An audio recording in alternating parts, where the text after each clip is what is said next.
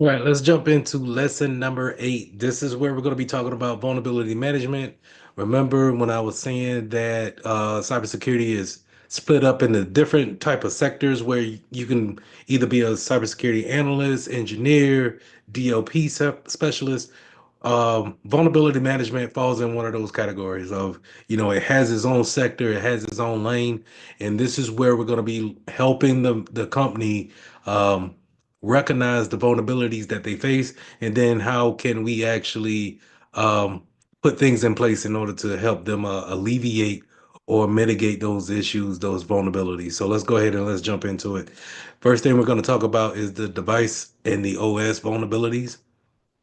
Um, Normally, when you're talking about vulnerability management, you're going to be talking about some type of uh, PC, mobile device, tablet, whatever is hooked up to the internet is going to, really need some type of patchwork done to it. And so understanding that these things are talking to the internet, but they also are needing updates from time to time is very important. And so we just want to make sure that we understand the severity of those vulnerabilities. Some may be small, some may be 0 days. And I'll go through 0 days in just a second. But those that are small should be routinal. And that'll be, really updating those PCs once a month and making sure that we see a rise in vulnerabilities. But then when we apply those patches, we see the numbers in those vulnerabilities go down, right? And then kind of level off and then to rise up as we get to the end of the month, going into that second week of the new month. So for those who don't know that when it comes to Windows products, Microsoft always will have kind of like the second Tuesday of each month will be their patch Tuesday.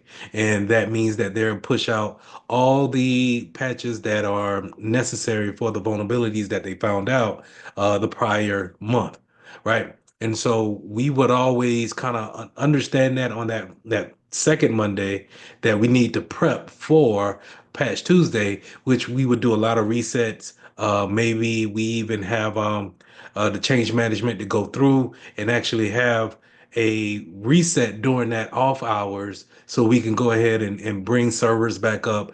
We can reset everybody's computer that's inside the building. We, make sure that they restart and, we clear those patches because once you apply those patches, sometimes they will not take effect until they actually get a restart. Um, Now, I mentioned 0 days. 0 days are vulnerabilities that happen on the dime or just at that moment, and they don't have any kind of patches written for them.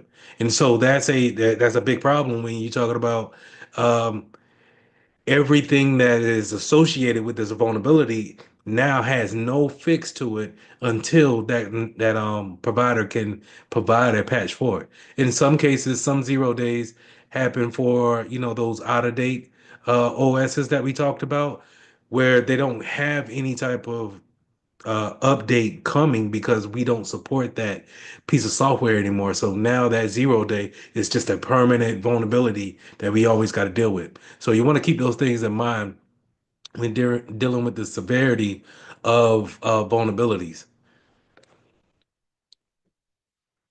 Now, there's different types of vulnerabilities, of course.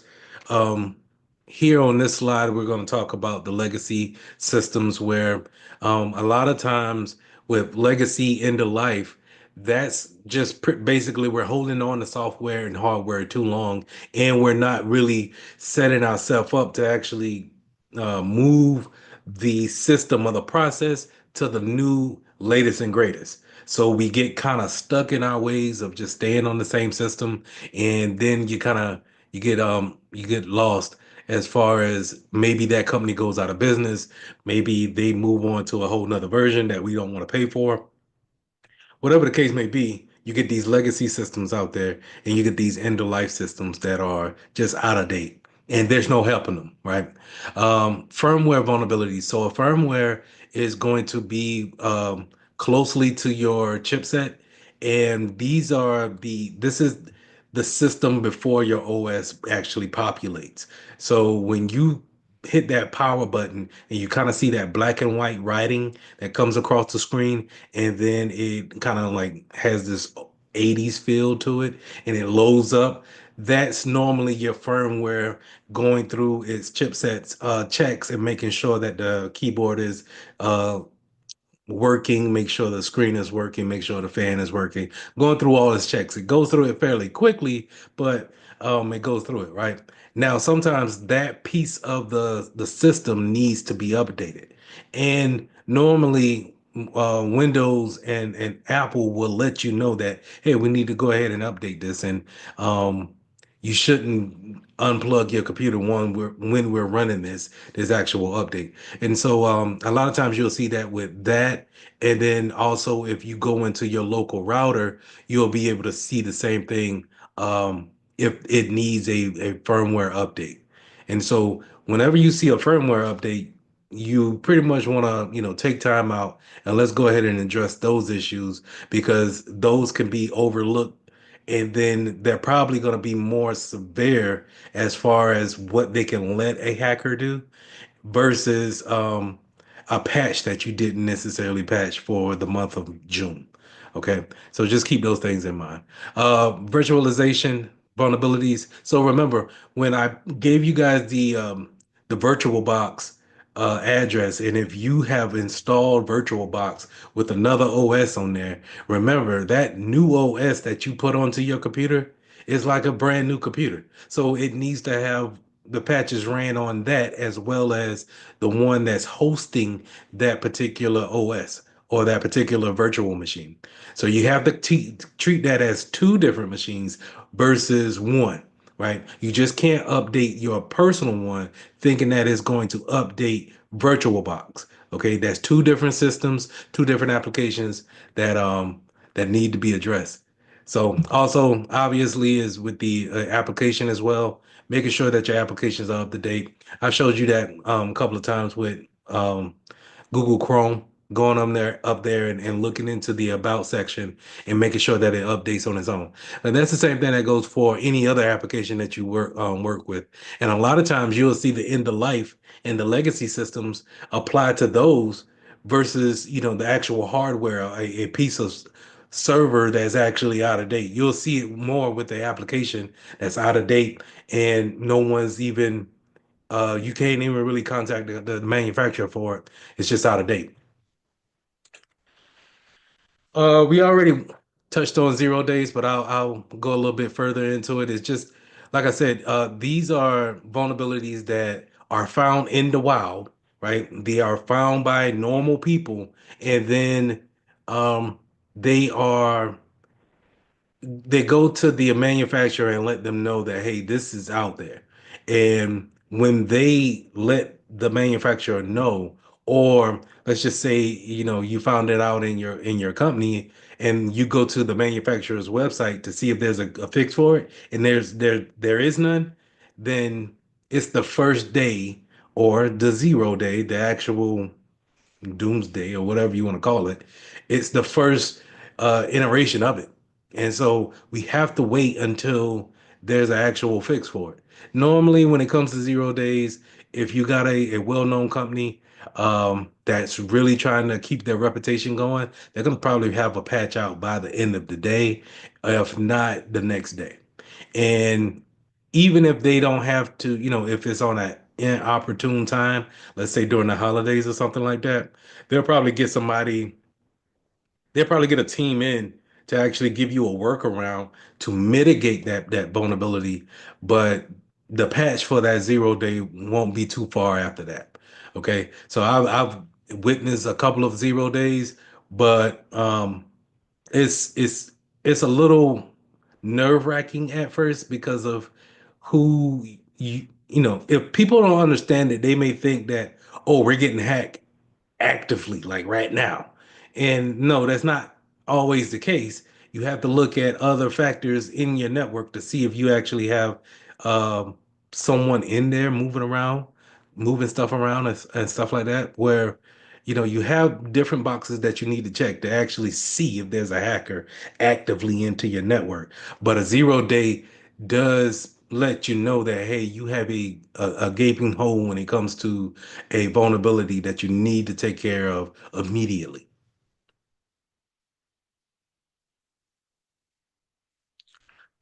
Vulnerabilities also may come in misconfiguration. So when you're setting things up, if you are not using the proper protocols. Maybe you're using weak passwords, things of that nature. When you're configuring these systems, these applications, you may be setting them up wrong or just in an insecure manner.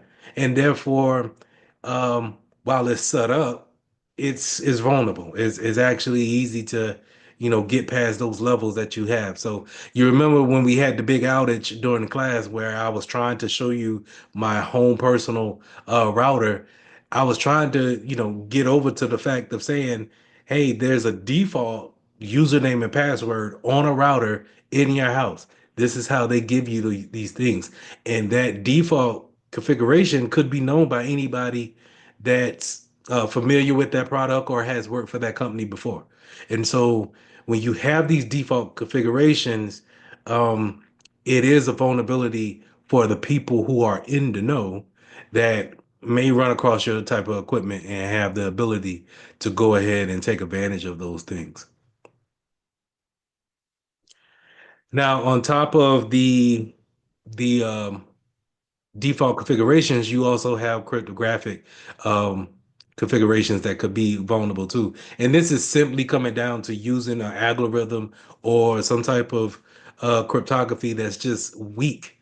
Um, it doesn't really have a robust system or a robust algorithm to it in order to create enough of a encryption in order to withstand any type of brute force attack that comes against it. So we want to make sure that we are using the proper protocols, the proper encryptions when it comes to networking configuration. So if we're using HTTP, then that's a weak protocol. That's a weak encryption that we are using when it comes to web browsing. We need to use HTTPS in order to get that secure factor that we have that we will want in our system. Now, side loading, rooting, and then jailbreaking. This is more on the mobile and tablet side, the mobile phone and tablet side. This is where we're bypassing the default settings and going into the kernel of the actual phone, and then changing settings on it that are usually not meant for you to actually change. And so when you're able to do that, then you're opening the access to anybody being able to put anything on your computer or on your phone, really. When you think about that, then it's more for the Android users versus the Apple users because it's harder to get things into the Apple Play Store the Apple Store versus Google Play.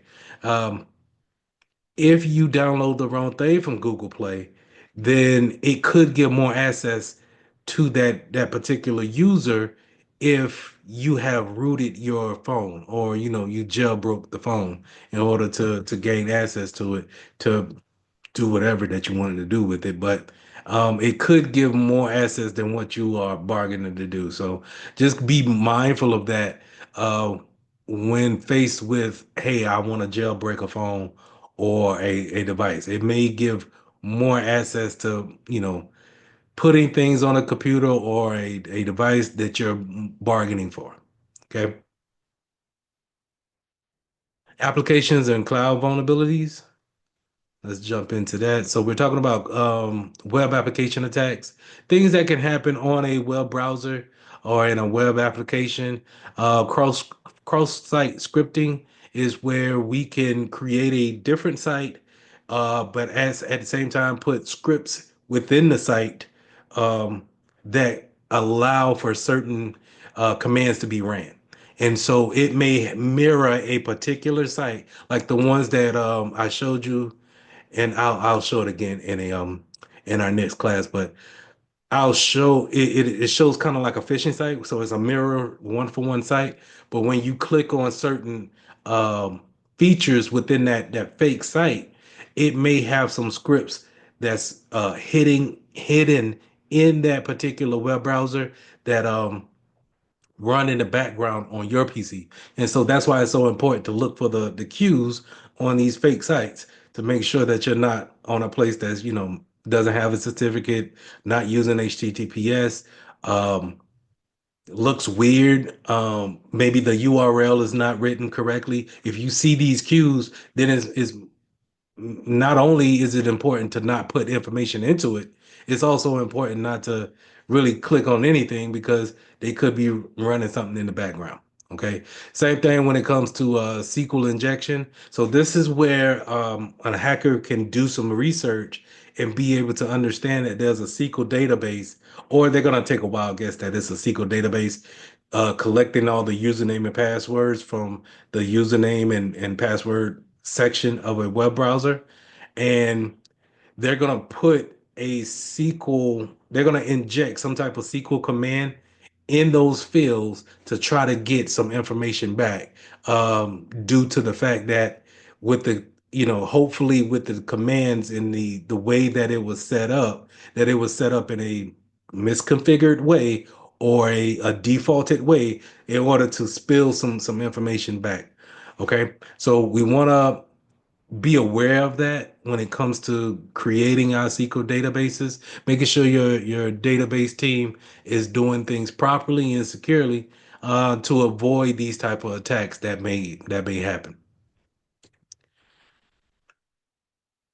All right, cloud-based application attacks. So these attacks could be just targeted to a particular application on a cloud platform, um, and you need to be able to understand in your threat fees if these applications are pertaining to your security applications or the application stacks that you have for your company, right? In order to understand that, like I said, have your feeds or understanding where you're going for real live information. It'll be important to understand that, and then once you see those applications that may fall in your realm, then you take the precautions that you need to take in order to keep the business safe. One of those precautions could be a security broker, or a CASB, right? So a cloud asset security broker sits in between the user, the device user, and then the cloud provider. So that cloud provider could be anything, right? Um, I'm going to use box.com as the cloud provider, and it's sitting between you. So that CASB is sit on your computer. And whenever you drag a file from your computer up to box.com, that CASB will scan it to make sure that there's nothing sensitive going out. Or if it is, then it makes sure that it checks this list to make sure that it's proper to actually leave. Um, Security brokers, I haven't seen too many places with a robust system of a CASB already set up and running. The places that I've been are looking to get further into that, but they haven't really have a mature model of it just yet.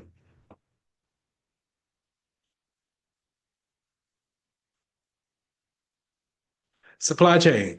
So a supply chain could be a vulnerability that's waiting to happen, right?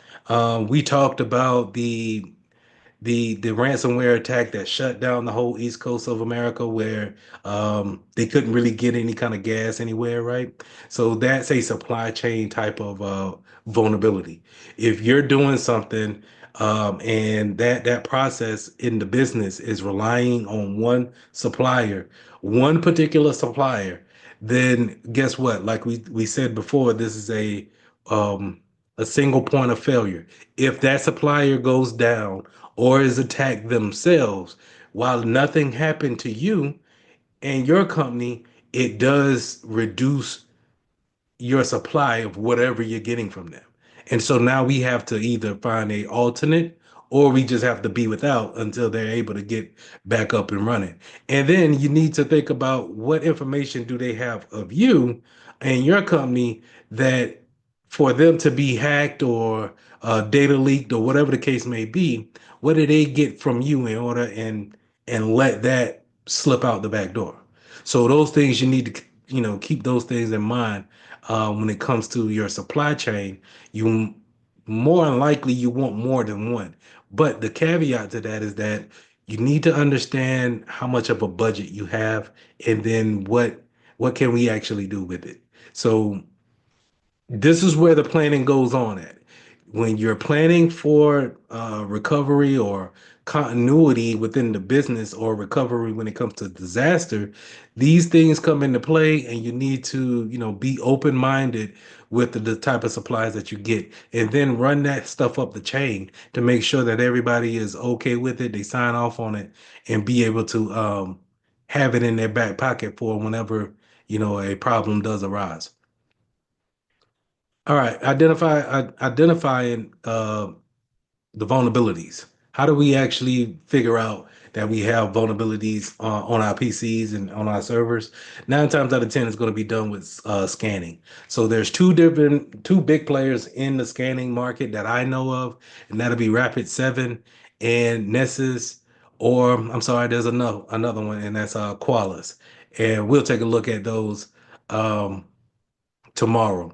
But those three are going to be able to have systems that sit on our network in different spots and be able to scan the network and see different workstations and servers that are connected to um, our actual network.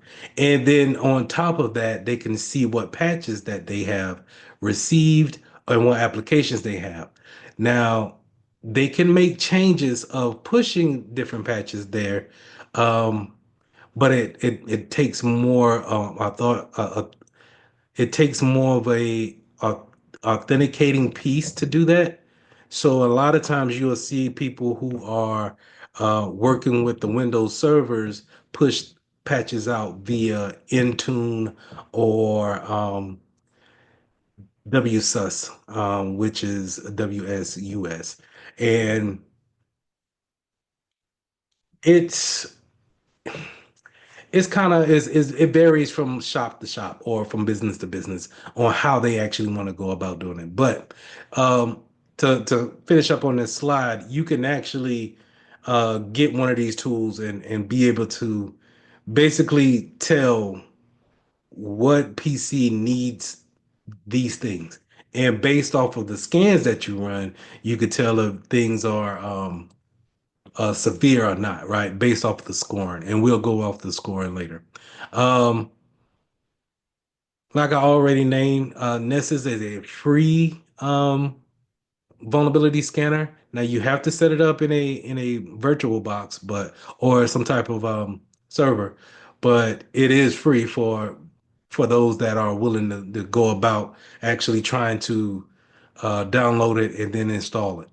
Uh, OpenVAS is more on the web browser and vulnerability uh, domain. So they're going to look at those web browsers, I mean websites, and then have a list that they compare them to see exactly what is vulnerable and then what is not. Threat feeds. Now, I already kind of said that, you should have some type of threat feeds going on. And a lot of times I see these coming from the actual cybersecurity companies, such as Symantec or Broadcom. Um, Rapid7 would have some. You could get them. It's pretty much anybody who's offering a security tool probably has some type of RSS feed that they're probably, giving updates on what's out there in the wild, what to look for, things of that nature. Um, I honestly think that the best place to go to for up to date, real up to date feeds is Twitter or X, or however you wanna call it. But it's a community of cybersecurity analysts and engineers out there that's already just sharing information. I think the first time that I've heard of not know before, but Log4j is something that we had, I think, like last year. around this time. Log4j, I found it out on Twitter, versus any RSS feed that I got going to my inbox. And so, while it's not professional, but it is on time in real time, and that's where the people are at. So, sometimes that's where it kind of it rules what's going on. Now, some good places that you can go and see some threat feeds are listed here. IBM, the FireEye website is pretty good. Recorded Future, I've seen and worked with them a couple of years ago. Proofpoint is always a good leader when it comes to email security. So all of these places have their hands into what's going on today in the real world, and what type of threats that we are actually facing today. Now let's talk about the dark web, the deep and the dark web. So the dark web is where um, these are sites that are on the internet that are not registered, and you have to have different ways of getting to the dark web. So this is normally where illegal activity is going on because of it. The way you get to the dark web is um, it has so much of an anomaly of how to actually take your IP address and switch from different networks to different routers. Um, with all that switching, it actually creates a security to it to where you really become almost invisible to anybody monitoring you on a regular basis. So, um, for a personal note, I never been to the dark web. I don't have a need to go to the dark web. And in my position, I don't need to go there. Even as a SOC analyst, I don't think that you would need to go and check that place out. It can get, from what I've seen, it gets real dark quick over there. And if you're not really built to try to one, try to put the Tor router on your computer and then try to navigate your way there, I don't think it's any place to really kind of go. So just know that, in order to get there, it's not just as simple as opening up a web browser in incognito mode and then going there. So just keep those things in mind. Now on the other way, the kind of like on the other spectrum of vulnerability assessments, is you got places like that will hire you to be a vulnerability management, right? But then you have other places where they want you to do an assessment, and this is where pen testing comes into play. And pen testing has a user come in and be able to run tests against different phases of the network, processes in the network, everything that's in your business. They're able to run some type of process against it to see if there's some type of weakness to it. And on this slide, it goes a lot deeper than just what this slide says. But normally you set up some rule sets on what a pen tester can actually do in your environment, because potentially they have you're letting a hacker come into your network and not only see the vulnerability, attack on the vulnerability if said so.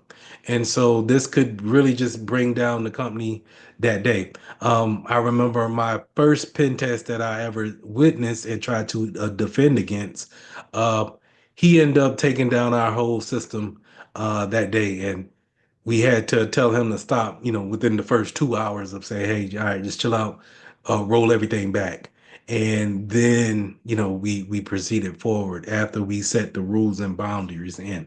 But here on this slide, you got a black box testing. This is where I know nothing about the network. I'm pretty much starting from outside of the building, and they're telling me, hey, all right, try your best to get into our servers, or just to, find out what you can about our business, and then try to work your way in that way, right? Then you have white box texting, and this is where I know everything about it. I'm understanding, that you got different servers. I may even know the different OSs that you have on those servers. So I have a great deal of information about what's happening. And then there's gray box testing, where I know a little bit of something. Maybe I even have a little bit of access to particular places. And this is, a lot of times you might see gray box testing because you want to get the information from that you get from a black box testing. Uh, but you don't want to go through the trouble of him or her taking down the whole network. And so we will say, hey, come into the building. We'll give you a guest password, username and password. Work from there, right? And stay within these boundaries. That's gray box. But to really find out truly what vulnerabilities you have from a hacker standpoint, you need to have some type of black box testing, to just say, hey, this is my company's name, go for it. And whatever comes out of that comes out of that. But it could get ugly. And so um a lot of times you want to have testing environments for those particular situations. Bug bounties are something that you all can do if you have a feel for pen testing, um, being able to hack and do that ethically.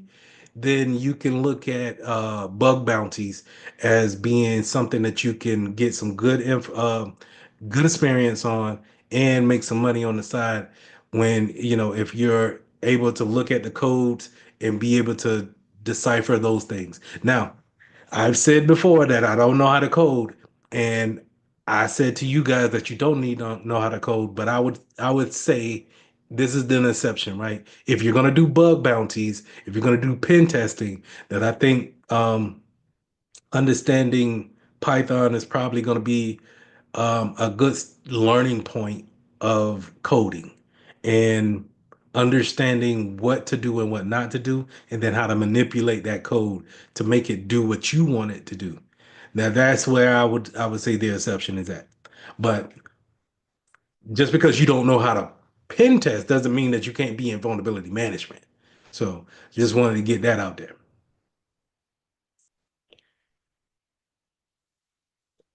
All right. So vulnerability analysis and remediation. So let's jump into it. We're talking about the scores that you see. So when you run these scans will come back with a score of each vulnerability that they find. And then normally the higher the score, of course, the more critical that it is. Does that mean that you actually change that at that point in time? You see a critical? Maybe not. Maybe not. It's according to what it is. It's according to what PC is on. It's according to who owns that PC, right? If this is the CEO and he has a critical vulnerability that needs to get patched, let's see if he's in town. Let's see if we can get him another PC. Let's see, let's test out all our options before we just run up there and say, hey, get off. We need a doggone computer, and start running patches and restarting. That's a good way to get yelled at. So all the patches, just because it's a low doesn't necessarily mean that you ignore it. Is Everything is taken into consideration, and then based off of how your company holds processes, it'll basically dictate on how you actually mitigate these vulnerabilities. But on the test, you're going to see common vulnerability scoring systems, that CVSS. That's what it's going to stand for. And whenever you see that CVSS, just know and commit to memory that chart that you see over to the right, where nine being a critical vulnerability, and then everything in the middle um, being kind of like medium to high, and then anything lower than a three will be considered low. Now, sometimes you get these scans back and they may give you a false positive. And a false positive means that we got something, but we're not too sure if this applies to you, or if it's actually a vulnerability. And a lot of times you'll get a lot of false positives. And what I end up happening is that you'll put exceptions in for these false positives to not alert on these type of things because it could be while the system thinks that this is something you should be worried about, you can put critical thought to it and say, you know what, I don't need to be alerted on this particular thing. Let me go ahead and put an exception in for this false positive and not be alerted on this particular thing. Now, on the flip side of that, you have false negatives. False negatives are vulnerabilities that should be alerted to your attention and are not. That's a problem, and that's more on the tool not being able to be configured right to understand what is a critical process or a critical uh, vulnerability. And so, if you have false negatives, then you need to, make sure that we look into it and set that alert up that every time you see this, I want to be notified immediately because the last thing you want is that a false negative goes by and you treat it like, whatever. It didn't alert, so therefore, is everything is good. Not always the case. So you want to make sure that you run over when you're running your scans, you're looking at your logs to make sure that everything is proper. Prioritization. So just like how I just said in the last slide, um, based off of the score and then false negatives and false positives, we're going to prioritize, what is critical, um, and then how we're going to go about actually solving those issues. And having a classification is important when it comes to, the the description here, the low, medium, high, critical.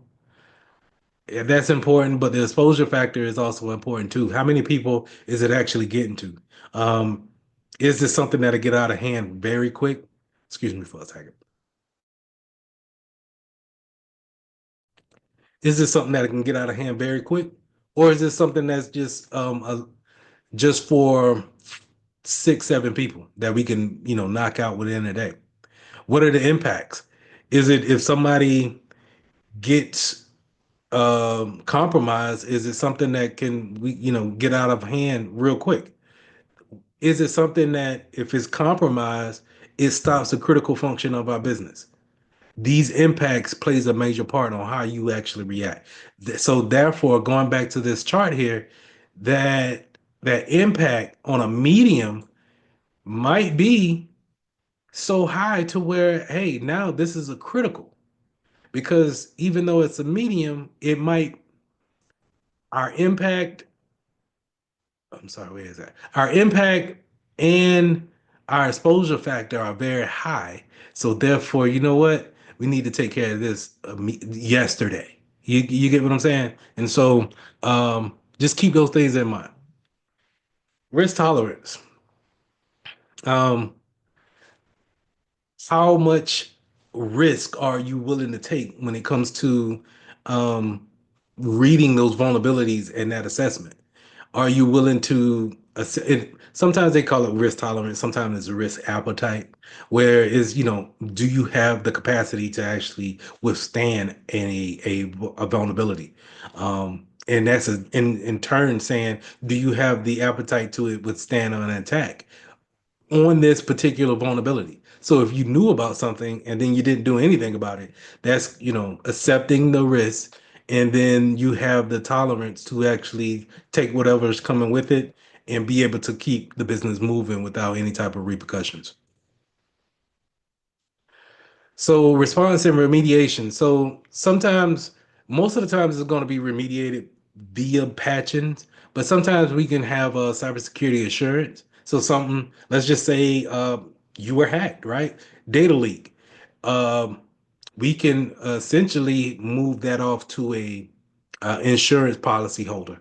And the things that we have taken damage on, maybe we can recoup some of that money based off of the insurance policy that we had. Segmentation is also great. So those 0 days that we had, if we can't really do anything about it, segmentation to the network will always kind of alleviate the fact that, anything in a legacy system, end of life, 0 day, I could segment that device off, and then at least I don't have to worry about anyone getting to it. Now nobody can't really do anything with it as far as working, but that's just what we have to do right now when it comes to 0 days and end of life, right?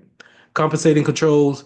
Do we put things in place to offset what we have going on? And then we got exceptions and exemptions, like I said before, when it comes to those false positives, putting those things in place, making sure that um, maybe they don't we don't want any debugging type of logs to alert us anymore. Maybe someone needs uh, this particular software, so we have to accept now the vulnerability that comes with that application. So now we put that into an exemption. Okay, so validation, after you fix your patches or after you patch your machines, you want to rescan.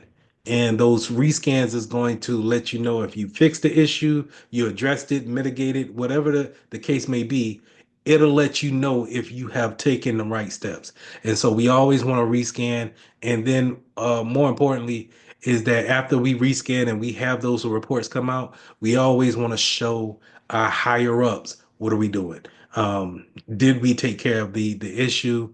Um, and this in turns let them know, okay, these are the actions that we're taking to keep us safe, because there's a great way of job security, because you are constantly showing the CEO or whoever you're reporting to that we are vulnerable. We're taking vulnerabilities every day, but we're also taking actions against those vulnerabilities, making us safe, mitigating those vulnerabilities on a day-to-day basis. And you can see that here in this report, and it happens monthly, so it's always something to look at, always something to report on, and that's always a great thing. So like I said, to summarize, vulnerability management is one of those areas that I would definitely tell you guys to get into if you want to kind of go a different route than being an analyst or engineer. Is one of those fields in cybersecurity that is not talked about a lot, but it's such a critical piece for the companies that do have it. So always, we'll talk about it more, like I said, tomorrow. But always just keep this in the back of your mind when it comes to looking for those jobs. And yeah. So we'll go over the hands-on piece tomorrow in the beginning of the class, and then we'll take any questions on that. All right.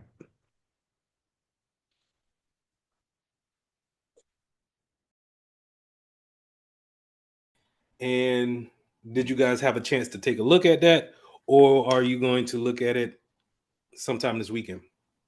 Sometime this weekend. Being transparent. I rewatch all of your classes on B2 on the weekend, so because I'm in class as we speak, like I'm currently in class as well. Oh, I'm on Zoom on this phone, and then I'm with you. So I rewatch everything on the weekend. So see, that's what I'm saying. That's why I don't want to just pull y'all away, because everybody's got something going on, and I don't. Anyway, the videos will be there. If the questions come up, we probably need to do like a big recap or something like that. On a Monday or something like that. So whenever y'all do watch the videos, y'all can have those questions fresh. But so I guess my question of, is there any questions about lesson 8, probably goes out of the window. If I just go ahead and say this, what about vulnerability management do you guys have questions about? Is it something that you heard about, or you just have more questions about? I brought it up a couple of times in class, but any questions on it?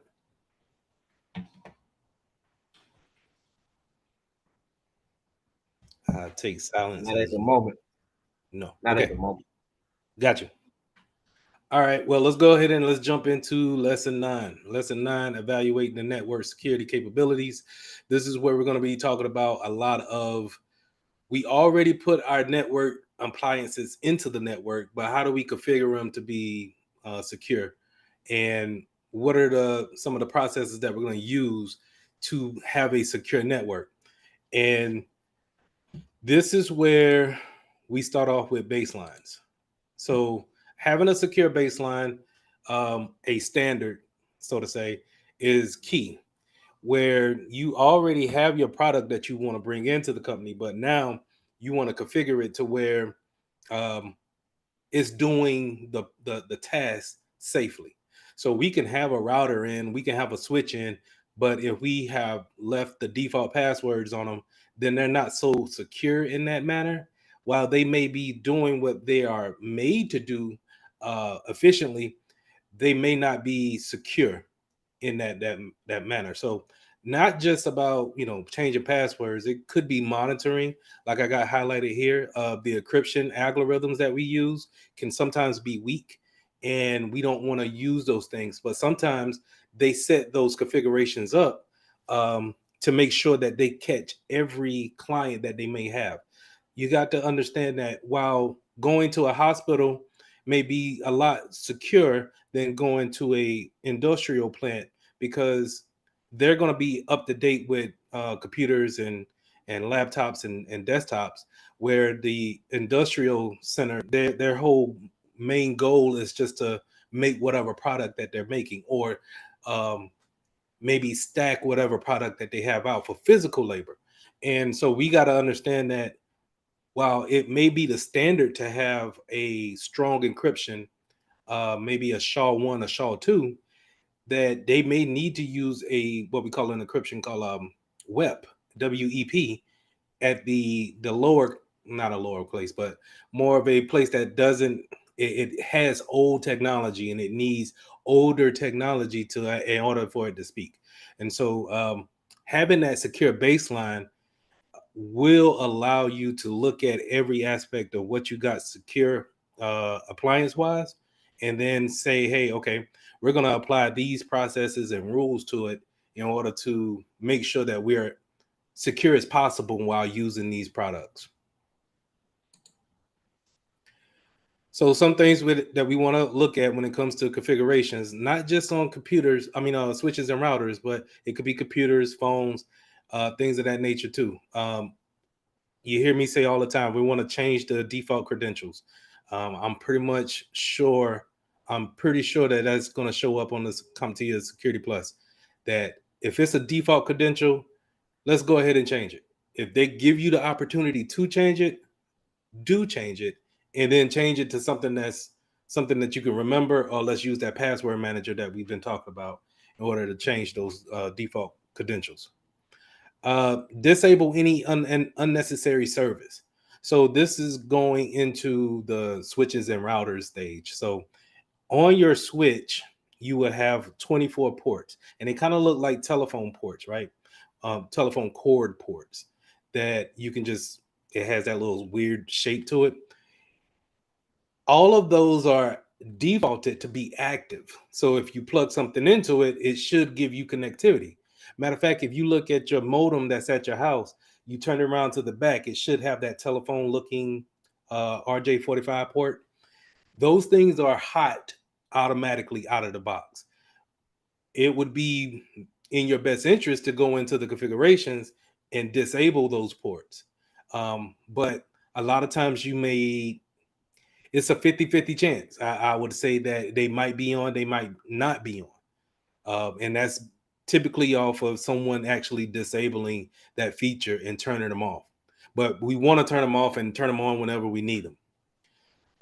We want to make sure that we use secure management protocols. So this is SSH, SSH, or IPsec when it comes to communicating uh, via remote desktop or through the internet via VPN.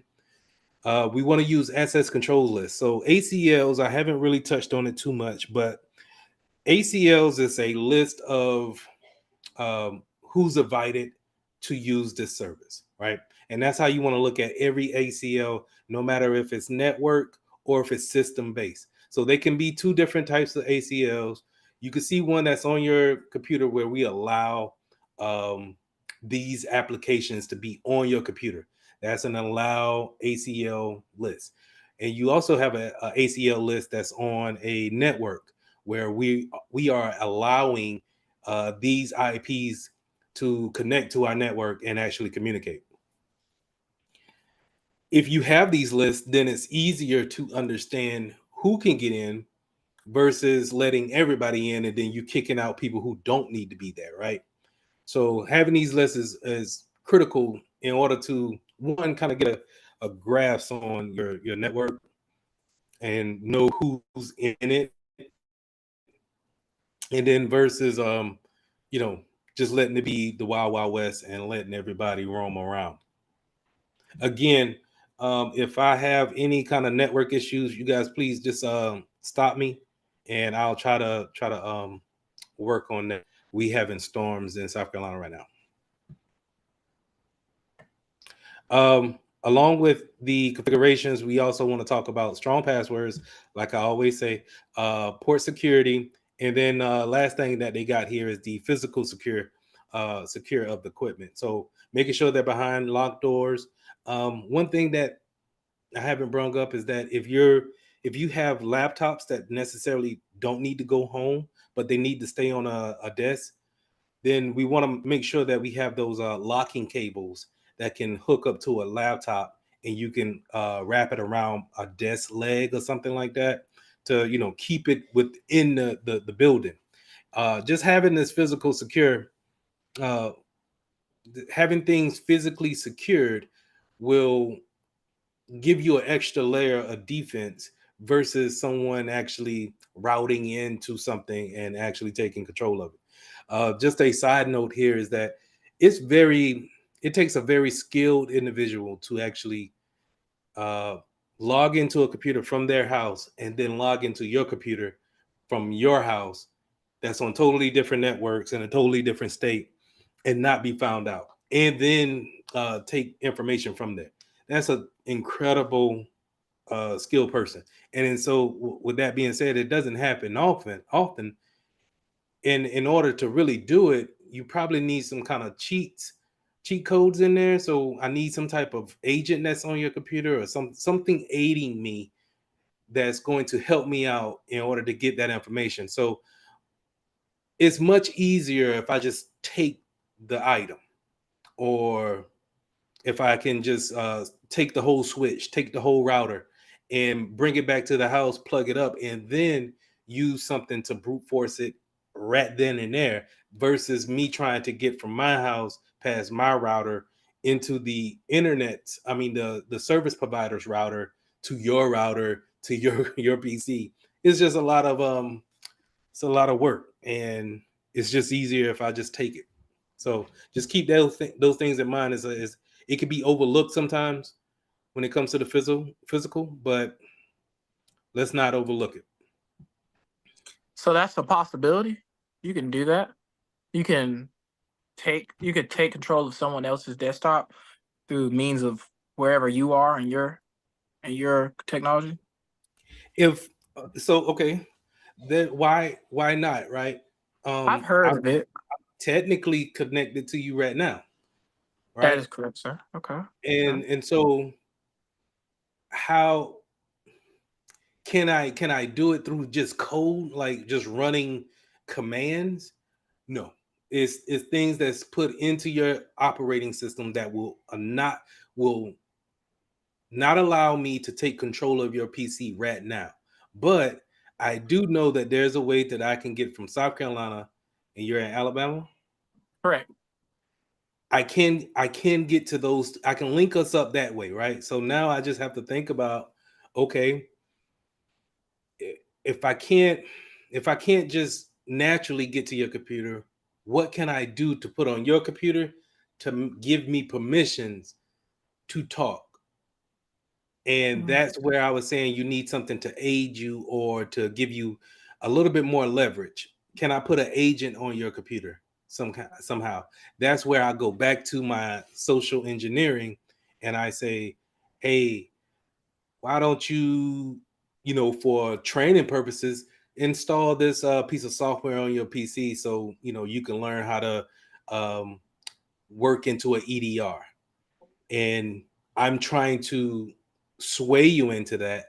If you install that, then now it allows me to jump so many hurdles that I had to jump, and I got great connection to your computer that way. That's cheating, but at the same time, just trying to think about all the hurdles that you would try to get to just to figure out what's your computer and try to get to it from my house. I might as well just take the other route. You get what I'm saying? I do get what you're saying. I thought it was rumors, but I overheard someone tell me once before that there's such and such. It was a significant other that had access to their phones through their phone. It was remarkable, but technology is magical. We all talk, like, when I showed the example of the Wireshark, all of those entries are it's just our machines talking back and forth, really.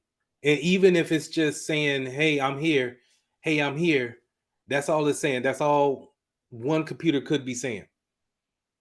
That's just letting the other computers know that if I do need to talk to Ryan's computer, then I know that he done shouted out 10 times that he's here. All right, now I need something from you. Here's this document. That's how computers really kind of talk in the background. So just real quick, and so I'm gonna pull up you see all of these applications that I got running. Y'all can see this, right? Yeah. Yes, So sir. all of these applications, these are running in the background. But they're all talking to something, to someone, and it doesn't have to be directly on my computer or in my house. It could be, I'm not going to say to you guys, but I would say Zoom is probably still talking to you guys. It should be at the top if I do memory. Well, it's in Chrome, so yeah. Chrome is where I launch Zoom so I can do my desktop share. But this is why it's taking up so much memory on mine, because I'm connected to you all. And I would imagine something similar for you guys as well. As you can see, Microsoft eats up a lot of memory too.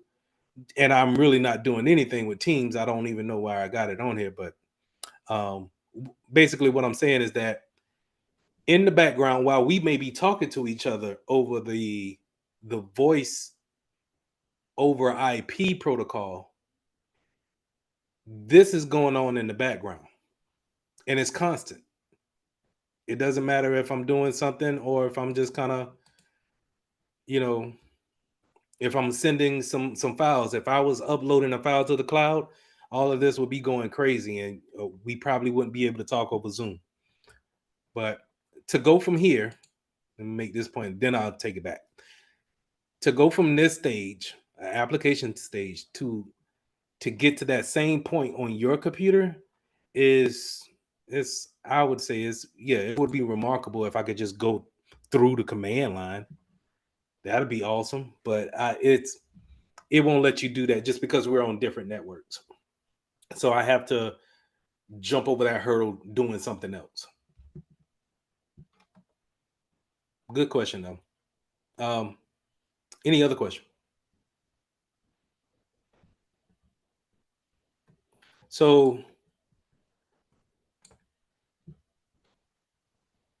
default credentials, we want to make sure that we enable logging and monitoring. So this is where we're going into having a SOC. So if y'all remember from the first day of class, I talked about working in a SOC, Security Operations Center. This is what they really kind of dwell in. They are threat hunters by nature or by career.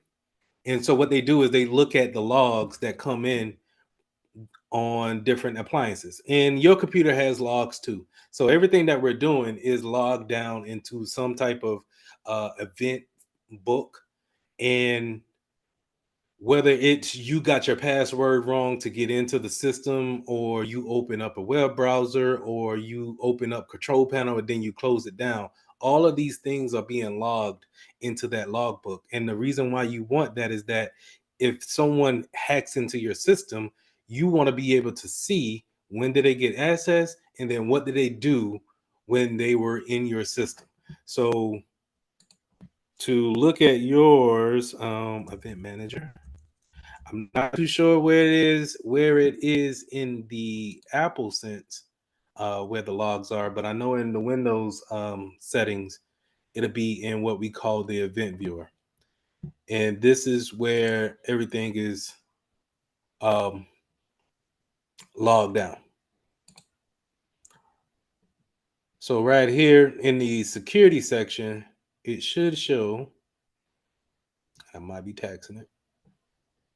It should show how many times that, I logged into the computer.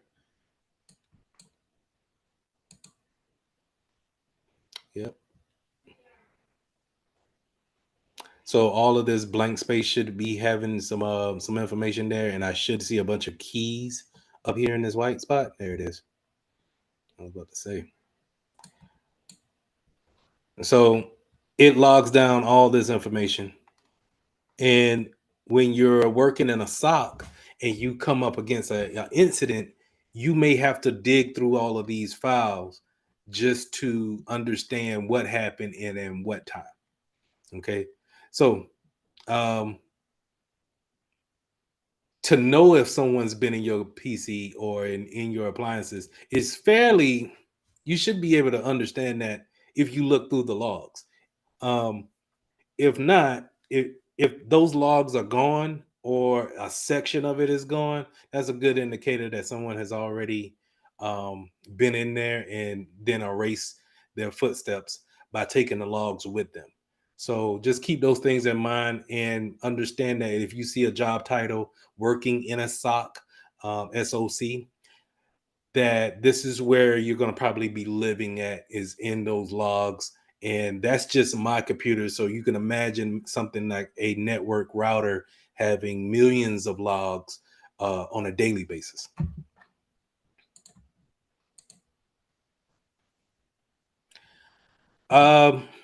Going into other configurations and setup when it comes to the network, let's talk about the wireless access points. So, quick question. Do you guys understand how Wi-Fi works when it comes to walls and appliances such as microwaves and things of that nature? Like it degrades the signal. Are y'all familiar with that? Earlier we talked about how microwaves can disrupt things like memory and swipe things from last class, and honestly, that's my understanding of application of everything. The microwave simply disrupt the Okay. signal. All right. Well, in this case, it does the same thing without it being in the microwave. Um, it's just microwaves take so much energy just to turn on. Um, the Wi-Fi signal is like a radio signal. Now, I know I'm old, and I grew up when we listened to the radio, and we had antennas that we had to point it to the radio tower, and we get a better signal. The Wi-Fi works the same way. And so if you think about it, if well, I hate to ask, but have y'all ever had a radio with an antenna on it that you had to? I All right. did. I did. Okay. Okay. Even like the satellites, the little TVs through the antenna. I had that too. Okay. All right. So maneuvering the antenna can get you a better or a clearer picture or a clearer sound of the station. Same thing when it comes to the wireless network or your Wi-Fi, is that if you can get a better signal or a line of sight to that modem, you should have a better strength signal to your devices. So when you think about it, if you have your router tucked away under a cupboard or on the floor somewhere, around a closed room, it's probably not getting the best reception that it can get. You want to have your router or your modem that comes from that your telephone company in the middle, preferably in the middle of the house, away from any walls or anything like that, to get a better broad coverage. And having it around appliances also disrupts that same airwave channel. And so we want to keep those things away from that in order to have better speeds. So we're not creating our own DOS attacks on our own, DOS attacks on our own self. So, but I know it could be hard if you already have your Wi-Fi signal, Wi-Fi modem already set up by the company, and they're not going to tell you that. They're just going to set it up wherever your telephone coax cable comes into the house at. And so if you can have them move it, I would prefer you move it to a spot that's nice and open, and you should get a better connection each and every time. And so that's Wi-Fi wireless access point placement. The same thing for in a job where, especially like you'll see a great case of this in a hospital. Uh, Up and down their hallways, they have wireless access points in the middle of the hallways, because each one of those uh, rows or floors of a hospital is concrete um, stone, and so the signal can't really go from floor to floor. So you need to have access points up and down those hallways, and then you really have to have so many in that hallway, because there could be concrete walls in between each room. And so in order to have a good signal in a hospital, they have to have a lot of access points, and you want them in certain spots so everyone in the building can have access to it, but you don't want them so much to the edges that someone can just sit in the parking lot and get access to the network. So we want to cut that off in some kind of way. So to give a better example of that, if you guys see here, and I'm not going to do anything to my router, all right? You look here in the lower right hand corner, you see all of these networks here, and these are all my neighbors, and these three are mine. All of these networks, I can potentially take something like is in Kali Linux. There's a application called Aircrack, and be able to get into their Wi-Fi network, and then now I should be able to see whatever's on that network. So to go back to your question, Ryan, if I'm willing to go all the way to Alabama and then take my laptop and go outside your house and then get onto your home Wi-Fi, I should be able to connect from my PC to your PC that way. But from South Carolina all the way to Alabama, it might be a bit of a stretch, but I'm not going to rule it out and say it's not. Yeah, especially you could cheat, right? Yeah, I believe you have to. That's it. Just to think about, if you want to keep it fair, then yeah, you wouldn't need so many security tools out here. But if we're gonna, if you ain't cheating, you ain't trying type thing, then I'm going to do whatever I can, especially if you got the information on your computer that I want. I'm going to find out, okay, at least I can find out what cloud provider you use so I can try to get into your system that way. You know what I'm getting? You get what I'm saying? So it's just different ways that you can go about it instead of just thinking about it so straight up and down. Oh Okay, yeah, I got the social engineering aspect of it. That's smart, honestly. Gotcha.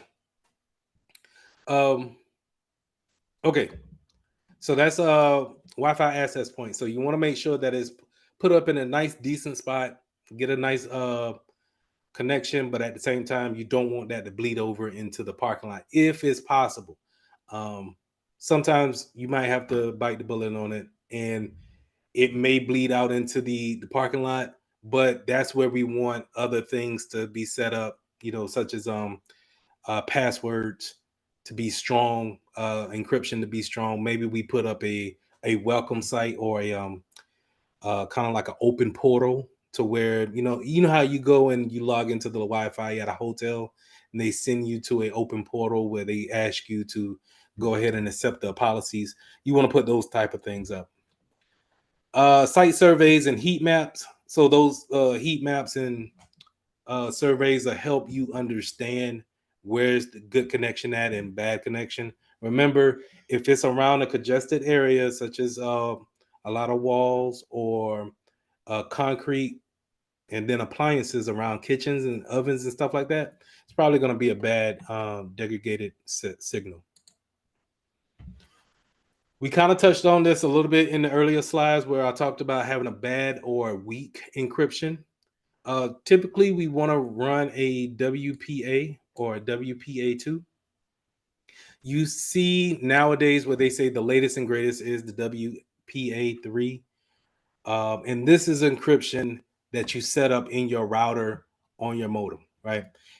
We didn't get to see this on mine because it jacked up my system. So I don't want to, I'm too cautious to show you again. But if you see it over here on the right hand side, this piece where you see 5 gigahertz, I'm sorry, you can see it up here where it says version at.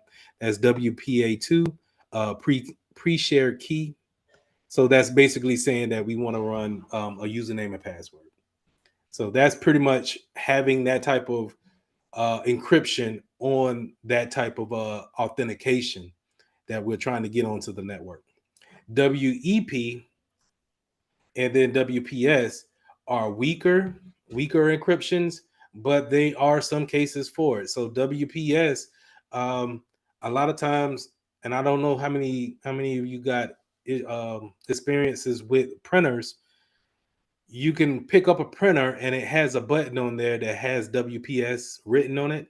And so if you look at your modem, the modern ones have WPS on it as well, and you can hit both of those buttons around the same time, maybe within 10 seconds of each other, and they'll communicate over the Wi-Fi to each other and make that connection versus you having to go through the system and actually add a printer onto that actual computer or on that router. All right, NAC. So network access control. This is where in the enterprise section, you're going to see NAC a lot used in the real world. And it's a way to put in security to so many different devices getting onto the network. We used to just have a guest network set up for people to, visit the campus or visit the building, the business. But that can end up with being someone jumping from the guest network on to the private network. And we don't want that. So in order to alleviate that, we put in things such as network access control, where it's going to authenticate the device based off of who the user is. So if you're logged into, if that device has been authenticated to you, or better yet, if it has been authorized to you, so they gave it to you and written down your information that, hey, PC1 belongs to Lee, then once you log in with it with your username and password on the Windows network, it checks the database to make sure that you are who you say you are, and then it will let you onto the private network. And so anything that's not authorized or checked in with that database doesn't get access. So it's a very good way to keep things off of the network. It's a good way to make sure you know what type of vendors coming into your network and be able to authorize if they have the right, because maybe you don't want them to have an old PC on your network. You can put requirements on NAC in order for it to do kind of like a check, and it goes through its checklist similar to an ACL, right? It checks that list to make sure that you have the the latest and greatest antivirus. The OS is up to date. You don't need any patches, and maybe you're not pending a reboot. And then if you all authenticate with your username and password, it lets you in. So this is where NAT comes in. It is a great way to keep things at bay when it comes to getting onto your network.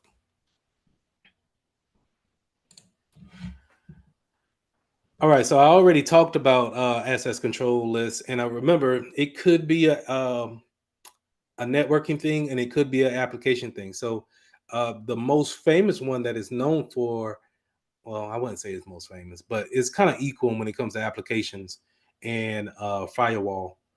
But when you're thinking about a firewall, it's more, that's how I really only just said that's all a firewall does, is that it sits at the edge of your network and it checks a list of who's allowed and who's not. And if you're not on the list, you're denied, explicitly denied. So I'm gonna say that again. If you're not on the list, you're explicitly denied. Those will be the exact words that you'll see on the exam.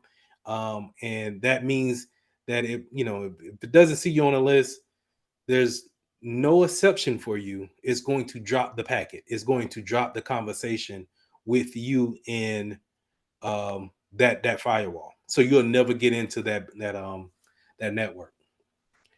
This is the most, I would say, it's probably the most famous access control. But I also kind of think, just coming from where I come from, of desktop and then desktop support into cybersecurity, I also think of ACLs as user groups and having access control to files and things of that nature. So I guess it was just something that I had to get over. But anyway, intrusion detection and prevention systems. So this is where we're talking about. We're either going to talk about detection, and that's going to be more your firewalls. I hate to say firewalls because firewalls can do detection and prevention. So let me go back. Your SIM. So let me put it in the chat. Matter of fact, I'll just put it over here.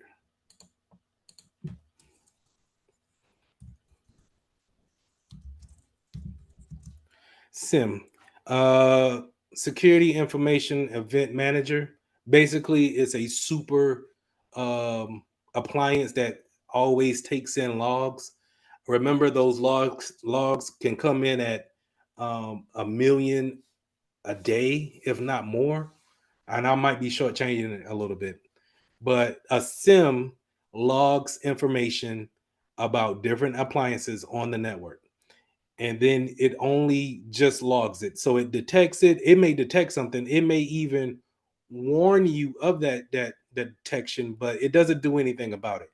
That's where prevention is going to come in at. So a firewall will be a good indicator of a intrusion detection and prevention system, whereas an antivirus software will be just a good indication of a intrusion prevention system. That's the only thing it does. It sees it, it go ahead, it makes the changes right then and there. But detection wise, it's just going to watch the action go down. But it doesn't, unless you tell it to warn you or to give you some type of alert. It's not built to actually correct anything or stop any kind of actions. So some of these things can be network based and host based. Host based means it's directly on your PC, whereas network is obvious that it's sitting. You don't get under its umbrella until you are authenticated with the network.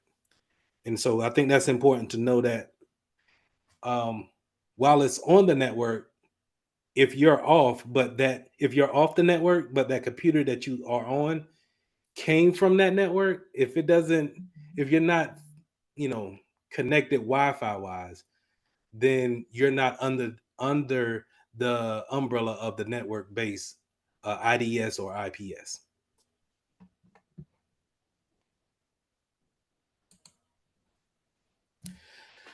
All right. So the way these IDSs and IPSs, how do they actually know if something's happening? And you have three different ways. You have signature based, anomaly based, and then behavioral. Signature based is going to be when you think about a signature, a real life signature is it's someone's natural movement when it comes to signing their name, and so it's always based on that person. So when it comes to a signature based detection, every virus is written with a particular um, set of code. And so that code doesn't change. In order for it to be a particular virus, in order for it to be a Trojan, it needs to be written in a particular order, right? That's signature based. So when it comes to your antivirus software needs to download what we call signatures every day in order to know what's new out here in the wild. And those signature, that's how they understand that, hey, a virus has came into the network, because they can see that virus pattern and then compare it to the database that they have, or the signatures, and then they can quarantine the virus by doing that comparison. Anomaly is what it says. It's something that it never really seen before, and it doesn't match up with these signatures. So the signatures could be, let's just, for easy terms here, could be just 100 signatures, and then you have something that's just wildly different. It could go ahead and quarantine that, or have some type of action upon it, or in the case of IDS, it's just going to alert, but in IPS it could quarantine, just because it doesn't know anything about it, right? Something stands out. Behavioral detection is something based off of anomaly base, and so what needs to happen is that we need to put an agent onto our network, and it needs to kind of gather information over time. And as it's gathering information, it learns what is normal, and then whenever something goes awry, then it's saying, okay, this is an anomaly, this is not normal, I'm going to trigger now. That's behavioral based, because it's, if even if things are wild at, let's say, 4 o'clock in the afternoon, but then everything calms down around 9 o'clock in the morning, it's all based off the patterns that these IDSs and IPSs can get and learn. But then when something goes off at, let's say, noon on a holiday, it sets off all alerts because it's not used to that. And that's why, really, in the real world, you don't really see too many of anomalies and behavior based, just because we change. I think personally we change too often when it comes to antivirus. We You can be a vendor and maybe be in there for maybe 2 to 3 years, and if they don't want that contract after that, they'll go on to the next one. And so to have a real behavioral baseline, it takes a while. It takes a while, and I don't think that we are allowing companies to stay into our network that long. All right, last slide. We got web filtering. So when it comes to the network, not only do you have your antiviruses, your firewalls, um, um, default configurations, people are actually doing a lot of their work via the web, and so having some type of web filtering there keeps a good security blanket over what can come in that way. So and I hate to keep picking on you, Ryan, but just because it was a good question, it's like that's another way that I can get from my computer to your computer is via the web. And just like how I said, where I can try to give you something through Zoom in order to connect us. That's the same thing we want to try to have when applying web filters in our place of business. We want to make sure that they can go to the certain websites and not download anything. Maybe stay away from social media sites that they don't need to be on. Um, of course, stay away from any category that we don't want at that point in time. But at the same time, you need to put in exceptions for those who need to go to those sites. And everybody has a case.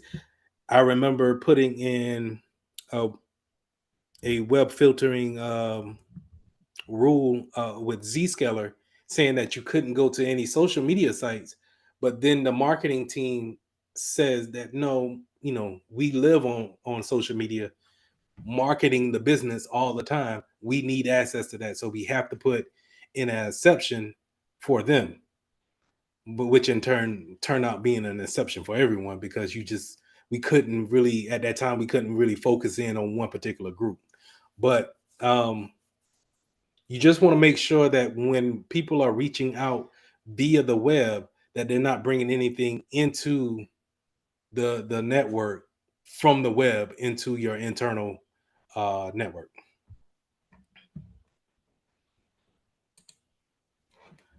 All right. Any questions? Questions? Not at the Okay. moment. It was kind of these only have 14 slides, so it was kind of short. Let's take a short break. Be back at the top of the hour, and then we'll go ahead and finish up with the hands-on, and I'll let y'all guys get out of here. Can you do me a favor before you go? Please put your name in the chat so I can do the roll.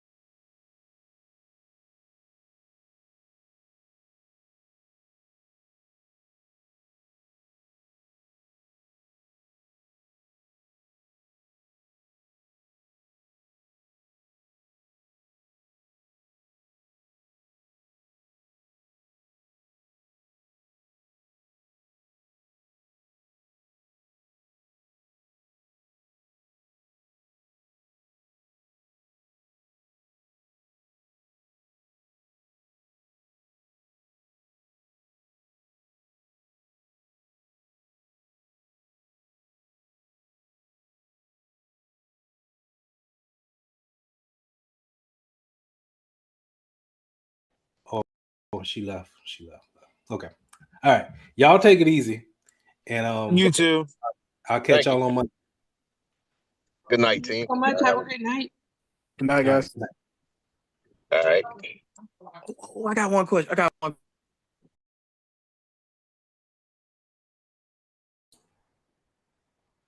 Just to double down on that.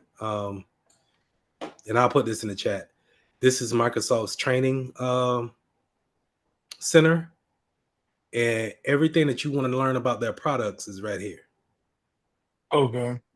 And the cool thing about it is that the only thing you got to do is log in with your Microsoft account, and then you should be able to take all of this training free. You should. What they charge you on is to take the actual certification. But again, like I said, I don't think you need to have it like a certification piece on your resume. I think if you can put that you have experience in Office 365 as well as Azure, then that stands out to employers a lot better Okay. than saying, you have a certification in Microsoft. Now, both of it is still impressive, and having the certification is impressive, but you also spending I think it's like $100 to $200 per certification. So Oui. yeah. But let me put this in the chat for you guys.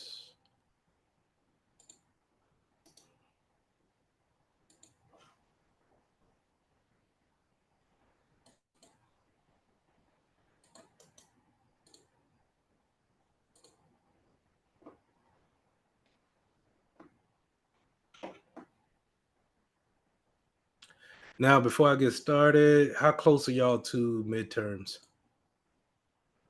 Finals. My finals is on the first week of December. Y'all already passed midterms? Yes. Dang. I'm still on that old school schedule then. Okay. They happened about maybe 2 or 3 weeks ago for us. Yes, 2 or 3 weeks. But we did ours the second week of October. So do So y'all yeah. even go to school in December? I get out of school December 6th, which is We that get Friday. we get out, I want to say the 13th of December. My Dang. school just let us get out early. Be like, we don't need y'all here no more. And y'all don't Because come back until the first of the year? we don't come back until January 11th. Dang, I look old out here. So we used to go to school all the way up to about the week right before Christmas, like the 20th or something like that, and then go back on the 3rd. Okay. When did y'all come back? Well, y'all came back on the 3rd. Oh wow. Yeah. That's high. That's To like get acclimated elementary back in the school. dorms and make sure you got everything cool, but I don't know. Okay. All right. I wasn't trying to double up on the finals. So okay, let me ask that question one more time. The finals for you guys, I heard, is the first week of December, and you said the 11th and 13th of December. Is that correct? Yes, sir. That is for us, or for A&M students.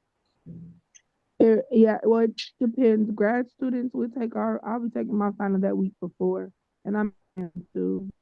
So it really depends on the staff. But those last 2 weeks, because the 13th is graduation. Like a ceremony graduation. Yes, the 13th is the actual ceremony of graduation. Finals officially start. I could pull up the calendar. I have it. 1 second. Give me 1 second.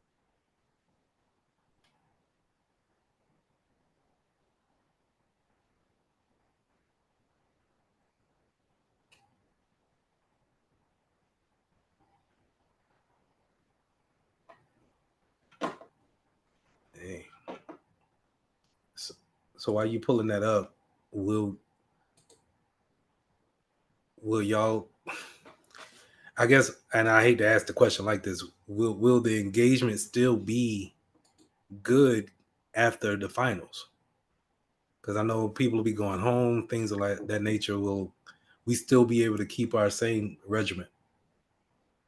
Righteously, yeah, in my opinion. I mean, because we'll be out of school. I know, like, yeah, final start. I'm sorry to jump. Final start December 5th. That's what is documented on the website.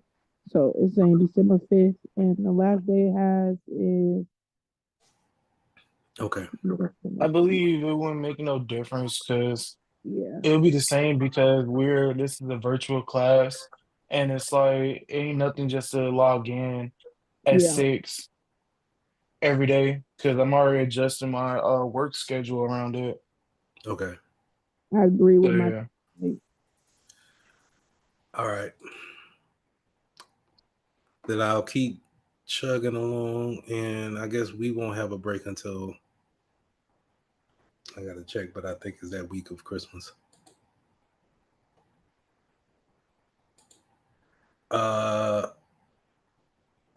Thing change your name on the iPhone, Savala.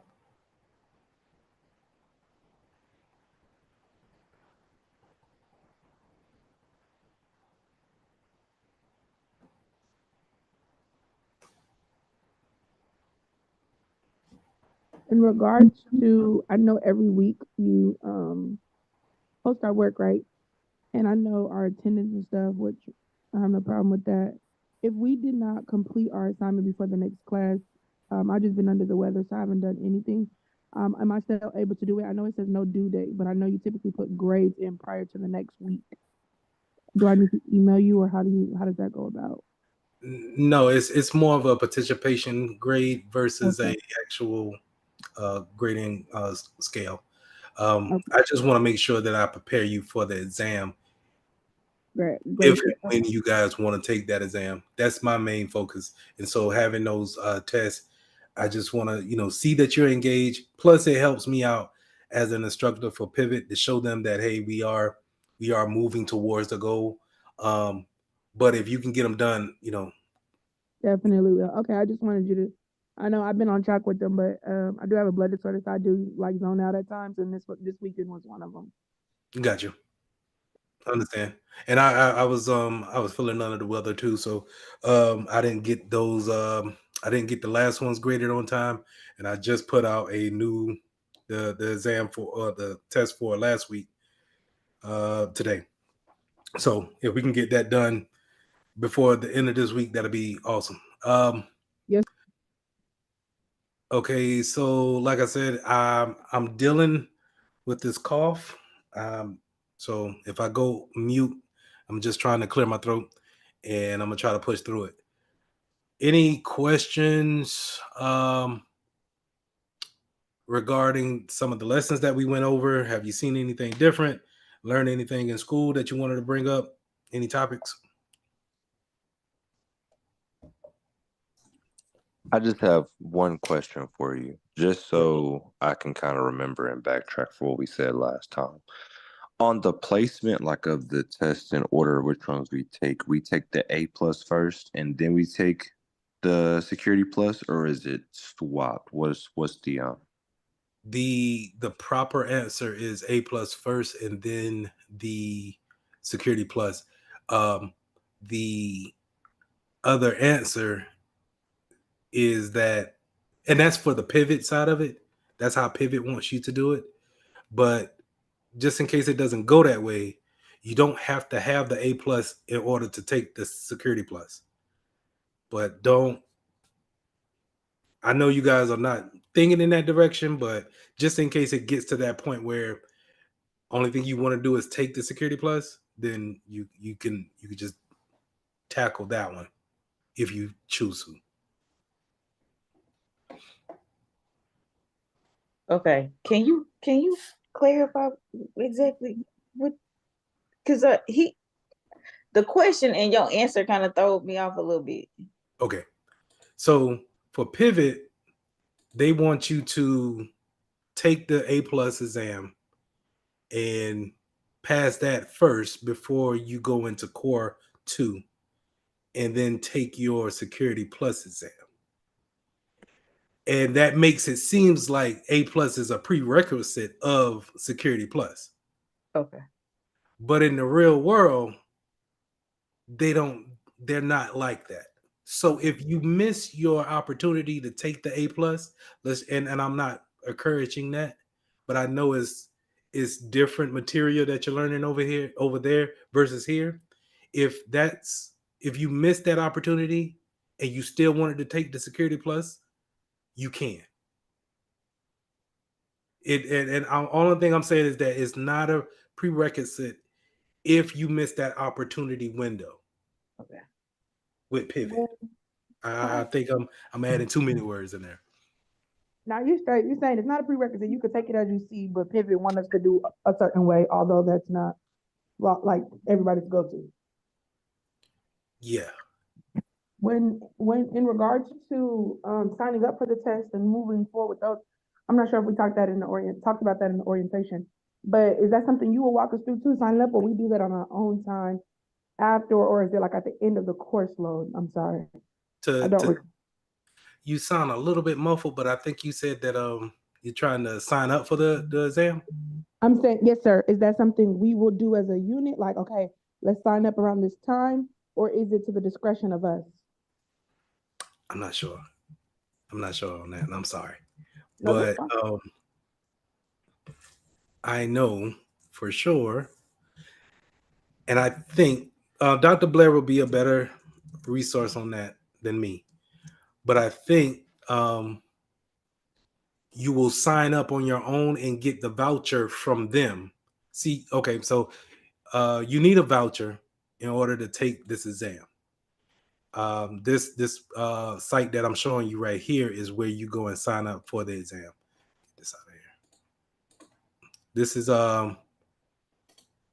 CompTIA is the person giving the exam. That's the certification we want, but it's given through a company called Pearson VUE. This is where they're going to have those venues that you can actually sit down and take the lab test at. So I'm gonna put that in the chat. And what you would do is you'll create a login or an account here, and you will sign up for the exam. And when you sign up for the exam, it's going to ask for a voucher number. You will get that voucher number from Pivot. Pivot will give you that voucher number. You put it into this website. It will then change that balance of 412 to zero balance because they already paid for that. Okay. And so you can do your A plus here. And then once you finish your A plus, you get your A plus, you can then now sign up for the Security Plus at the same site. Okay, so two completely separate exams. Yes. Oh yes. Oh yes. They are not back to back. I would try to log in, but I ain't gonna put y'all through that. Let me try just to see if it works. It's did it work? It worked enough. All right.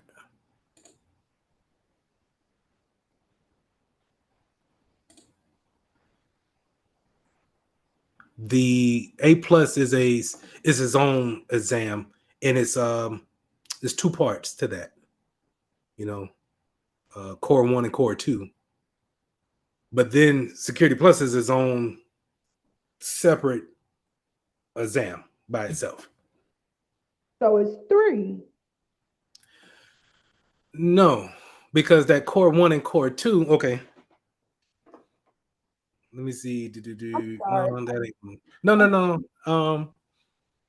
Now let's walk through it because who's teaching A plus? Are y'all taking the A plus course right now? So we're supposed to be taking like 2 versions of or 3 different tests, right? Because that's what they kind of told us in the orientation, that we would take A plus the first part and the second part, and then take Security Plus. Is that still true?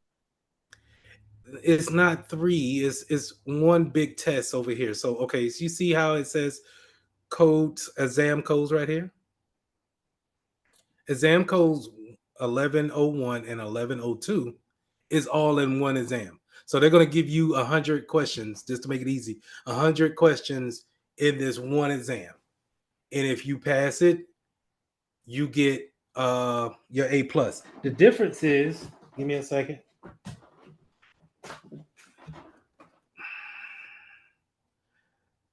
The difference is, and I should be, let me stop sharing my screen so y'all can see me, is that you have, of course, the book doesn't want to show. You have core 1 and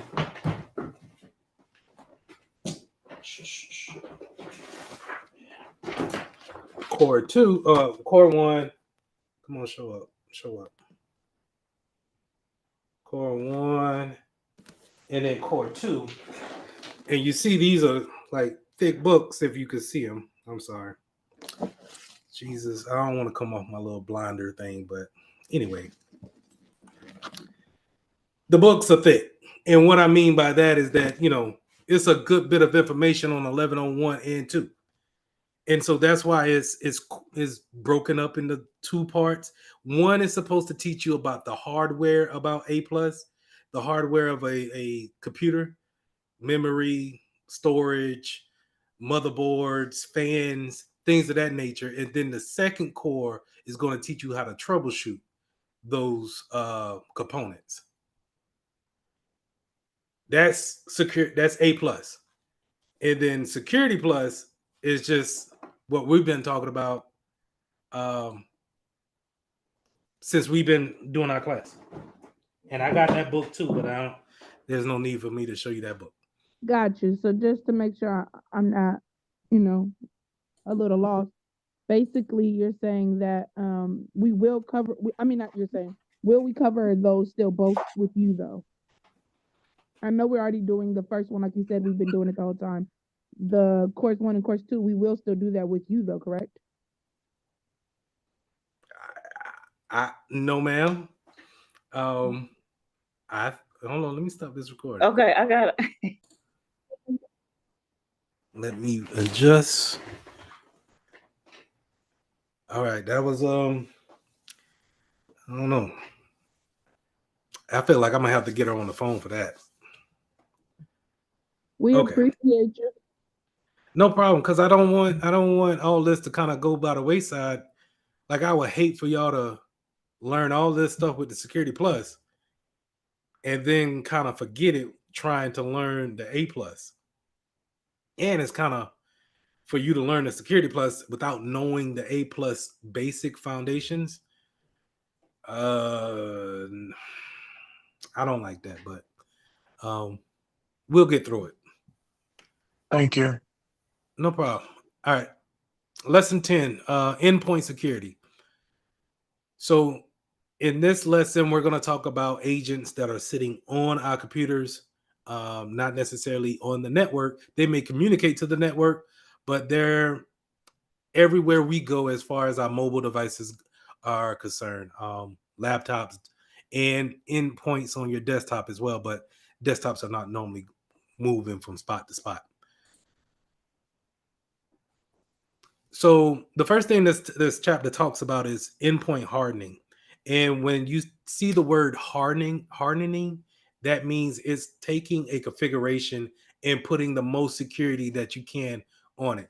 So we may disable some features, we may enable some features, but what it's doing is it's changing it from the default and being able to create more security by locking it down, quote unquote, by hardening. So we could do this to workstations and we could do this to servers. In your workstations, we may turn on antivirus, firewalls. We may put ACLs on who can install information, who can uninstall. And so all of those things helps when it comes to the hardening process of a workstation. Servers, you're following the same process, but it's even more locked down on who gets access to a server. More than likely, it's going to be someone of admin privileges, which is only a small group. It should be your IT group and owners of that system. But even if they own it, let's say a director, a director of a department may not have access to a server in some cases, just because they don't need to be on there. And it's also, if their account gets compromised, you don't have to worry about their account showing up on a server that's already hardened. Other ways we can also protect our endpoints or protect our desktops and laptops is that through segmentation. We already talked about that through networking. Also in that segmentation, we have isolation. This is kind of where those VLANs come into place, having those separations and IP addresses. We can put those things in isolation to where they don't have any communications to anything else. Back in the day, and when I say back in the day, I'm talking maybe 10 years ago, whenever you do have a computer that maybe has a virus on it. Okay, I'm gonna get to that. I'll jump right back to it.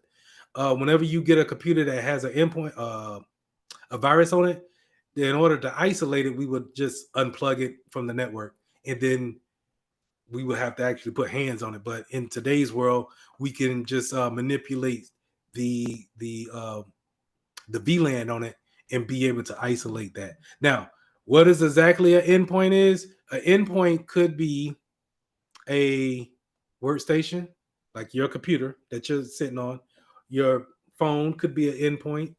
Um, but it also could be software wise. So I don't know if you can see down here, but you see all of these endpoint applications that I have here. These are applications that talk to some type of big server, and we refer to them as endpoints. But more than likely, you're going to be talking about one of the two. So if someone says, "Hey, I need you to go and uninstall an endpoint on their computer," you're probably uninstalling some type of software, right? Maybe like a antivirus. I'm gonna uninstall that, or Team Viewer, something that someone uses it for remote access. That's an endpoint. But an endpoint could also be the whole computer that comes from the store. And we refer to it as from our server to the endpoint is giving a particular service. Okay.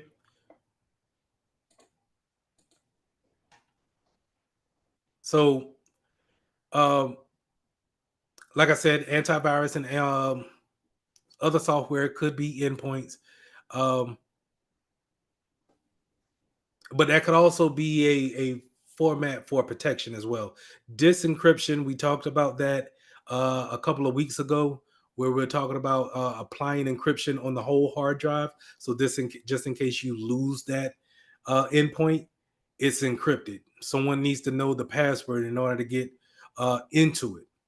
Patch management is also, we talked about that also when it comes to applying those updates. Remember that updates are vulnerabilities waiting to be exploited.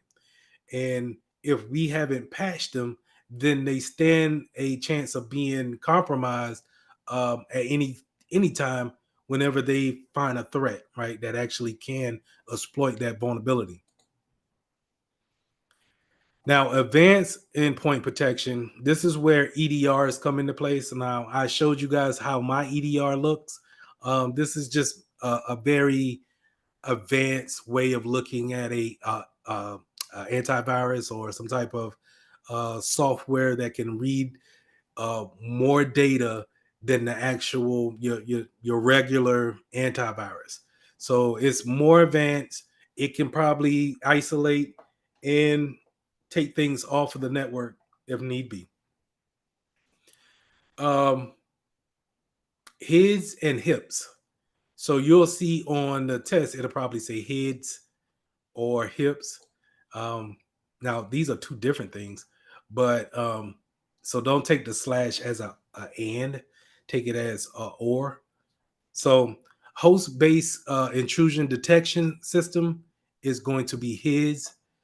Um, that's where it's going to live on the computer. It's going to be on the host, but it's designed. That system is designed to detect any actions that's going down on the computer.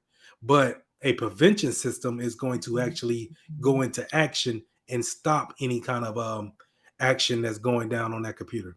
So detection is just going to look. So this is where your SIM devices come in, your log references, your firewall could be that, but your firewall will play more into the prevention side, because remember what a firewall does is that whenever it sees something coming in and it's not on its list, it drops it. It takes an action and actually prevents a action from actually taking place.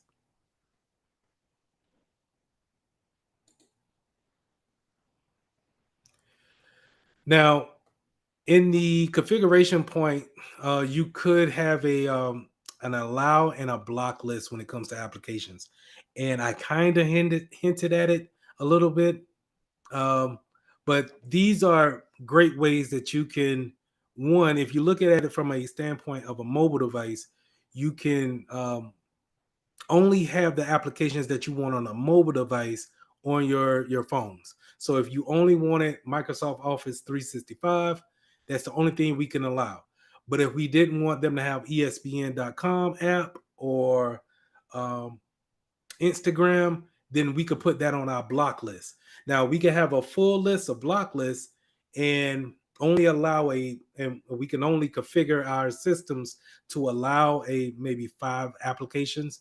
That way, if we see anyone deviate from that 5 allow list and maybe have 6 or 7, we can always roll them back to the 5, right? So it's easier to keep that allow list versus putting everybody on a block, because at some point in time, you are going to run against applications that you don't really know about, and you're going to have to allow them onto your allow list. But it's easier to do that than the versus to just let everybody have their way and have everything, and then try to block later down the road. That's being reactive, and that's never really good to be reactive. You always want to be proactive. So hardening techniques. Protecting physical ports. So real quick, if you ever thought about a business setting or a school setting, now we have ports just kind of everywhere, where you can actually, when I'm talking about a port, is where you take a Ethernet cable and you're able to plug into the network wherever you go. Um, some places do have covers for those type of things, and you have to take the plate off in order to get onto that network. Take the little piece out. But not every place has that. So a lot of times you'll see open ports everywhere, especially in a hospital setting where you can see it down the hallways. Um, on the switch of those ports, you want to be able to disable those ports and only make requests to the network admin to turn those ports on if you need to if you need to have connection at that port. That's going to give you better security when it comes to not just anybody plugging into the network. um, Back when I first learned how to uh, work on computers, we used to keep all of the ports hot, what we call hot, and that means enabled, and we just would plug in anywhere and be able to get onto the internet. But you could see the problem in that if you're just walking in as a visitor and sitting down and just plugging into the network, and now you can have access to the shared drives and things of that nature. So disabling those ports is major. You can also have VPNs, um, mail encryption. Um, we don't really talk about mail encryption because it's pretty much automatic when you're operating over HTTPS over the internet. So it's kind of a known gimme. But if you ever run into a case where they're not using encryption on emails, please have them do so. Um, Removing unnecessary software. So this is a big one, and I'll go ahead and share my control panel. And let's go to, if you ever go to control panel and you go to uninstall programs, it'll show you everything that you got here on your laptop or desktop. And This is where you can uninstall unwanted software. Excuse me. Now, a lot of times, if your computer is running slow or you got a ton of stuff on your computer and you're running out of software room, you can always kind of come here and uninstall some things to free up some space. I always would, if I know I didn't really install anything after a particular date, I would always have this descending order, the install date, and then I will just go through and uninstall anything that I know I'm not really using. So like this Trillex endpoint system, I know I'm not using that, and I can uninstall it. I'm not going to go through that because the last time I tried to do something like that, I end up getting disconnected. But that's uninstalling unnecessary software. And you should go through, and only if you're sure that you don't need it, uninstall it. So the reason why I put emphasis on that is that the C++ here, I think I may need that for Wireshark. I'm not sure, but I don't want to uninstall it because I'm not too sure about it. Now I could do a Google and see why do I have it on here, but the C++ might be for something else that I use, maybe some type of visual software that I use, but I'm not too sure. But for the purposes of our class today, you always kind of want to go through and actually uninstall things that you don't really. And the reason why is that some of these things, such as Windows Essentials 2012, could be out of date, and they're not even supported by the manufacturer anymore, such as this software. So if if it has a vulnerability, essentially it makes my computer have that because I have that software installed. So to alleviate that, we want to go ahead and uninstall that.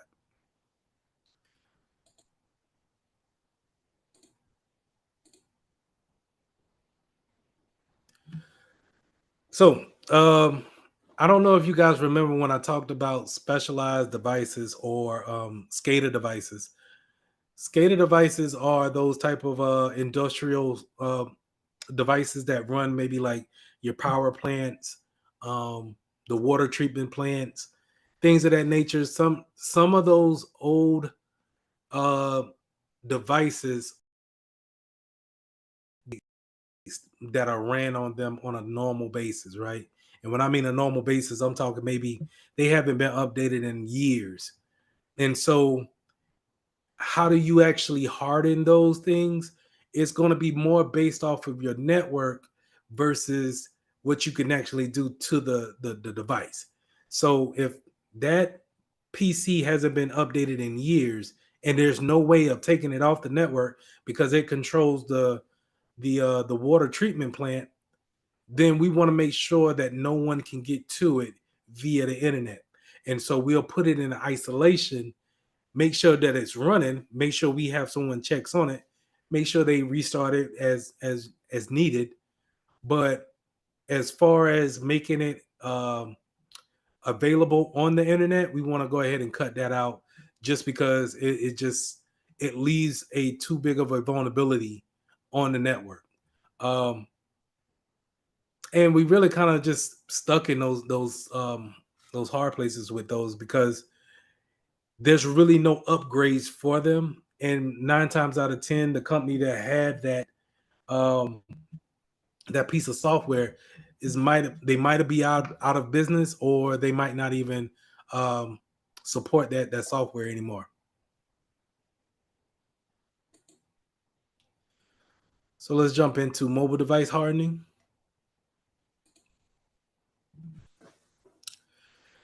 So as we all know, I'm sorry, go ahead. I'm sorry, can you go back? Not that slide, the two slides. Okay, let me get this. I'm writing something down real quick. Okay.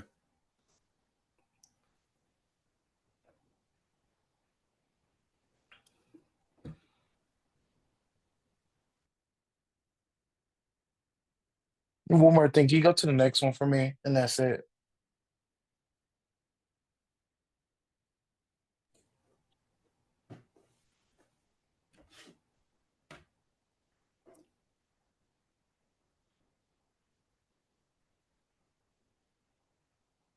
Okay, we're good. Thank you.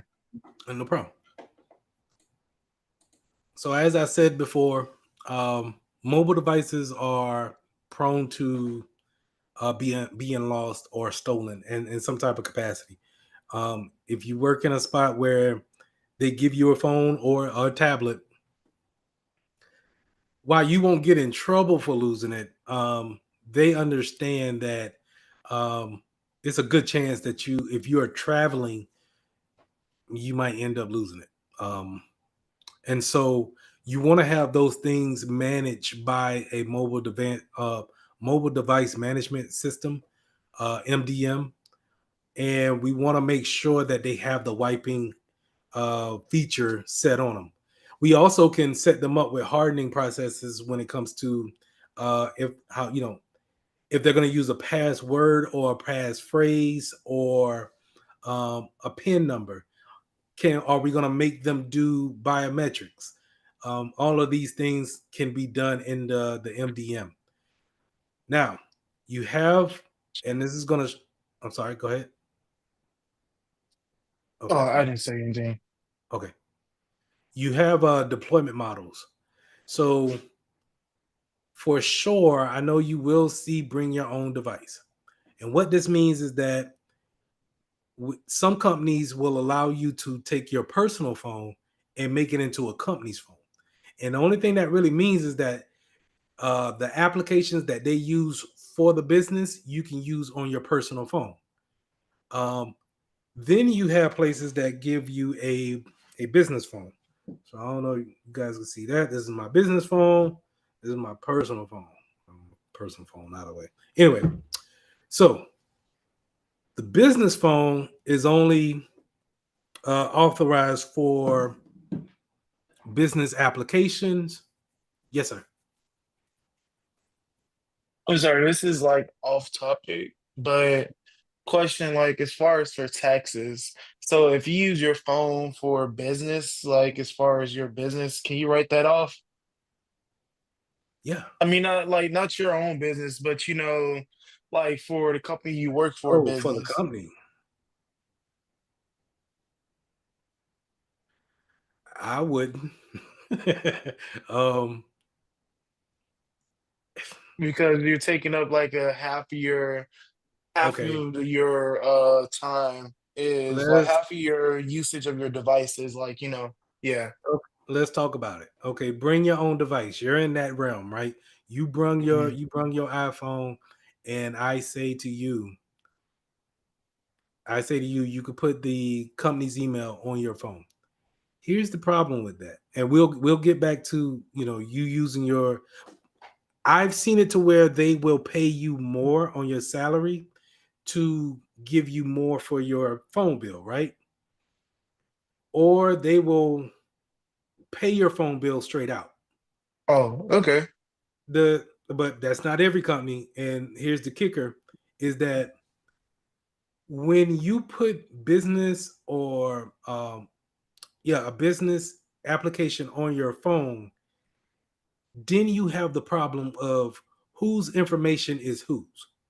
Okay, you are taking business information and you're mixing it with personal use. So if you get hacked from a personal site that you went to on your phone and it went into the email that you have on your personal phone, but it's a business email, the lines have become blurred. You get what I'm saying? I understand. And so to go back to the taxes,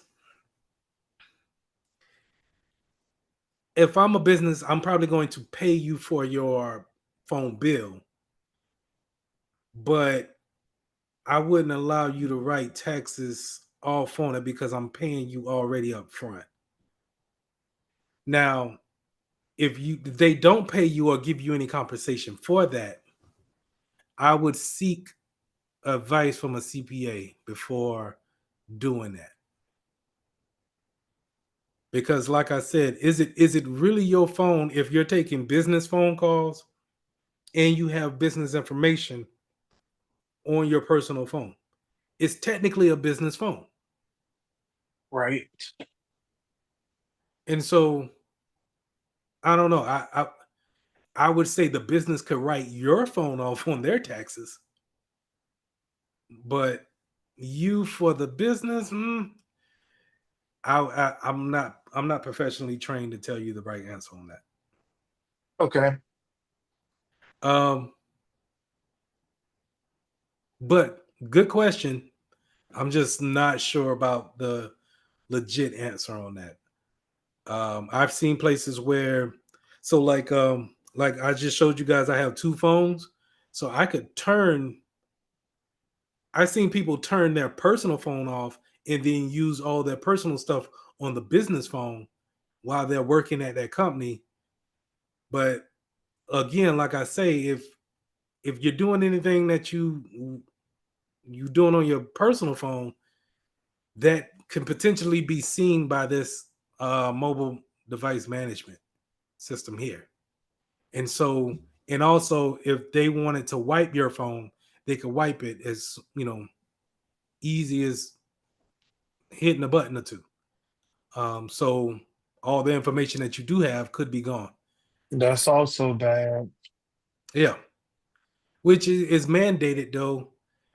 I'm not too sure, but see, and in the same time, for the bring your own device scenario, I would probably have you sign a policy saying that, hey, if you're going to use your personal phone for business wise, I need to be able to have it in my MDM and wipe it whenever you do go on trips. Because if you lose your phone, you just didn't lose your personal information, you lost the business information. So it gets a little bit sticky. Um, you definitely, if when you guys get the job, ask for that second phone. Get it, please. I mean, granted, that means that they can contact you at any given time because that's what you're technically always on call with the cell phone, a second cell phone. But in this, I ain't gonna say that. It's not gonna be often. At least I don't think. Knock on wood. Um, so you have company owned, corporate owned, and business only, right? That's that second phone I showed you. Um, corporate owned and personally enabled. That's going to be more in the sense of they gave you the money to actually buy the actual phone and you use it for business purposes. And then choose your own device is really just kind of, I ain't gonna say cheesy, but it's a little cheesy where they have an option between Android and iPhone and you choose which one you want.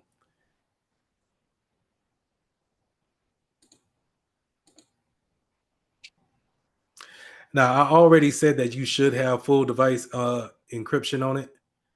And that what that really means is that once you put a password or a pin on it, it encrypts that hard drive so no one can get into that phone.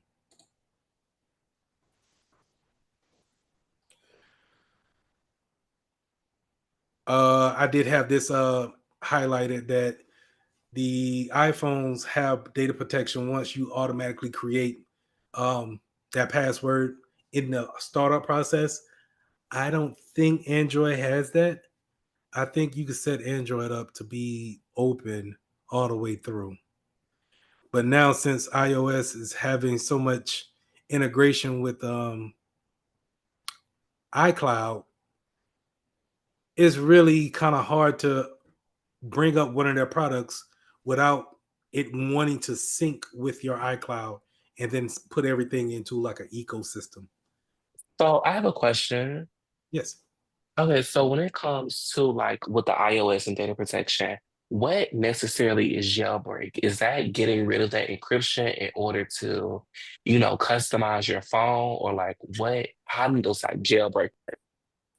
So jailbreaking is being able to get down what they call to the kernel of a hard drive on a phone or in a Linux system. And if you can get down to that kernel, that means that you have total control of the actual device. And so yes, that's taking away the encryption, that's taking away any type of permissions that may be on the account. It's more of that than actually putting in bad code in order to break the encryption.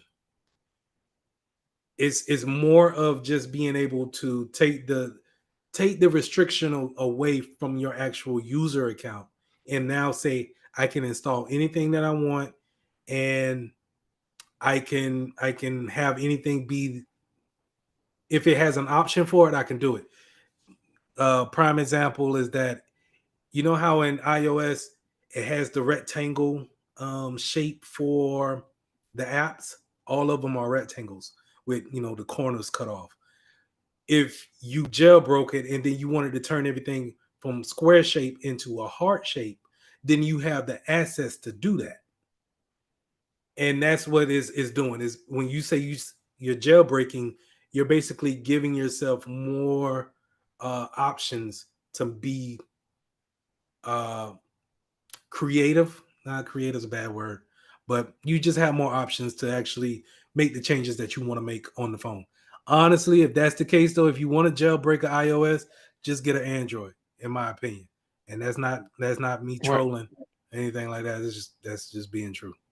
Right, because I was gonna say, but the only like double edged sword of that though is that if you're getting rid of that encryption and those security measures on your device, while you have more access to it, that also gives like third parties more access to your device as well. So it basically just makes your device more vulnerable overall. So it isn't necessarily like you're just condemning your phone to get hacked, but you're letting your phone become more vulnerable. Right. And just to, you're basically keeping the shell of the phone, and don't get me wrong, the feel and the actual usability of iOS is is more smoother than Android, but the restrictions that they put on the iOS is like, iOS just got around to putting calendars on their desktops. I mean, on the screensavers. And like, I got a video for my screensaver on my Android, and I'm like, it's going to be not years, but you'll see the changes come down in iOS, and it's just kind of, they're always staying behind Android, and it's almost like they're doing that to see where Android is messing up at and trying to fix that so it's perfect whenever they put it out in the new iOS.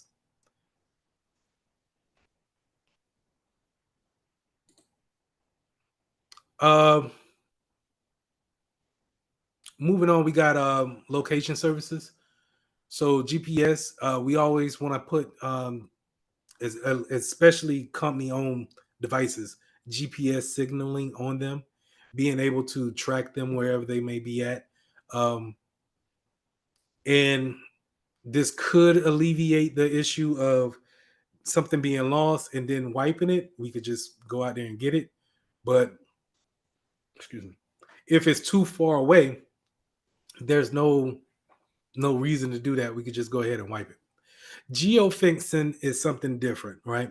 Geofencing is um, when you're coming onto a campus or in a building, you your mobile device will then take on a different profile, and it's based off of the network that it connects to in the building or on that campus. And so geofencing keeps everything within a fence, right? If you're thinking about it as some kind of boundary, and then everything within there, um, you have one profile. But as soon as you leave that fence, um, then you get a different profile, or you don't have access to certain things anymore.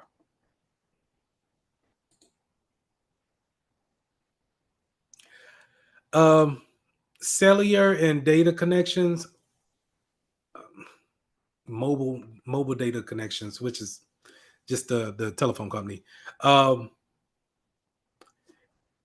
there's really no security in those two things, in my opinion, but it's more on money than it is security. So, of course, if you're on a cellular data plan, or you're using the towers, as they say, you'll probably be subject to more of a charge versus being on a Wi-Fi signal, um, and not using your data limitations up.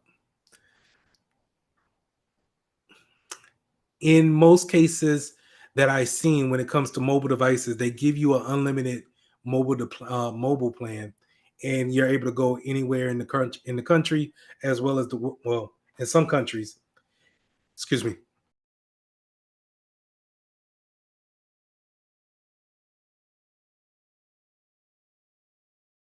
Sorry.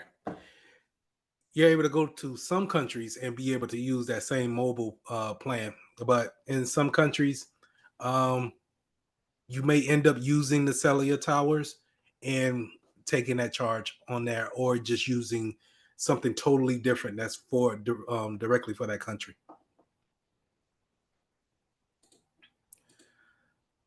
All right, last slide here, and then we'll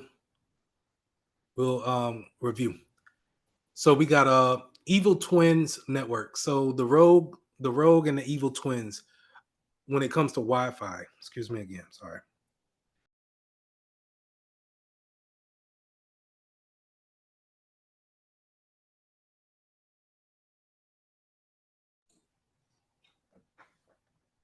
Okay. Wi-Fi.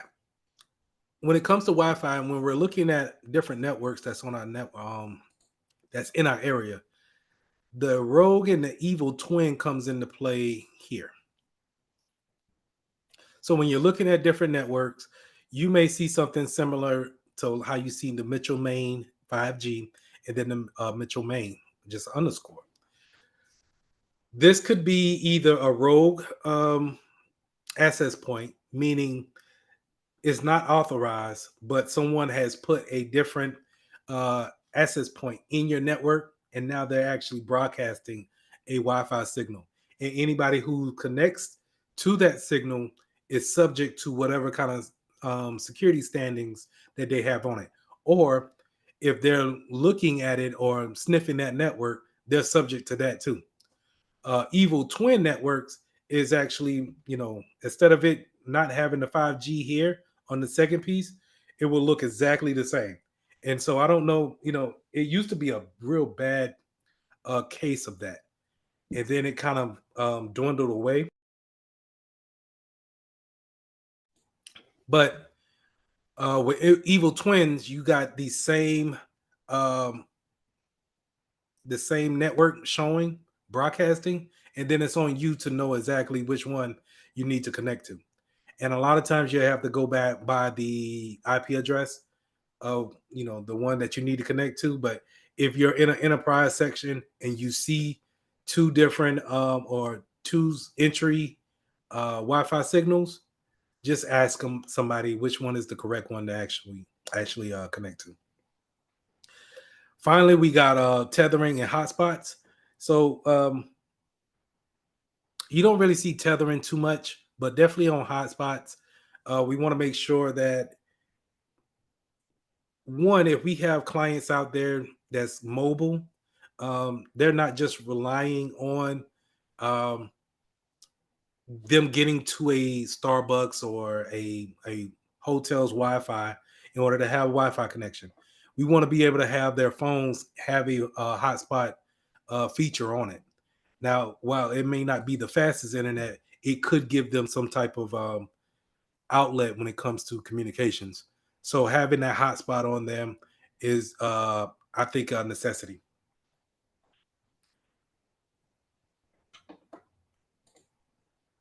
That's all I had for the lecture. Now we're 7 minutes over, and I see some are dropping, some come back in. Do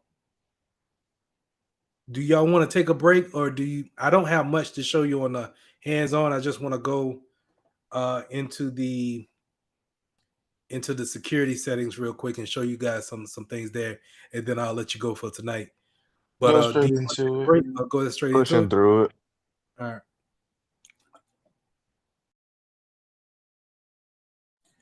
Give me 1 second. Let me try to call something.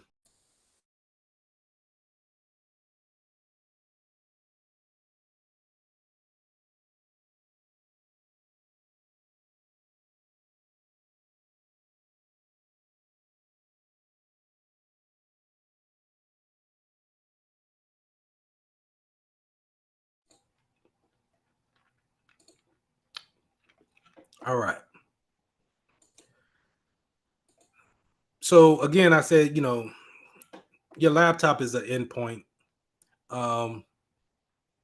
but these software can be endpoints too, and these software needs updates, right? So we already talked about the importance of patching and vulnerability management. This is kind of a double down on it, where I told you if you go to your start menu and you type in updates, you can already go to check updates and it'll bring you here. But let's go into the advanced options here. And you can see that they are wanting you to enable or give you the options to enable the Microsoft products that you have on your Windows machine. Now, I would say leave this on because if you have any type of Microsoft Teams, Microsoft Outlook, Word, Excel, then these software, they don't necessarily update every time you hit check for updates. They're not going to pull those automatically, right? You have to do that if you want to. And that's why they give you an option, because if you have so many updates, sometimes it can bog down the computer, especially pulling updates. So for you guys that's working help desk, if you ever hear somebody says, hey, my computer's running slow in the morning, tell them that it's probably updates that's probably running. And, just give it some time to get through its updates, or come in here and stop some updates from running. Um,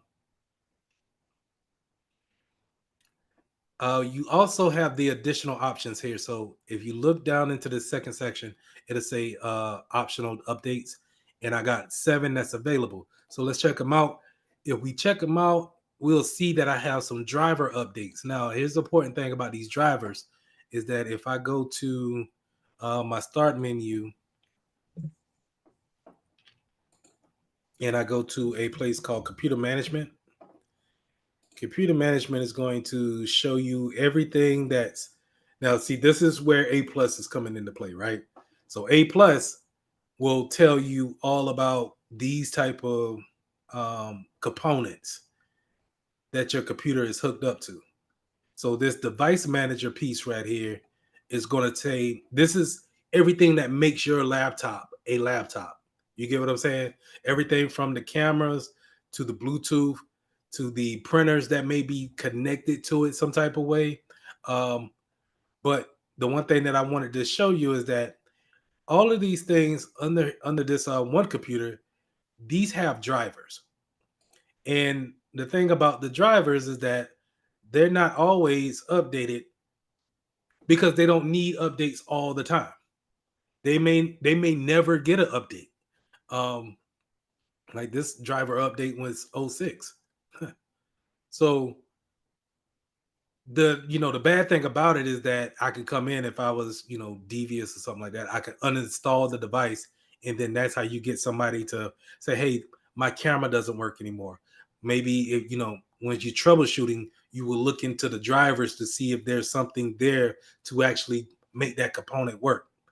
Um, but what I'm saying is that from time to time, these components need to be updated. And when you go into your advanced options back here, you can see that some of these drivers need to be updated. And like this is an important one to me. The Intel Corporation has a Bluetooth update, and it has it as an option for me to actually, if I want to use it or not. Now, here's the thing is that Bluetooth necessarily doesn't take all the security steps that it takes to make a connection. You can see how, the most it will do is ask you to verify a pin on each device. When you hook your phone up to your car, it just says, hey, is this you? Just verify this pin or what have you. And Bluetooth is real skittish like that, where you can get a connection to another device um, without necessarily jumping through the hoops of connecting via the Wi-Fi. Okay. And a lot of times our Bluetooth is automatically turned on and we're not even checking it or tracking it just because we It's just something we choose for it to be on. And the reason why is on because like for me, I use Bluetooth keyboard and mouse. So I want those things on, but at the same time, if I'm not using them, then I might as well turn them off. And if someone is looking to jump onto my Bluetooth network, then I want to use that as a hardening process to turn that feature off. So let's jump back to my update, advanced options, and then these drivers. So given these drivers updates, I want to go ahead and mark these and then download them and install them. I'm going to do that after class so I don't bog down the network while I'm on the Zoom call. Any questions on the updates? And just to clarify, the example you're showing right now is hardening endpoint. Yes. Okay. This helps out with the hardening wise. Running those updates closes up those vulnerabilities that may be open. So let me see if I can.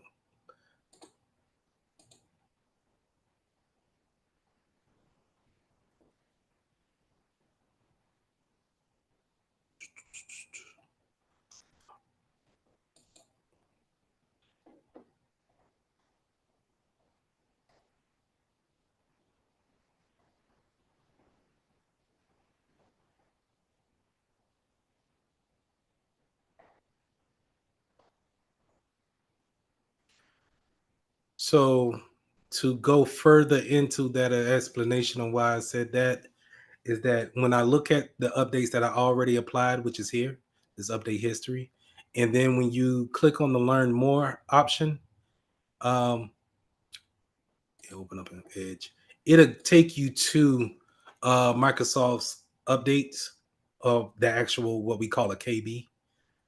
This KB is going to let you know why this patch was put out, and then what vulnerability is it going to address when you apply it.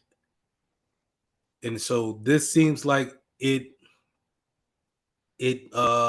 had a problem with Open SSH.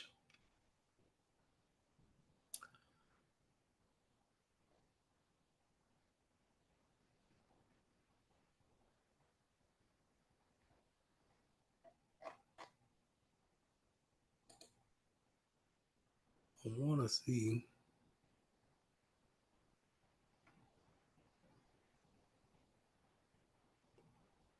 So update in the service notice.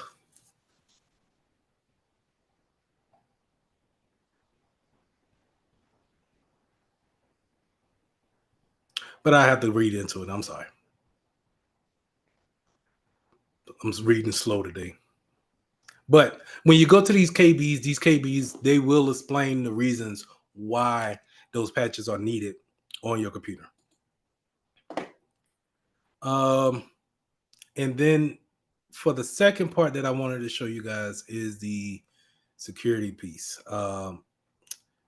Windows security. So Windows security is another endpoint software, right? That's that antivirus that I was talking about. And you typically want to have green check marks like this. Now, it may be different for yours if you have a different antivirus that's already on your PC, but you can go through to see exactly if you need to run a scan or check the firewalls to make sure that it's up and running. If you see any kind of X in these sections, we probably need to address it and just to get those things green.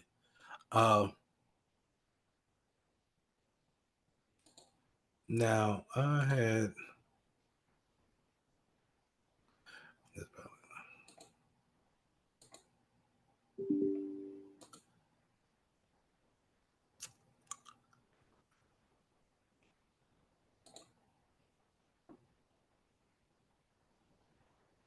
So this is different than my other computer, but um, it's going to, I wanted to show Windows security and have it to where you guys can run a scan on your own, but this is a bad computer to show it on you just because I got my Exidium on here. But I can run a scan on my computer, and you should be able to do the same thing in Windows. There it is, Windows security. So it gives you an option. You typically get an option like this where you can run a quick scan, a full scan, or some type of custom scan, right?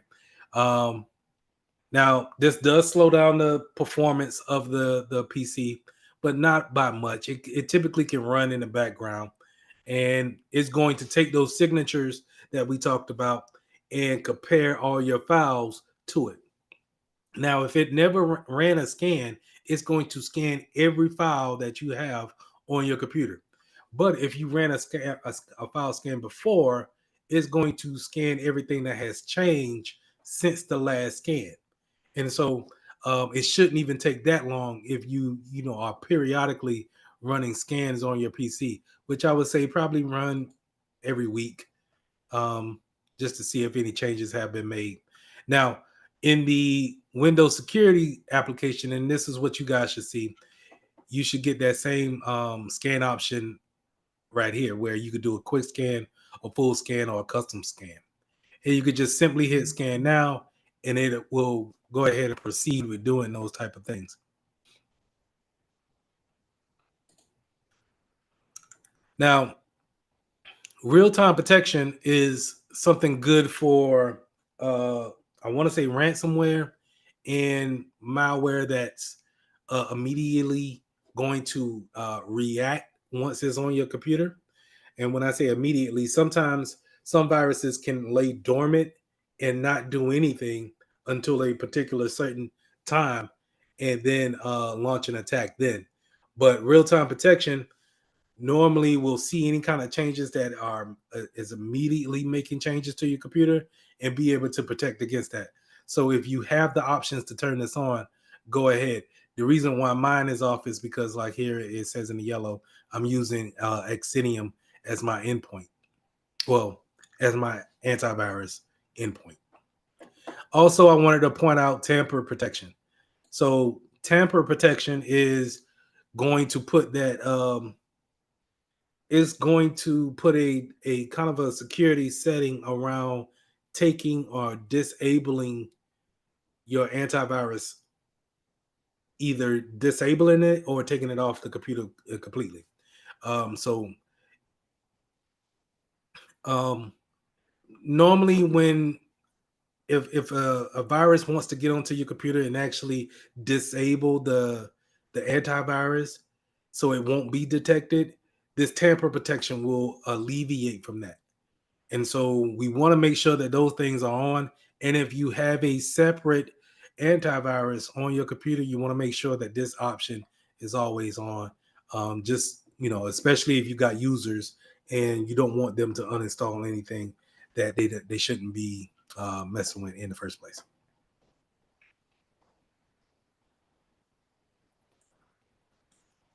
Okay, any questions?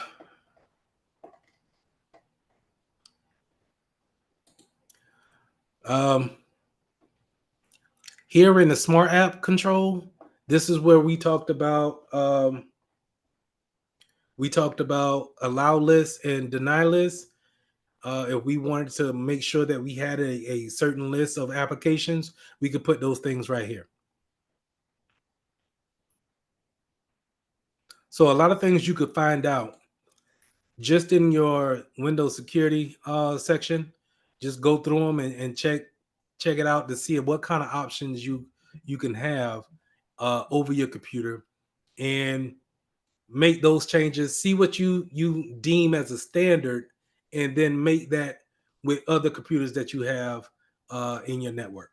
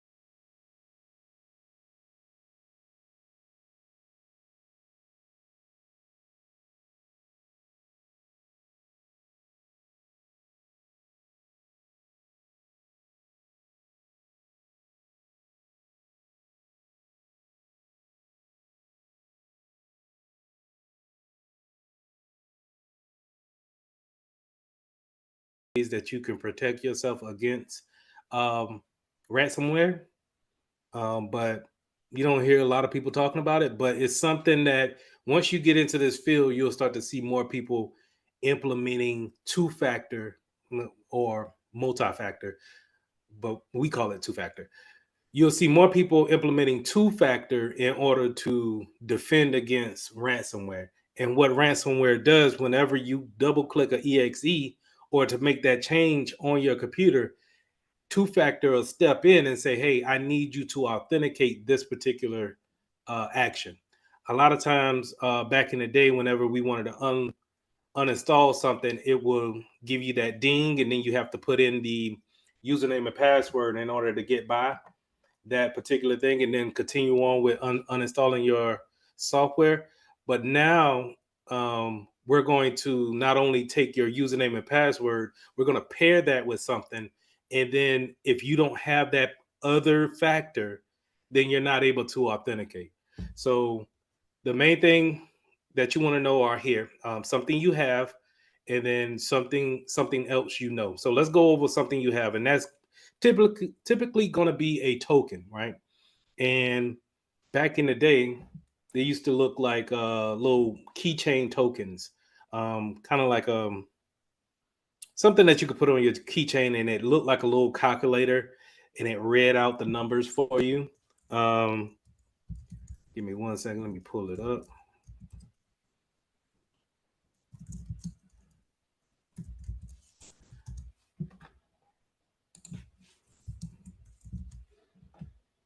And this was a hardware token, what they called it, exactly like this. Now don't get confused with RSA being a algorithm. It's for this one, it's a company, but these 6 numbers would change every 60 seconds. And when you type in your username and password, it will say, hey, go to your multi-factor and then put in the code that you see there. And this code needed to be put it in within the time limit, within those 60 seconds, in order for you to authenticate in the back end in order to let yourself in. Okay. So if I was a hacker and I was able to get your username and password, I still wouldn't be able to get into your account because I would need your authentication token that's associated with it. So that's something you have. Something else you know would be something you could pair up another pin with it, but we typically don't like that, right?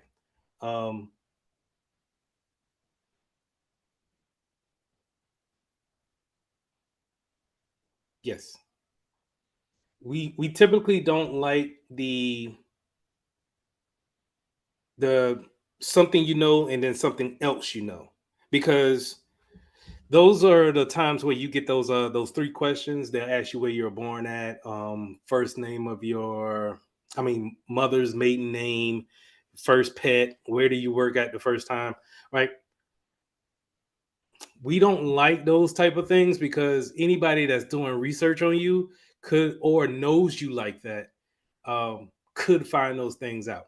So something else you have typically is what we're gonna go with. So those hardware tokens, and nowadays is on a software token. So Microsoft Authenticator, and I think Google has an authenticator too.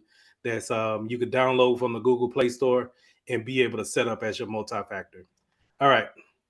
So we already talked about something you have. Let's talk about something that you do. Something you are or something you do. So something you do could be a position that you're at. Maybe you're the only person in the legal department. And so if you go to the legal department section in that building, then we should have you on a particular IP address. And therefore, your username and password will allow you to be authenticated to a particular section of the network. Okay. Now, that's not so great, but we have other things that we can compensate for it and put you in a good spot to be secure. Now, something that you are, fingerprints and facial scans, you don't necessarily see those things with computers in the work environment yet. We are still dealing with different generations when it comes to who's coming to a building and actually working. So we have baby boomers, Gen X, Y, and I don't know who's after Y. But anyway, everybody's coming together. Some people are not cool with fingerprints and facial scans. Some people are. And that's our biggest case of trying to implement fingerprints to actual work environment. See, here's the thing is that I'm a professional, a cybersecurity professional, and I don't like to make passwords. If I could use my fingerprint for everything, I would. But is trying to get that over to people.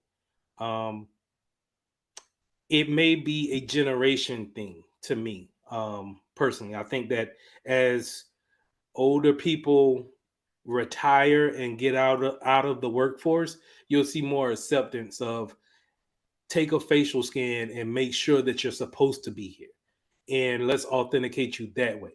But even if we take a facial scan, maybe we still want you to put in a username and password or a pin. We won't have to be that tough after that. Um, but that's the biggest thing is that a lot of people don't want to have their fingerprints on file, have their eye scans, because it's not necessarily taking all of the points of the face.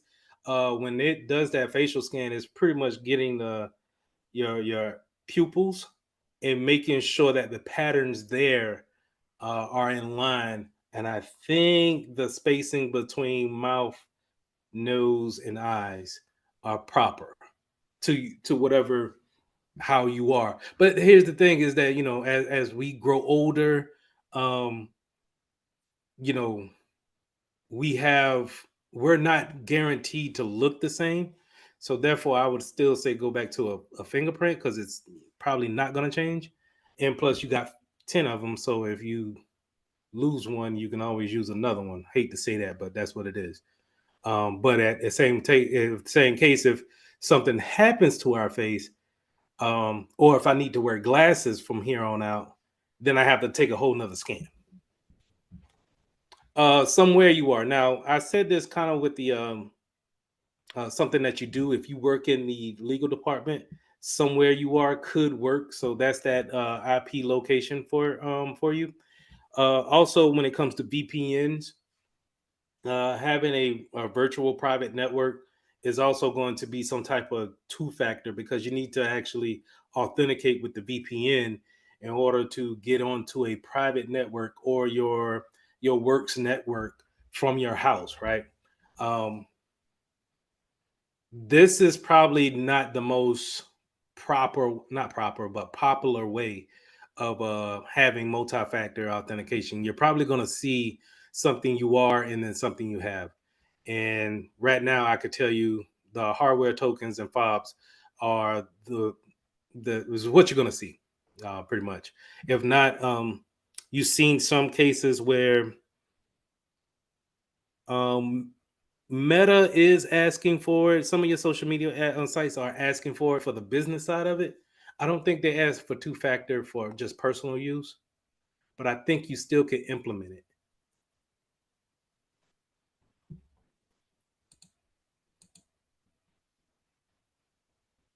So real quick with the biometric authentication, there's two things that you need to understand for the exam is that when you put your fingerprints in, some devices may have a high rejection rate or a higher acceptance rate. And the one thing that we don't want is that we don't want one to be so outrageous that where it accepts everything, and we don't want it so outrageous that it rejects everything. We kind of want it to have a balance. And me personally, I think that goes against that goes to what maker it is. I have an Android. I'm an Android user right now. Android doesn't do biometrics great, in my opinion. It's fast, but sometimes I think it's so fast to where it's not even reading it. It's just letting me in. And well, one second. Isn't your unique fingerprint connected to an ID number though? It's connected to your profile. Now, when we set that profile up, if that profile has a ID number in it, then yes, it's all in that profile under your name. But it doesn't, I'm not going to say yes for sure. It's all really about who's setting it up, what company is setting it up, and then, what's their policy on that.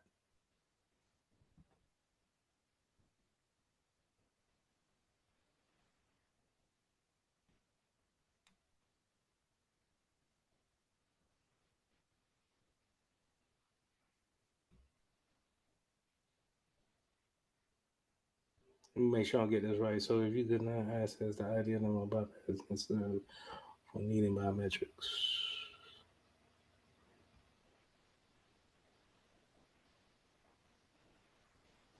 Well, if we're going to put anything with our profile, that profile that's linked to our username is going to be on a server that's not necessarily easily accessed. We only got like a handful of people that's going to access that profile. And with that being said, just because you create the profile doesn't necessarily mean that you see passwords or fingerprint scans. All of those things are not carved up, but sectioned off, and not one person has access to everything. That goes back to what I said. I'm only going to give you enough room to do your job, and that's it. And a lot of times I have to do separation of duties. I think they took that out of Security Plus. But anyway, separation of duties means that I'm only going to give you enough to do your job, but I'm not going to have it to where if you miss this whole weekend or the whole next week, then we have to wait until you get back because you are the only one that has all of the power to do anything. And so I'm going to section that stuff off. So to go back to your point of, um, if they're going to link your biometrics in with your username and password or your ID, I'm going to section that off to where maybe only one person or two people only sees the biometric size of it. And even then, they're not able to see the actual pictures or anything unique to it. They just see a hash of it. So remember what I said last time, that hash is just a fingerprint, making sure that everything integrity wise is there, but I'm not actually seeing the actual data. That way I can feel better about the privacy, right? Because you don't want nobody looking at stuff. you know, nah. So good question though. Going back to the false rejection rate and the acceptance rate on this slide. Like I said, the Android, I feel like it doesn't, the fingerprint scanner is not, I think it's accepting too high. I feel like I can just put a part of my finger on at a wrong angle, and it still lets me in. Whereas I feel like the iPhone I had always, well, I'm sorry. Let me go back to the facial recognition with Android. Is that I don't think it recognizes my face at all, and then sometimes I feel like it'll let me in easy when I have shades on. Um, and then I think when my son got my phone, it let him in. And so I didn't. I don't like it from Android's standpoint. iOS, on the other hand, I think it has the best biometrics so far. I think it's on point. I think the only problem that I had with it was during the COVID area. It will not unlock with the mask or shades on. Sometimes you would. I want to say it would unlock with my shades off with my mask on, but I still didn't have as much problems as I would have had with an Android. So um, that's really kind of going off of those two bullet points that we have there. The false rejection rate, you don't really want that to be blocking everything. It just needs to be absolutely perfect on letting people in. based off the biometrics that it gave. So you have to place your thumb exactly right where you had it at. You kind of want to give some wiggle room there, but you don't want to accept everything, right? And those are typically known as FRR or FAR or type 1 and type 2 errors.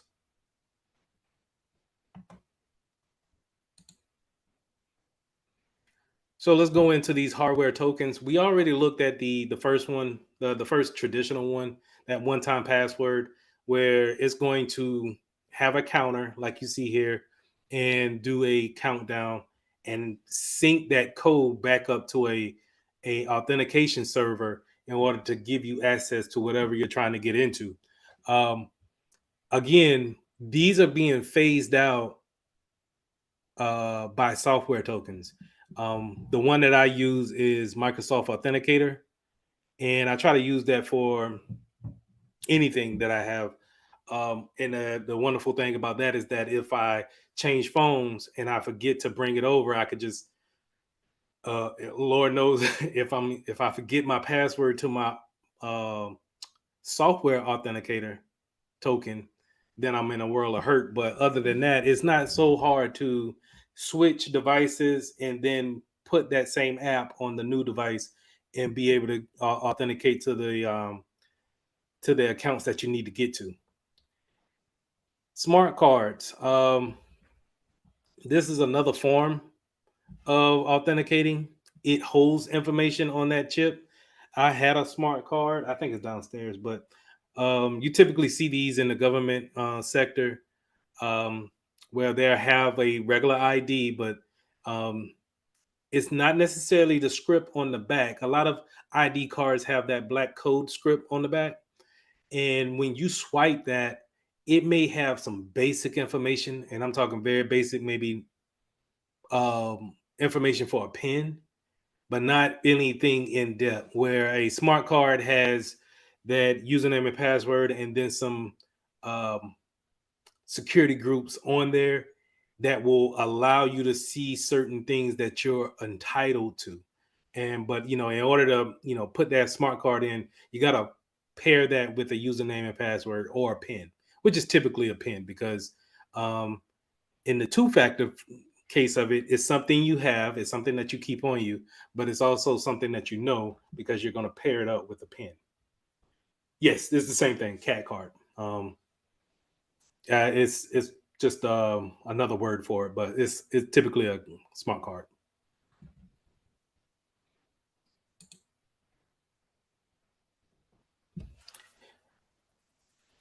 We already went over small soft authentication tokens. They're gonna look like this, but they're gonna perform the same actions. And so this is great for the days that we live in now, where again, devices change pretty much every year, and we can go from application to application and still have a two-factor there. Even if we were to leave the company, we can still keep our soft token authenticator and use it for our personal use if we wanted to. Or I think you can create a different profile on it and then use it for personal use as well. Any questions? I actually have No, one. sir. Oh, No, you good. I'm sorry. For another form of authentication, where you could say necessarily a SIM card could be like hardware authentication, because I know a lot of times, especially with now, it'll say that in order to operate a phone or at least connect to the network, the phone itself has to be authenticated with a SIM card. So, like, would that be underneath the same category? No, that's more in line with just establishing the service with the telephone company. Um, but in a sense, it's in the same ballpark of it does have a profile that's dedicated to the user. So they're going to create that SIM card to hold your phone number, and then whatever is attached to that phone number. Think of that as kind of like your ID, right? That phone number is your ID, and so whatever's attached to it, that's how you could take that same SIM card, put it in a new phone, and download all your text from the old phone to the new phone because it's following the SIM card, not necessarily the phone itself. Unless you got like iMessages that download to the cloud, which I think Android does too. But you get what I'm saying. That phone number that it has, the thing about that is that it's you're saying that it asks you to authenticate,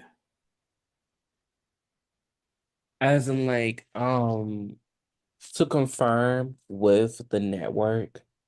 but you I didn't have to put in anything to say like only person that knows this is you. it's like the phone needs that specific SIM card in order to operate. Like that's the way I can convey it. Yeah, that's not authenticating. It's not so typically what I'm thinking about is I could take that SIM card and use it. And I can keep using it until you don't pay the phone bill anymore. Whereas you could take my cat card, my smart card, and you're not able to use it until you have the thing that I know, which is the PIN number. Make sense?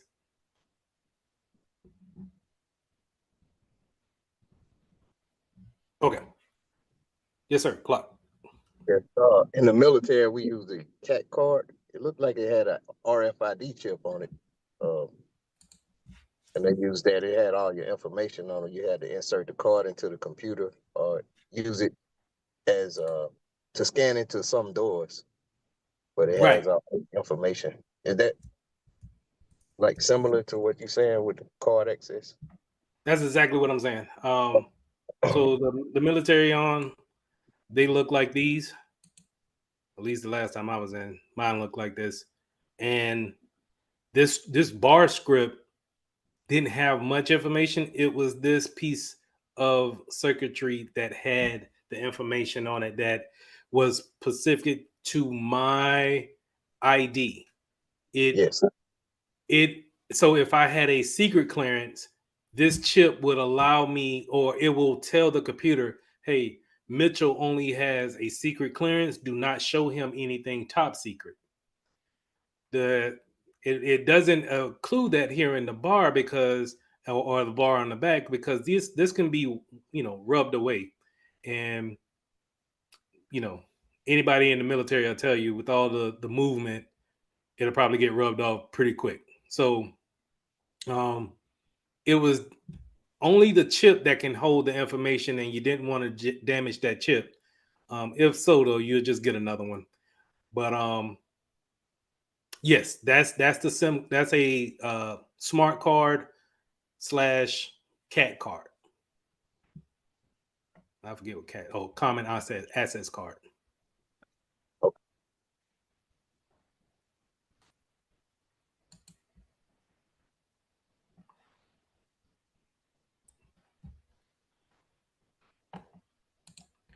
Did I go over this? Let's see. No. Okay. So access management, discretionary access control or DAC, and then mandatory access control MAC. So this is basically we have our username and passwords created. We have our client able to get into the network by a password. Now they need to get the files. They need to get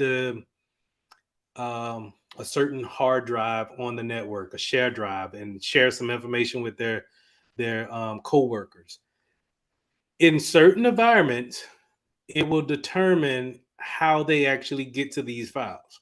In a discretionary environment, your manager will give you access if they see that you need access to it, hence the name discretionary. And what that means is that, and I'll show you this after the break, is that they'll go to your account and they'll just basically assign you to a particular group, or they'll give you permissions uh, via the group policy in order for you to see certain files. Before they actually give you that control, you won't see anything. You may see the file, but you're not able to open it, read it, or edit it. So this is discretionary. Mandatory access control is going to be based off of your clearance or what are you able to see based off of your ranking in that particular company. So just this is how I said for the cat card, I had a secret clearance. And so that secret clearance didn't allow me to see anything from a top secret clearance or anything above top secret, if there's anything above it, right? Um, but I could see anything below secret as well. So anything classified or unclassified, I could see. And the same thing goes for top secret. Top secret could see anything from top secret down to unclassified, classified.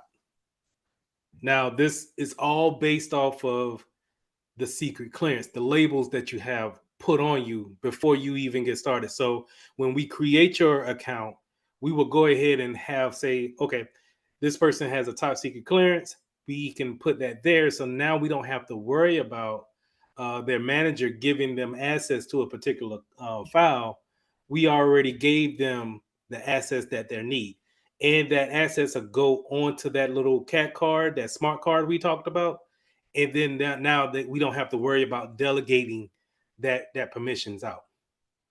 And the wonderful thing about that is that as you change your clearance, you can have it changed at the admin side or at the IT side, and then it changes as you go along with whatever security clearance that you have. Security clearances are normally, in from what I've seen, are normally given out by the company, or you have to pay for it yourself. Um, and it lasts for a good bit of years. So whenever you're looking for jobs and you see these government jobs, they may ask for a security clearance on that because you're dealing with government material, resources, information, and so they want to make sure that it's secure as much as possible. So here's a diagram of that. Well, this is role based, but just to kind of go off of the discretionary, because I love the illustrations. If this is the manager here, this person, and I'll get to this, this person will delegate or have a discretionary that user two can see this particular file and that she cannot, or the opposite way around. That's in discretionary. But in the mandatory wouldn't, this person wouldn't have that power to do that. It will all be based off of what type of secret clearance they have, what type of clearance that they have. Now, role-based access control is based off your role, right? This is the simplest way I can put it is you're in the IT department, the legal department, HR, the group, whatever your role is going to determine what type of access you get to whatever files that you have that they have available. Okay, so if they don't, there's no reason for an HR person to see anything in the legal department unless they have a neutral ground zone where they kind of have a folder there that they can put things in. Okay, so keep those things separated as much as possible. Then you won't have to worry about um, trying to see what all permissions that everyone has when they move things around, because people get promoted, people leave the company, people move from one department to the next, and you don't want that permissions to follow them all over, and you don't want somebody who doesn't need a lot of permissions having a ton of permissions, right? So always remember that when it comes to delegating access controls out. Any questions?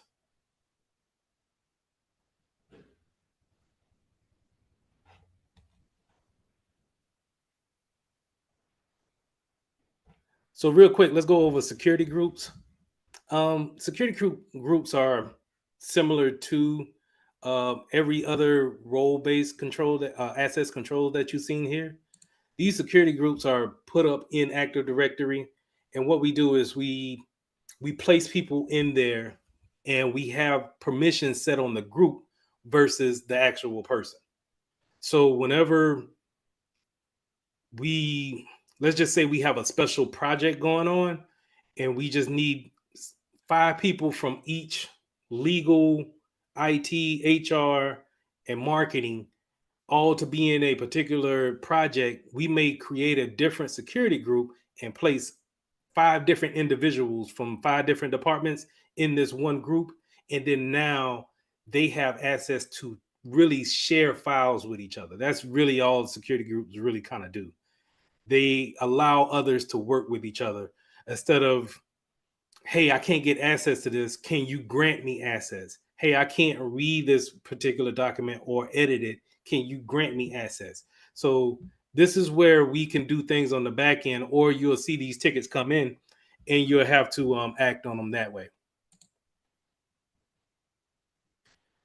Now, rule-based access controls is based off of rules. Instead of the roles that we have, instead of the actual roles that we're given once we are working for a company, it may be based off of the rules that we have. And those rules are just based off of whatever the document or the resource is. Okay. And so it may change from company to company, but it's basically built off a set of rules that's already established before we even give access out.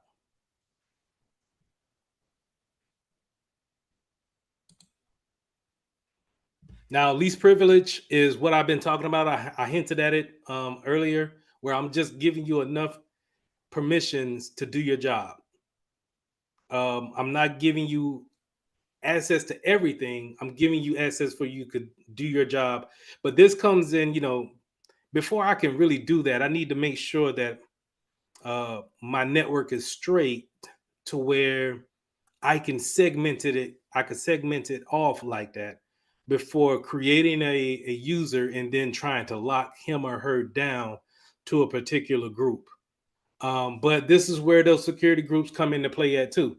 I'm going to lock down a security group, and then that's going to only give them a amount of permissions that they need to work. And if they need more permissions, they need to come with a ticket asking for more information or more access to things. I get tickets all the time asking that can they go to a particular site, and I give them access to that site. But in the beginning, when they start working, I tell them, hey, you're not going to nothing except for these 7 different sites. And if you can't get to these 7 different sites, if you need something else, an 8th or a 9th one put in a ticket, and I'll get you that 8th and 9th one. But instead of opening them up to the whole internet, let's try to get it down to a set group of sites, and then try to open that gradually. So account provisioning. Provisioning and deprovisioning needs to happen every year. This is basically going through Active Directory and checking to see if people are still at the job, or have they moved on, have they changed roles. This also may be where did they need to change passwords. You may be in an environment where they don't have a regular occurrence of changing passwords. And so provisioning is just making sure that things are there. Provisioning is making sure that we take things out. We prune off old users. The example that I got is I've been working for a college I haven't worked for them for 2 or 3 years, and I'm still getting emails. My account should have been provisioned from their AD account.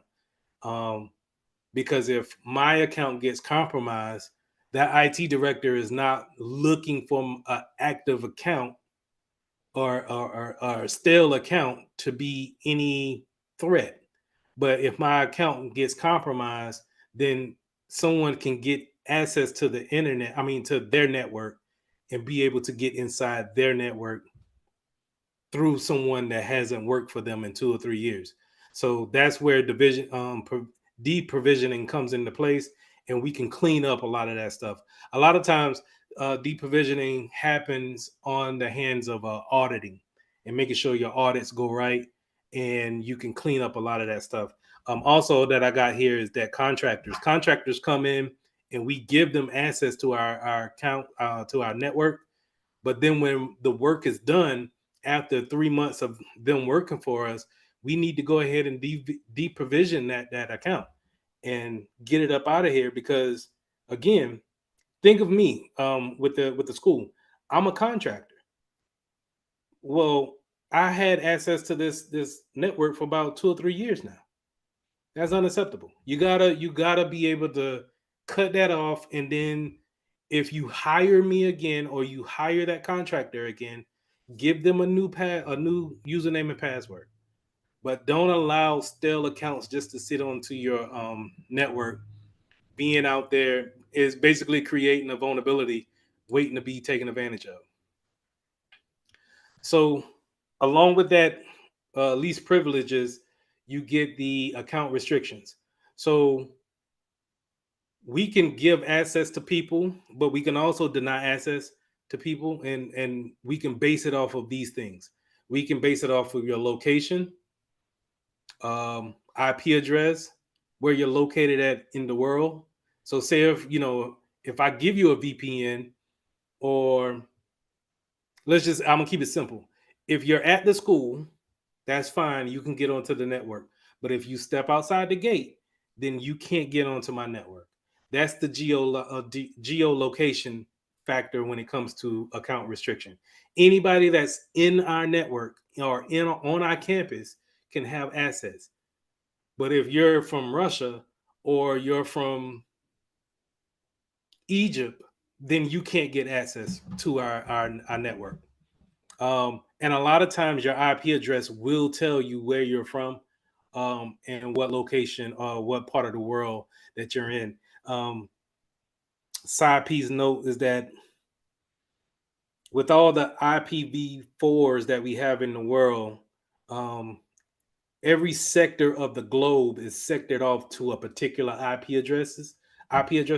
IP addresses. And so therefore we can tell if someone from Australia is trying to get in, or somebody from Hawaii is trying to get in. So it comes down to really trying to retract that public IP address back to the person, but that's a whole nother thing. Also, we have time-based restrictions. So, are you trying to log on at 3 o'clock in the morning when we only work from 9 to 5 or 8 to 5? Um, is there a log on duration? Have you been logged in for 3 hours, but we haven't seen any movement on the network when it comes to your computer? Maybe we go ahead and disconnect you from the network if you've been idle for maybe 3 hours straight. Um, for contractors, maybe we give you temporary permissions, because your contractors are going to come in and some of them are going to need special access, admin access. That's cool, but we just want to make sure that we segment them off from the network as much as possible. Maybe only give them read only access. Maybe we don't want to give them access to actually change information on our network. Last thing here I want to talk about is impossible time, risky login. So impossible travel time means that if you leave the network, if you leave outside the campus, and then all of a sudden you just left at 5, but then it says at 6 o'clock you log in from California, that's impossible, right? Unless you just got it like that. But that's pretty much impossible. Or you log in from England and I just seen you leave the campus. Those are impossible travel times. We'll probably block that with the GOPs, the group policy objectives, in order to do that. Any questions?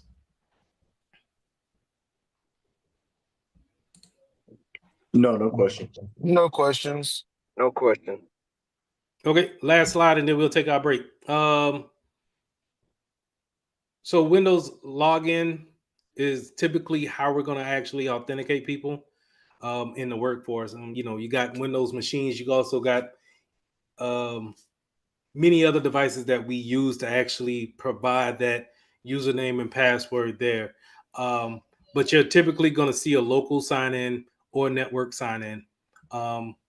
Now, this network sign in is typical when you're in a place of business and you're on a domain. Do we all understand what a domain is, or is that new? Because I'll probably bring it up in the second piece. Okay. I It's not understand. it's not new, but if you could just clarify that I got the correct understanding. Okay.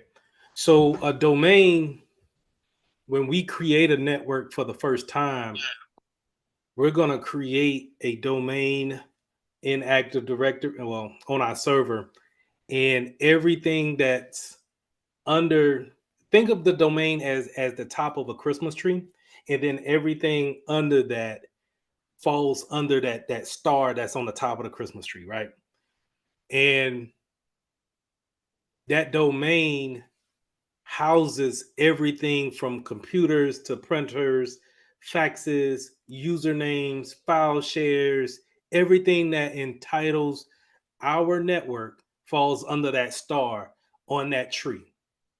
And so when you log into a domain, you're logging into that particular tree to get all of the resources. That's what I mean by a network domain. A local sign in, on the other hand, is just for that particular computer. It may be on the network, but a local domain, a local sign in is for, a lot of times, if you work with me, I'll say for the computer itself. It doesn't equate for the domain. And I might have to show an example of that. Now, I'll just do it in the second half. I'll try my best to do it. Remote sign in is going to be an action where we're remoting into the domain. Okay, we're remoting back into the network and getting all the access to all of those resources that we have.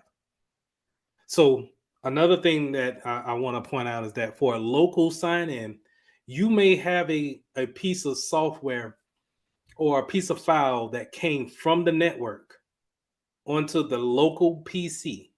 But when you take that PC home or you take that computer home and you're not on the network, then you're not able to open it because it's trying to authenticate back to the network.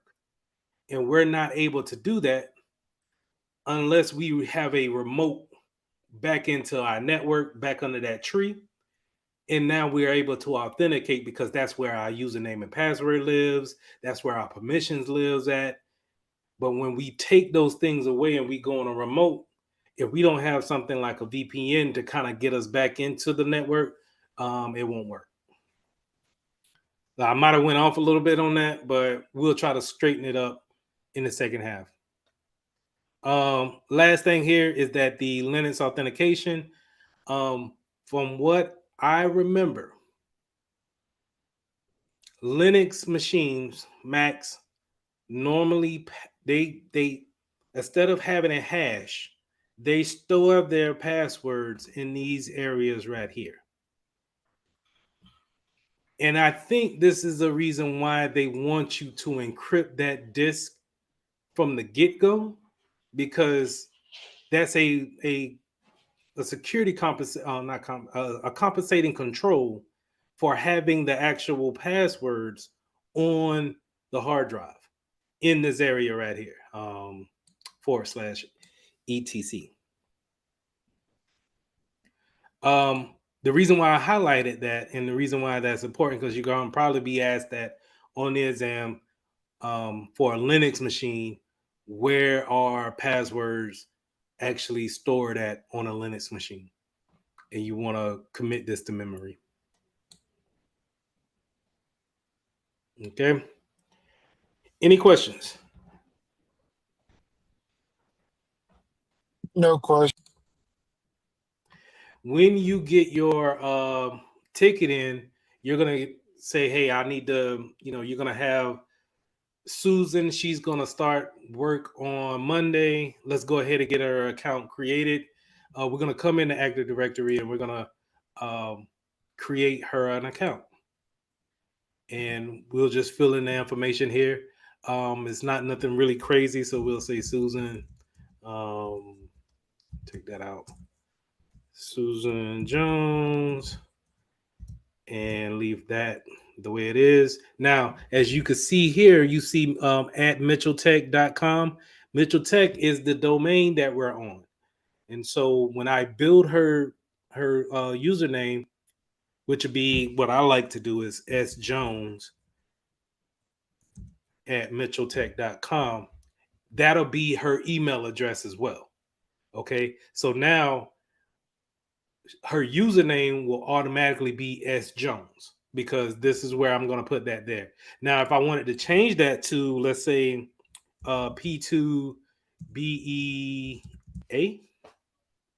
I can have it like that. And so, what I would tell her on our first day is, hey, you're going to use the username P2BEA and use a generic password that I'm going to set up because I'm going to hit next. And the next thing I got to do is I got to create a generic password for her. And this is an important part right here. Now, mind you, none of this is on the exam. This is all real world experience that I want you guys to just look at. And if you get the opportunity to practice this stuff right here, so you could put it on your resume, saying that you do know how to create an account in Active Directory. Real big bullet point for your resume. So you're going to create a password here and double down on it because whenever they ask you to confirm something, it just wants you to do that, right?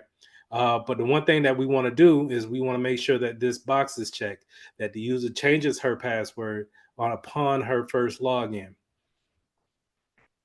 And we do that. Now, these other things, they have a purpose. So if a user cannot change a password, maybe we don't want a contractor changing their password and we give them a complex password.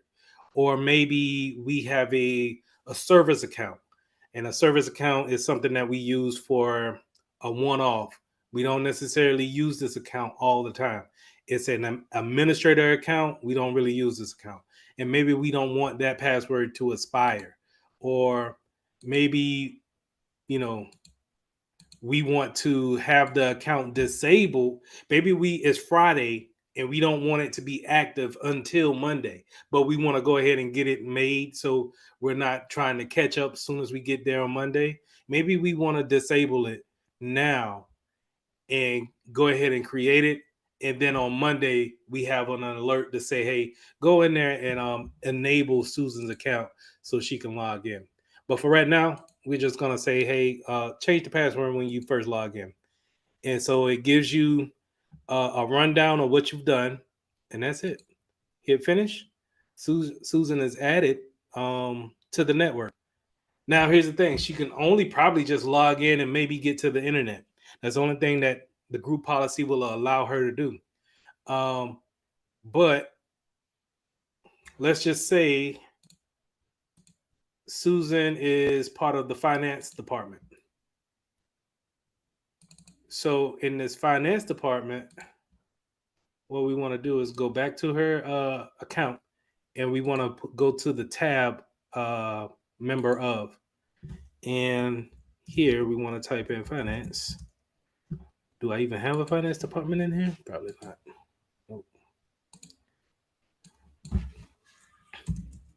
Do I got a legal? I ain't got a legal. Let me see what groups I got in here first before I start looking like a fool.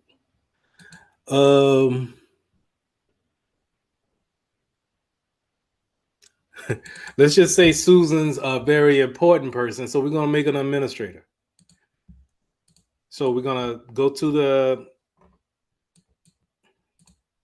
to a member of, and this is how we put her in security groups. We're gonna put her in a particular group that gives permissions to her account. Right now, her account is bare bones. It doesn't really have any kind of power to it. But right now, we're gonna say admin, check the names, and so it's gonna add her to the admin group, and now make her have the ability to make changes on computers. So let's just say she's coming on to the IT department, or she's coming on to the cybersecurity department, and we're creating her account for that. We'll click OK. And now all of a sudden, oh, and this is an important thing too. Whenever you make a change like this, and an important change, and it highlights this apply button, always hit the apply. If you don't, and you just click OK to get out of it, it won't save the changes that you made. So that's putting her into a group. So if we go up here to the administrative groups, we should, no, we'll have to go to the groups.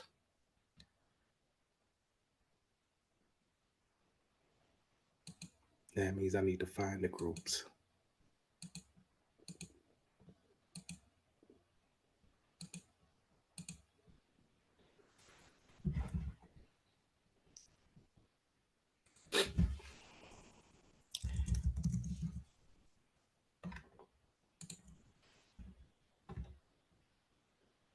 Bear with me.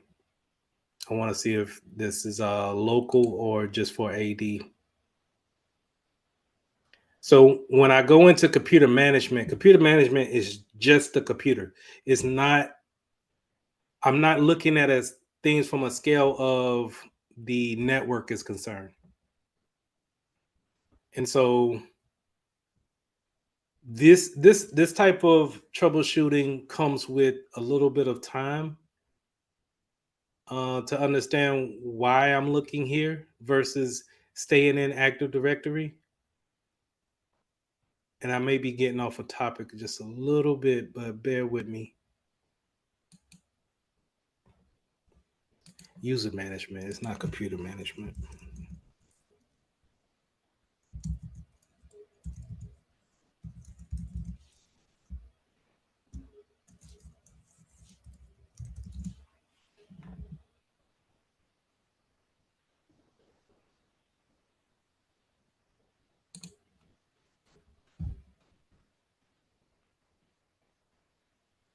Okay. So it being a domain controller, it doesn't have local groups, which makes sense. Okay. So never mind. I did put her in the group for the admins. Domain admins probably here.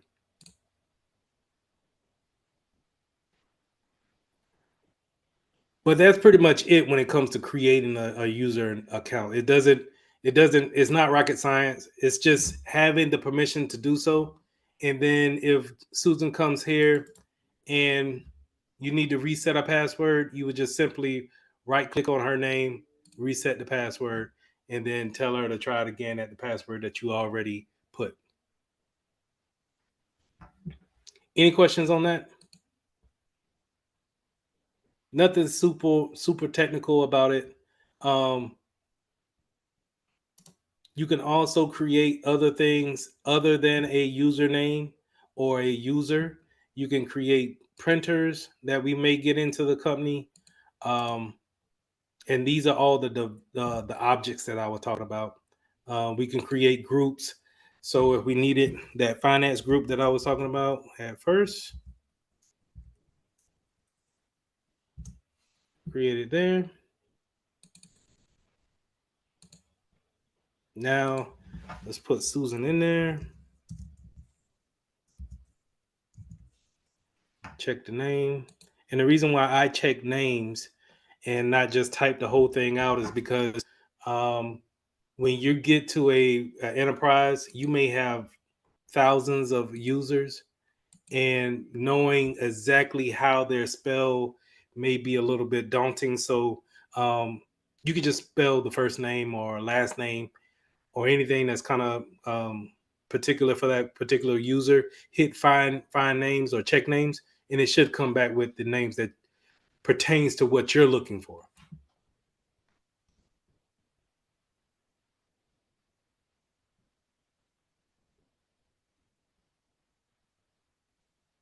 Can y'all hear me? Yes. Yes, sir. Yes. Okay. All right. That note taker kind of threw me off a little bit. Yes, I can hear you. Okay. So this is Active Directory, and this is a particular thing for a server. And this is typically going to be found on a local network, so or a domain network. It's not going to be found on your local machine. So even if you wanted to go to Microsoft and download Active Directory or a server to your computer, you can't really do that. You have to have a whole machine for that. And that's why I constantly point you back to VirtualBox in order to do said thing. Real quick, before we get out of here, while we didn't talk about it much, I wanted to bring it up that the group policy is also here too on this server. And this group policy is how we actually define the permissions that we give to groups. And so this is where group policy is going to be. If I want you to be able to make a change, I can set it in group policy here. If I want to force a change on you, and let's say force everybody to log off and then log back on and create a new password, I could force that here with the group policy. If I wanted you to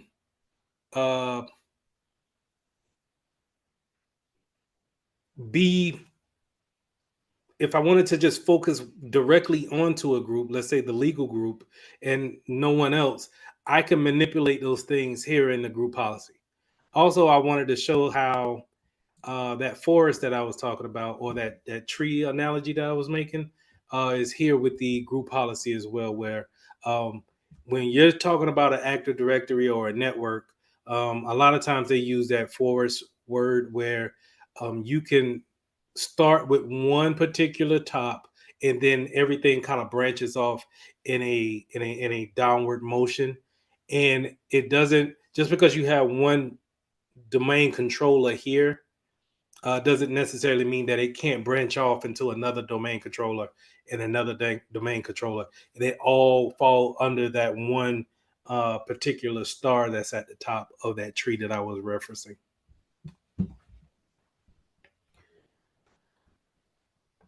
So that's Active Directory. The next thing that I wanted to show you guys was Azure. And Azure is the online version of Active Directory. So also very good for the resume. If you can go to the go to Azure portal.azure.com and log in there to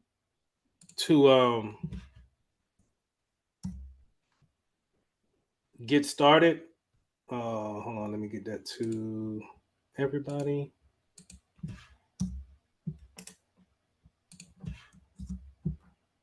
To get started, just to kind of play around in it, is a good bullet to put on your resume as far as the type of these Active Directory and Azure are software that you're going to see in the real world that we're using constantly, that employers are looking for constantly. So if you can get some type of familiarity with the software and it's free, it's really a no-brainer to really just go around it and poke around in it and be able to talk about it confidently so you can get that position that you're applying for and stand out among others. Now, doing IAM in Azure is pretty much the same thing, but it's prettier, right? You get your layout up here. You could do a lot more. It gives you a better layout and is more user friendly than Azure than Active Directory. The thing about it is that in a real life scenario, your Azure is probably going to be connected to your Active Directory on the back end. And so you may have some users using AD for a quick response, but you may have other users using Azure and putting their entries in here and letting it replicate. The thing about that is that replication time may take 4 to 6 hours to actually talk from whatever server this is on in the web to whatever you have in the internal network at AD. And so to say it in another way is that it's quicker to make your changes in AD and then let it shoot out to Azure later on versus making the changes in Azure and having it replicate back to the internal network. Okay. But it's still the same. The same mission is still being done here. You can create the user and then you can assign said user to a particular group.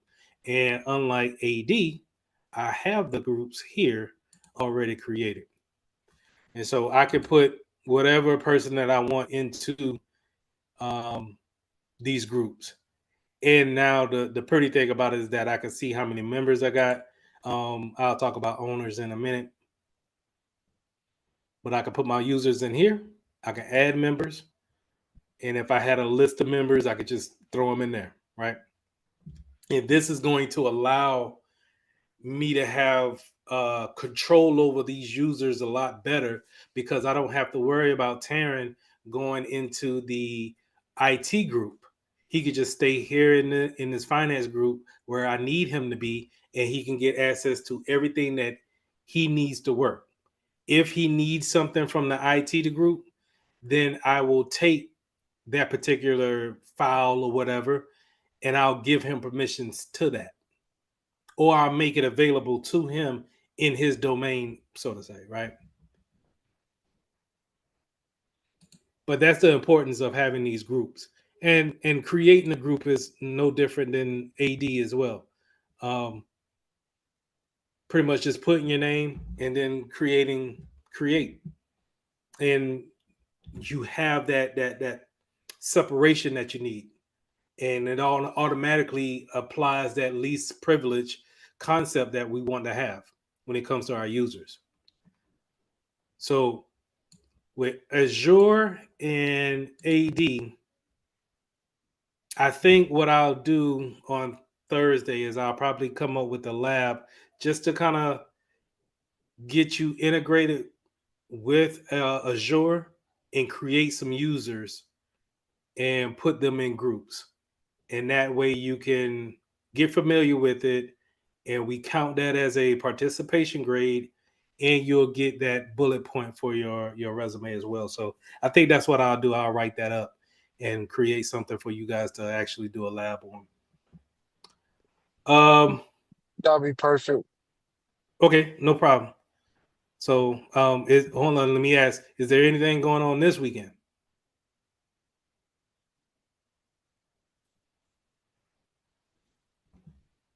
Regular football, Halloween. Or see the classics, but I'm not going, so it's good. Okay. Yeah, it shouldn't take too long. But I think this this will run real big on the resume when you could put that you're familiar with creating users and security groups in Azure, Microsoft Azure. Make sure you put that on your bullet point. But I'll set that up. And honestly, I wanted to show one last thing, but it kind of pales in the comparison when it comes to Azure. So real quick, get up in there.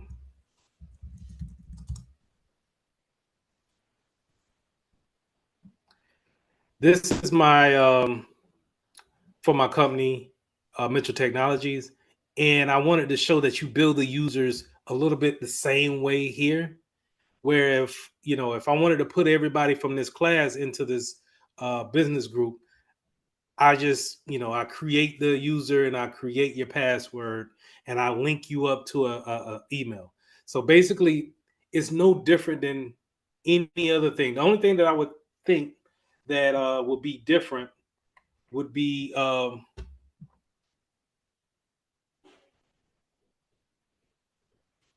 yeah.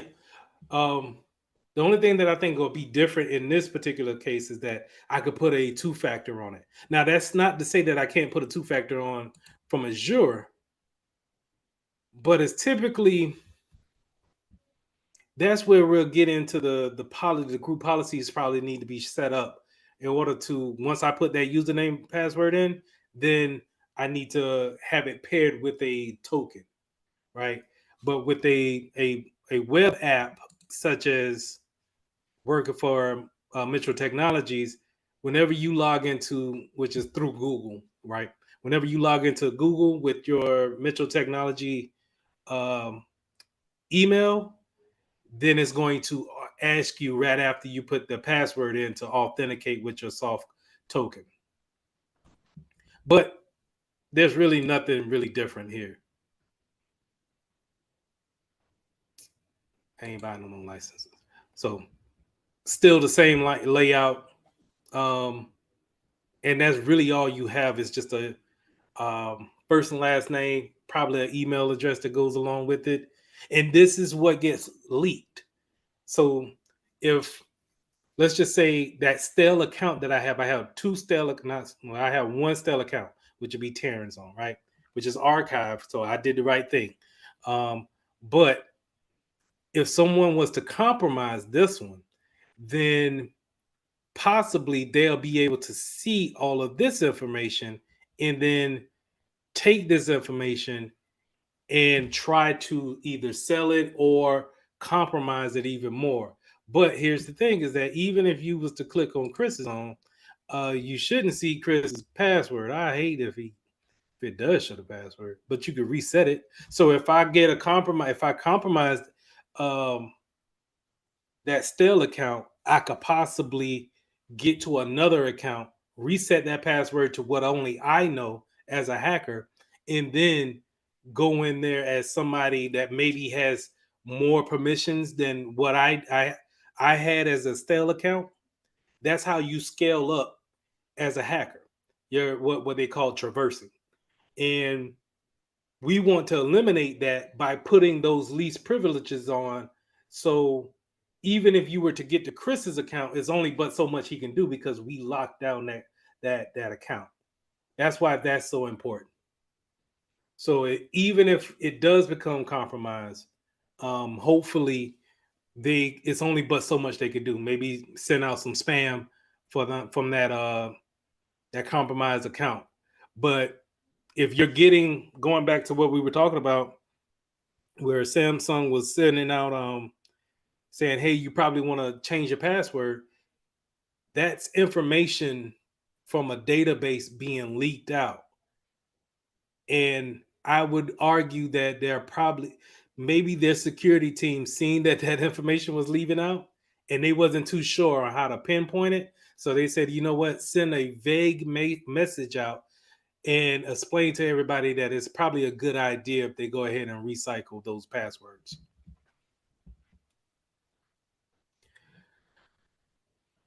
That's all I had.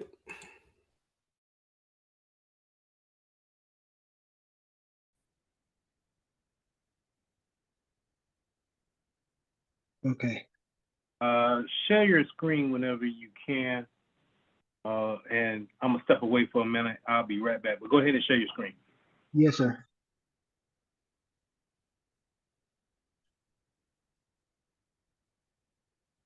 Oh, you gotta disable.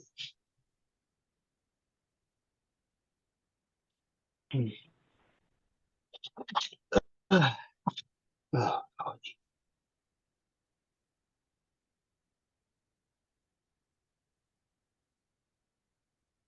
I gotta enable it. yes, sir.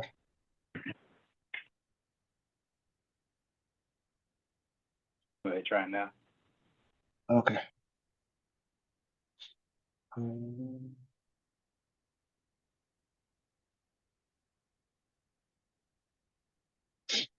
All right, so let's look at the email.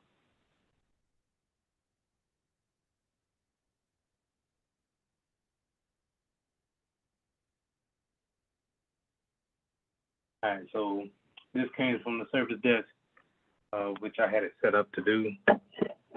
I hope it gives you the right role, but we'll see. Okay. That you're now registered at a hot desk. So yeah, you're gonna use the email for your username, and then copy and paste that password in.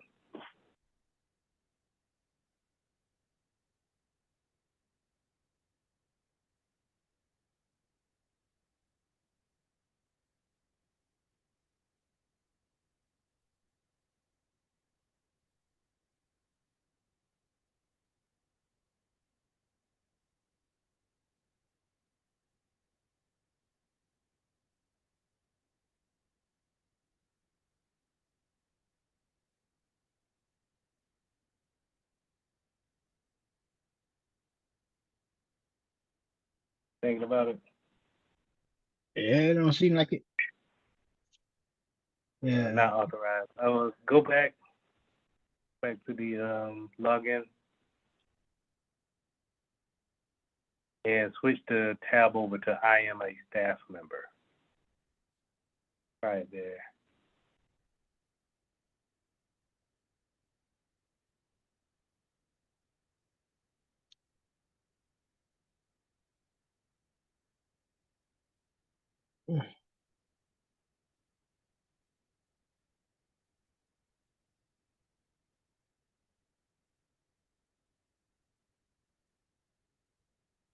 Crap.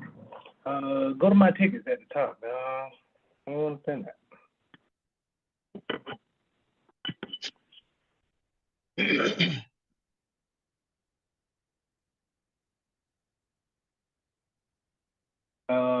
What's under my profile? Mm.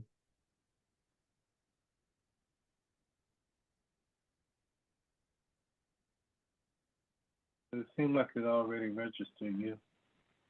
Let me refresh it on my side. I don't see you in the staff. That's what I wanted you at.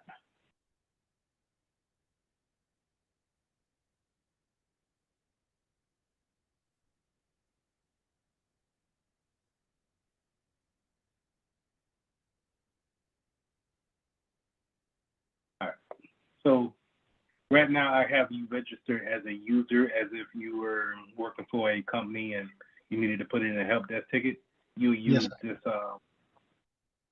profile to actually submit a ticket. You'll see that at the top. I'm gonna go ahead and stop sharing your screen. I'm gonna share mine and try to get you set up as a staff member. Yes, sir.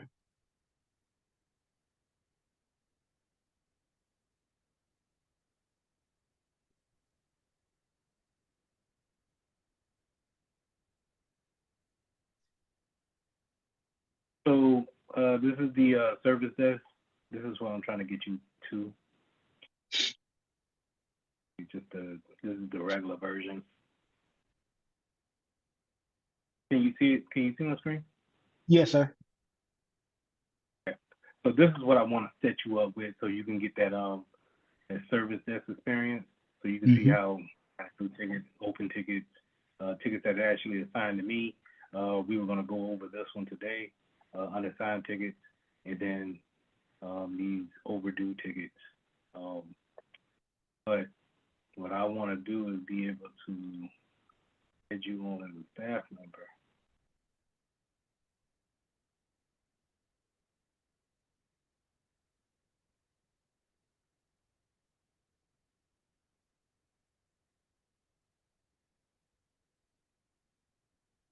That's not right.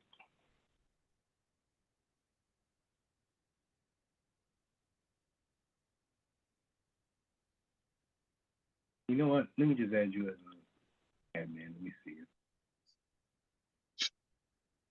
it. So I'm someplace up here. It just ain't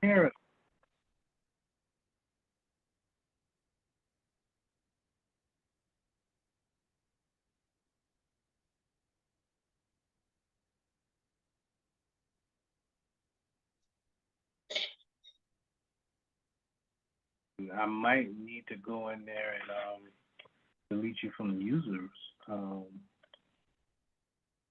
That. Let's go over to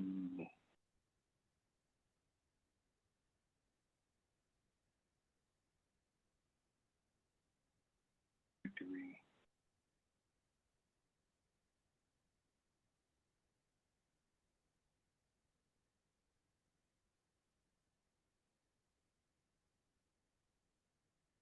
Over to manage.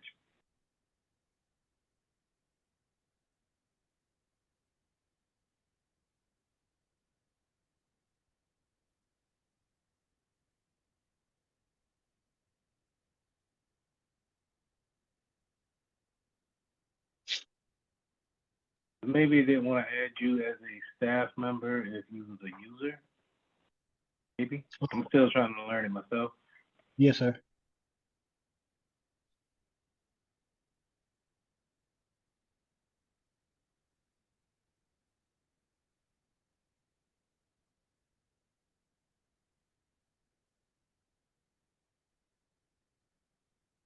What's your Mitchell Tech email? Hold on. I think I got it on my phone. Been a while since I used that one. Are you able to get to it on my email just to see the? It's charmon at mitchelltech.org. I think I can still get to it.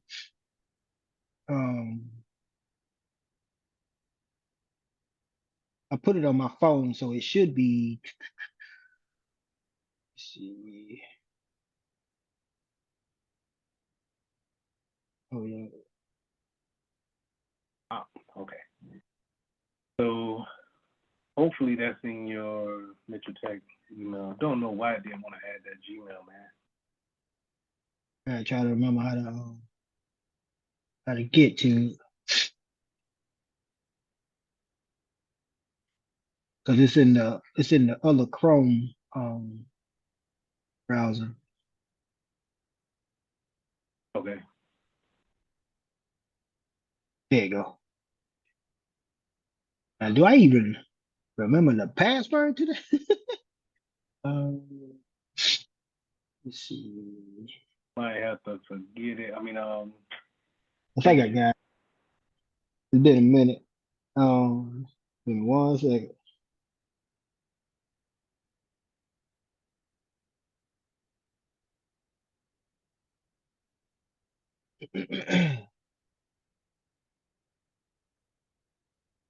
What this is. There we go.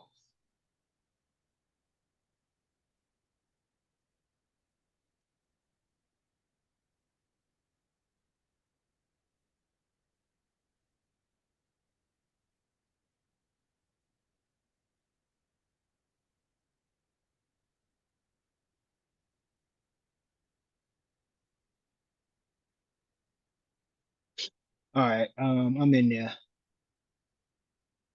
okay. I'm gonna unshare my screen. You share yours back. Okay. Was this sent today? Yeah.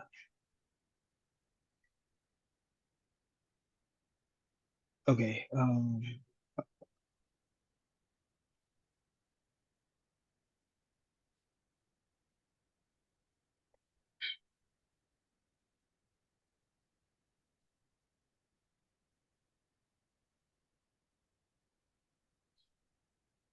Why is it paused? Say that again. Let's see. Let me know when you're ready for me to share the screen. Yeah, go ahead. Go ahead. All right. Yeah, it says my screen sharing is paused. Maybe it's something I did on here. Do you see a pause button at the bottom when trying to share? It's a I was trying to hit resume share, but it don't want to. When I do that, it doesn't come off pause.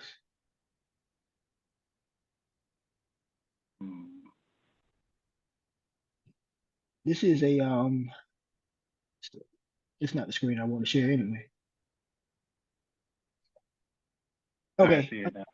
All right. Is this what you sent me? Yep. Join the team. Accept the invite. So when you get the job, your remote job, that's how it's gonna come up similar to that, right? Yes, sir. Now we're gonna set your password. Go ahead and use a decent password. Yeah. 12. Nothing too simple. Said nothing too simple. Yeah, nothing too simple. I think at least one uppercase, some letters, and a special character.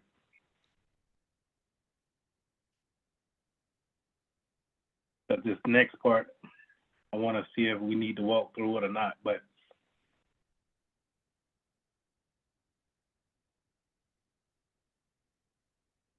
Oh, nope. Caps lock on.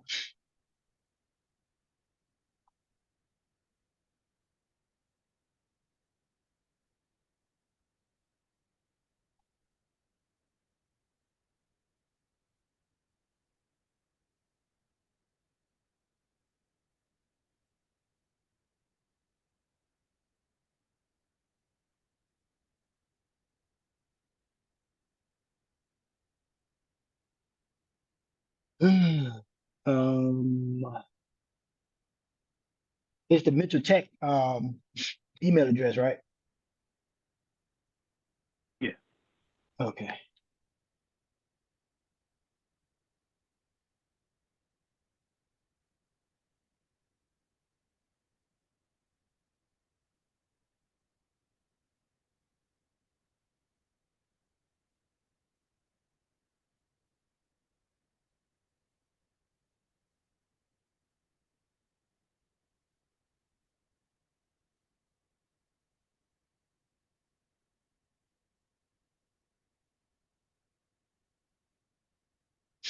Uh, your the screen paused again. Okay. yes, sir. I need to relaunch Chrome. But I'll do that after we get done.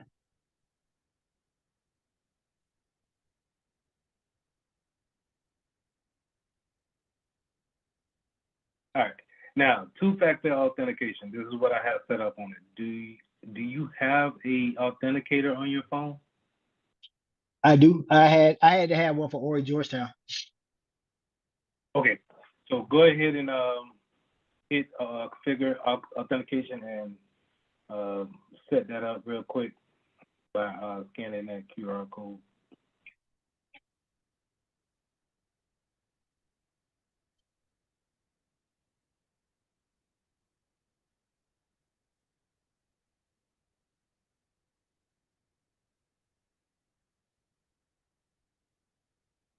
While you doing that, I'm gonna try to get my Xbox back on. Oh,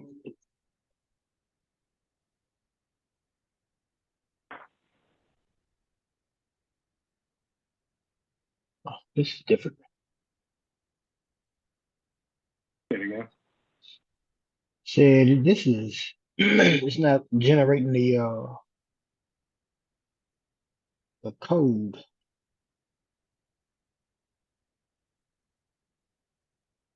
Which authenticator do you have? This one is hold up. My nope, that's not Microsoft. It just says authenticator. I'm guessing it's Is there a little blue lock with the white yes, background? yes, sir. Yep. Okay, that should do it. When you took the QR code, did you see anything that says open EDR? Or not open EDR. It'll say Exidium. Yes, sir. Hold on, let me do it again. Um,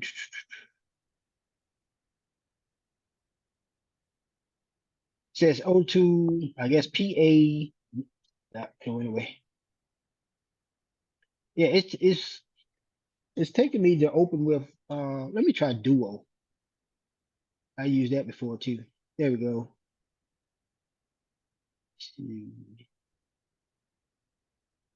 Why does it want to connect to Google Drive for?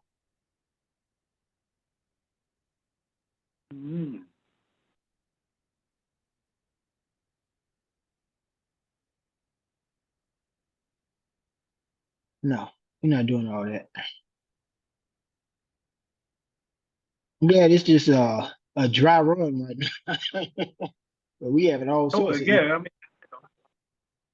that's the reason why we're doing it. You know what I'm saying? Just to get because I'm not saying that you need to do this at a particular speed at work, but you know, whenever you see something like this or somebody says, "Hey, can you help me set up my two-factor?" Normally I'll take them to that Microsoft Authenticator and scan that QR code and see if yeah, we that's can what set I'm up. using.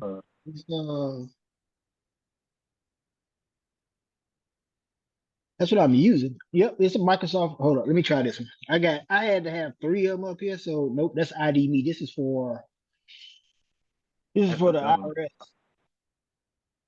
Yeah. Yeah, it's giving me a link, and every time I try to I go to Authenticator, it's not generating. Scan this barcode with the Authenticator app to generate the. Let me try these. Let me try because I scanned it with my picture. There we go. I got it.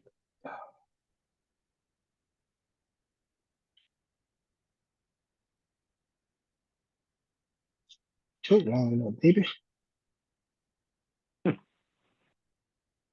All right, here we go. There we go. Man, they ain't want to play with me.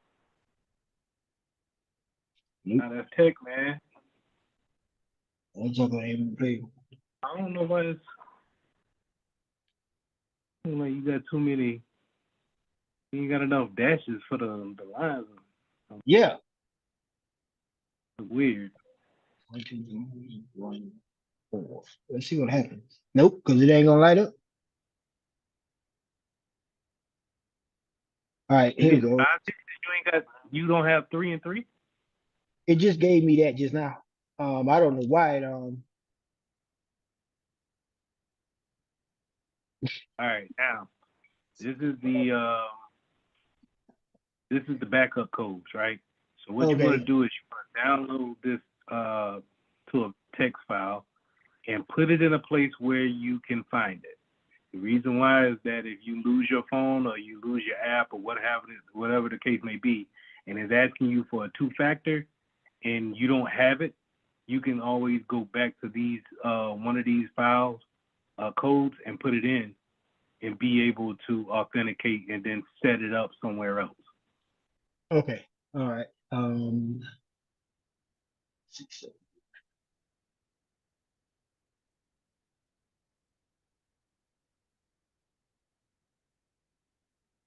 Because if not, like you do, like how I did the other week, I forgot it. I couldn't get back in. I tried the two-factor and everything, and I had to end up putting in a help desk ticket with Insidium to reset the whole two-factor for my account. And they was pretty good with actually getting back with me, so I like them.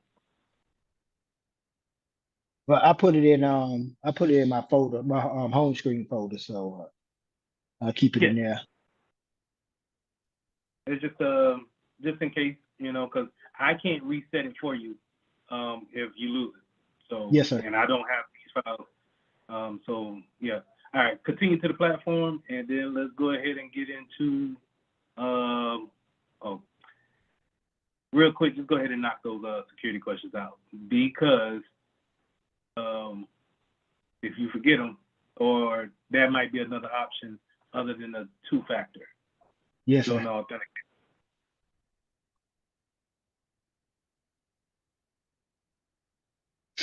Like I said, man, I tried my best to make this platform as intuitive, as not intuitive, but engaging as possible over the holiday weekend. And I think you're gonna learn a lot from it, man. I'm gonna have a lot of fun just kind of building it up. So it's something that me and you can go in there and check on a daily basis just to kind of, get things going. So yes, sir.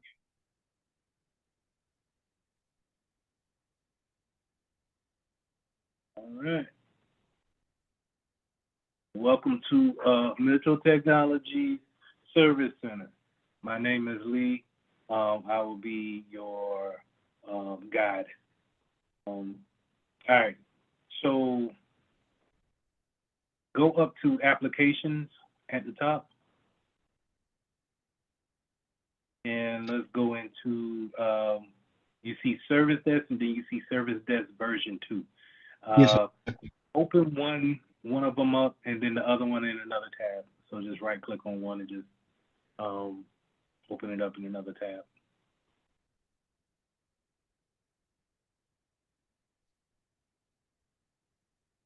I'm using what am I using? The MacBook. Where my mouse Okay. at? Yeah. No problem, no problem. We could just, because it's going to be the same thing, just one looks different, right? Yes, sir.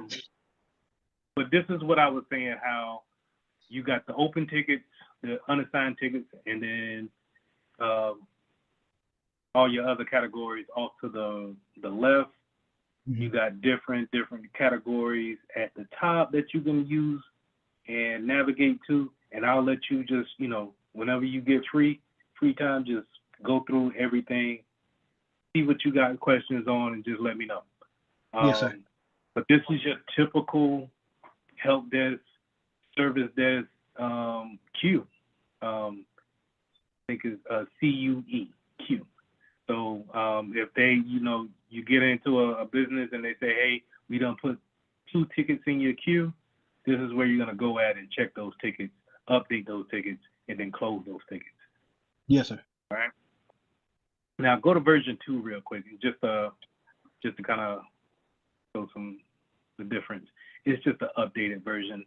It looks a little bit more appealing to the eye with the little user icons off to the left, but nothing. It doesn't say anything different. So either you'll run into one or the other. You'll run into ones that we saved a little bit of money, so they gave you version 1, or we spent a little bit more money and we get a little bit more features with version 2.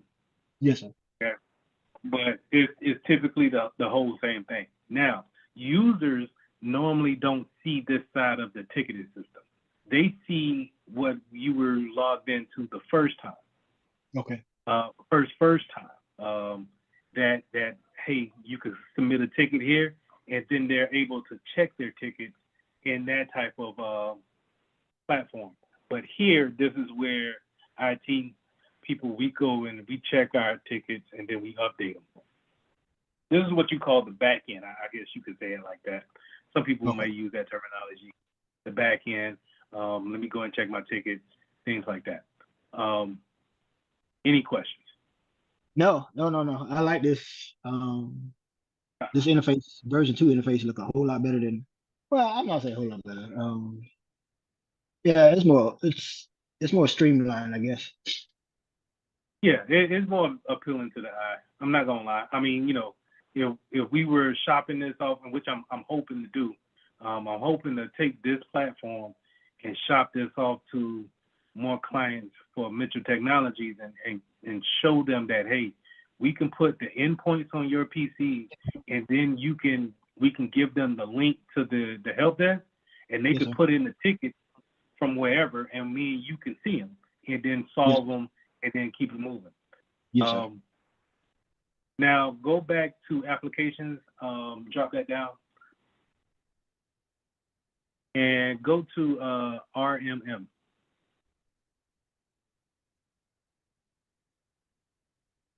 This is the work I've been doing. So I got some clients for us to look at, and these are the agents that I have out there that's actually on machines, and some are running, some of them are already reported issues. And we'll get into this as we go along with these sessions. But you can, I got these there, so now you can click on the ones that I highlighted and just look at it'll let you drill so far into like file locations. Yes, sir.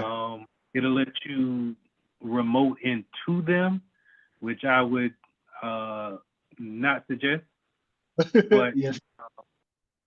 unless you get permission from that person, because this is not just me and my household. This is, I think, 2 other households. Yeah. Oh yeah. This is real. No. Okay. You about to get this work. You about to get this work. So whenever I say, hey, we have an application out there, we need to make sure this application is off all PCs that's under our care. You can go in here and we can look in the application part of them and then tell that endpoint to take it off. Okay. So we'll get to that. Yes, sir. Yeah. Whenever those names, those computer names are highlighted, you can click in them and then drill down into them to see the information that the endpoint has collected. Okay, so this is your typical dashboard. Well, this is my dashboard. Your dashboard is at the top, and I'll go over that in a minute. But this is what I go and look at my agent, see what's actually going on. All right, this is what I'm gonna check every morning to see who's out here wilding out, what I got to do. I got some mobile devices. You see a couple of iPads in there. I even got a couple of Android tablets in there. And I got geofencing on them, so I know the locations of those tablets, those mobile devices. That's crucial for MDM management, mobile device management. So all those things we talked about in Security Plus, this is putting the rubber to the road here. I like this. All right. Mm-hmm. Now, if you want to put an endpoint on your machine, let me know, or you can just go ahead and download it. I did put this endpoint on some of my virtual machines as well. So, okay. Because remember, your virtual machines are, even though they're sitting on VirtualBox and may not be turned on, when they do turn on, they're connected to the internet, and they may be up to date and patched. They may not be. So it'll be good if you had an EDR system on it or an endpoint on it to be able to look at it from a high glance, from a high point to see what's going on with it. Okay. What I do then is I use the HP to spin up a virtual machine. Because the MacBook, I don't have enough memory of it. Even with a solid state hard drive, the extra one, I just don't have the extra memory. So I'm gonna spin it up on HP. I think I can create a server and a regular machine, and we'll put endpoints.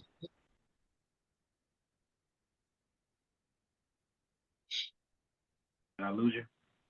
Oh no, I was saying I'll spin those up and then I'll let you know, and we can put endpoints on those two. Okay. All right. All right.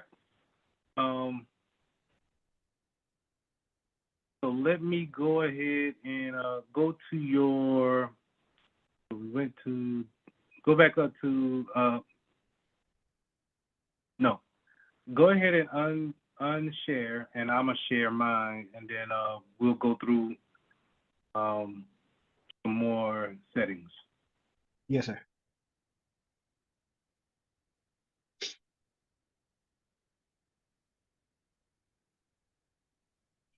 All right. So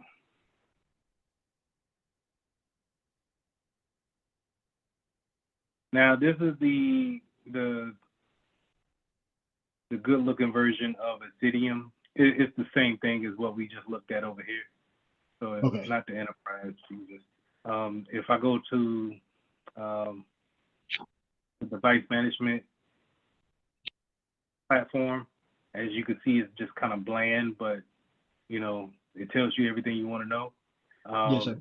This right here. Now this is where you can get the endpoint, and I'll go over that in just a second. Matter of fact, I'll just copy that, and you are seeing my screen, correct? Yes, sir. Okay. I'll just copy that. Hit next, finish, and close. All right, so this is the sexy version, if you will, of the same platform over here. Okay. This is what you would want to, boss walk up behind you and is like, oh, okay, yeah, man, the dashboard looks great.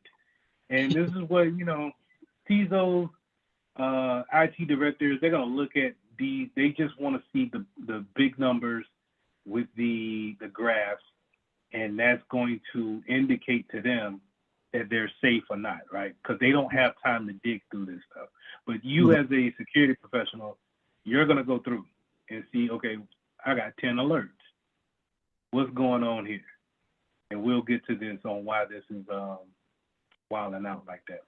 Okay. But this is, when you look down into it, this is your threat hunting at a glance. This is how you dig into what's actually going on with the vulnerability. What is the hacker trying to do? Not saying that this is being actively hacked right now, but this is how you threat hunt. This is how you look through and you see what processes is happening on that computer to see exactly what is the hacker trying to do. Okay. Okay. Now you can get a lot of information here. Time. We can see what's going on. Where is it? What's the location of it? Right.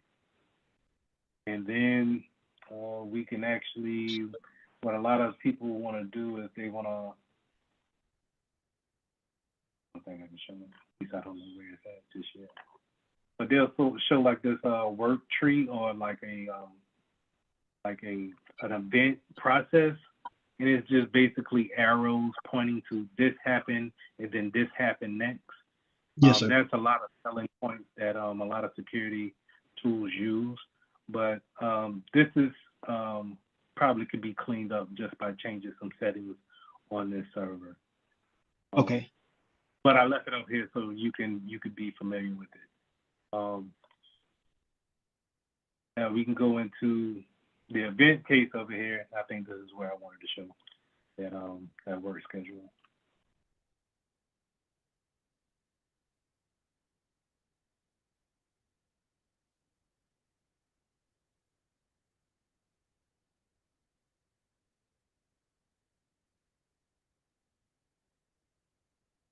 I have to find it. But anyway, I'm not trying to go. I will make a session for us to dig deep into this. But just right now, I'll give you a good overlay of what's going on. And I'm going to jump back over to this platform because I like it better. This is more, there's too much going on for me. Okay.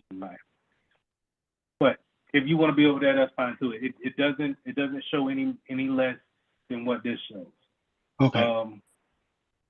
But the dashboard over here is a little bit different. But you still get your, you get your little nice graphs. Yes, sir. Things to print out to people, getting an overlay of the network overall. So in our network for Mitchell Technologies, we got 2 Androids, at least 5 iOSs. Not at least, but we have 5 iOSs, at least 2 iPhones. I'll say that, and mostly Windows machines. But I like this that it also breaks it down over here into device types too. Yes, sir. When people ask you what's in your network, it's nice to say, hey, take a look at the dashboard and say, okay, yeah, man, no, we only got 1 server in the that we're tracking. So if you see another server that's out there on the network, then we need to take a look at that because we should only have 1. Yes, sir. I'll go over ownership whenever we get to that, but it's basically you could set up different types of ownerships as far as let's say if it belonged to the legal department, HR department, so on and so forth. Yes, sir. And then the all important, what versions are we on? A lot of IT directors, CISOs will want to know what versions that we're on. A key note to remember is that you probably want to be on the one version back than the latest version. Just because if we haven't tested out the new version, and let's say the new version is vulnerable, then and we already pushed it out to everybody, there's no way to really roll back until the new version comes back out. You get what I'm saying? Yeah, because you get hit with a 0-day exploit, and if you're on the new version, you have to wait till a patch comes through to try to fix it. Right. So we want to stay one behind, and then whenever that new one, because we know a new version is going to come, right? So Yes, we sir. just whenever that new version comes out, we'll make a way and make sure that we're not vulnerable for the one that we're going to jump to. Okay. At least have some type of mitigation in place that if we're going to move up, that we can have something in place just in case we become, that vulnerability makes us more risk aware to risk acceptable to what we're comfortable with. Yes, sir. Now, let me ask you a question. In that regard, that is for like operating system, iOS's or Windows operating systems.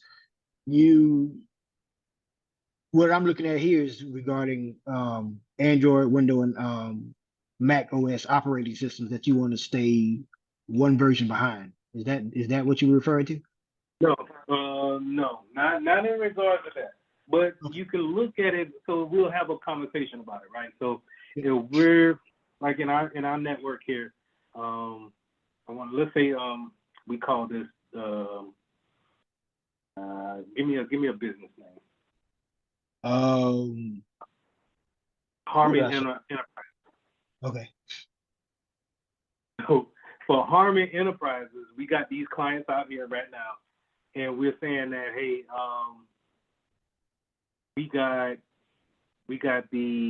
we're on Windows 10, but we know Windows 11 is out here, and they're talking about actually moving up after Windows 11 soon.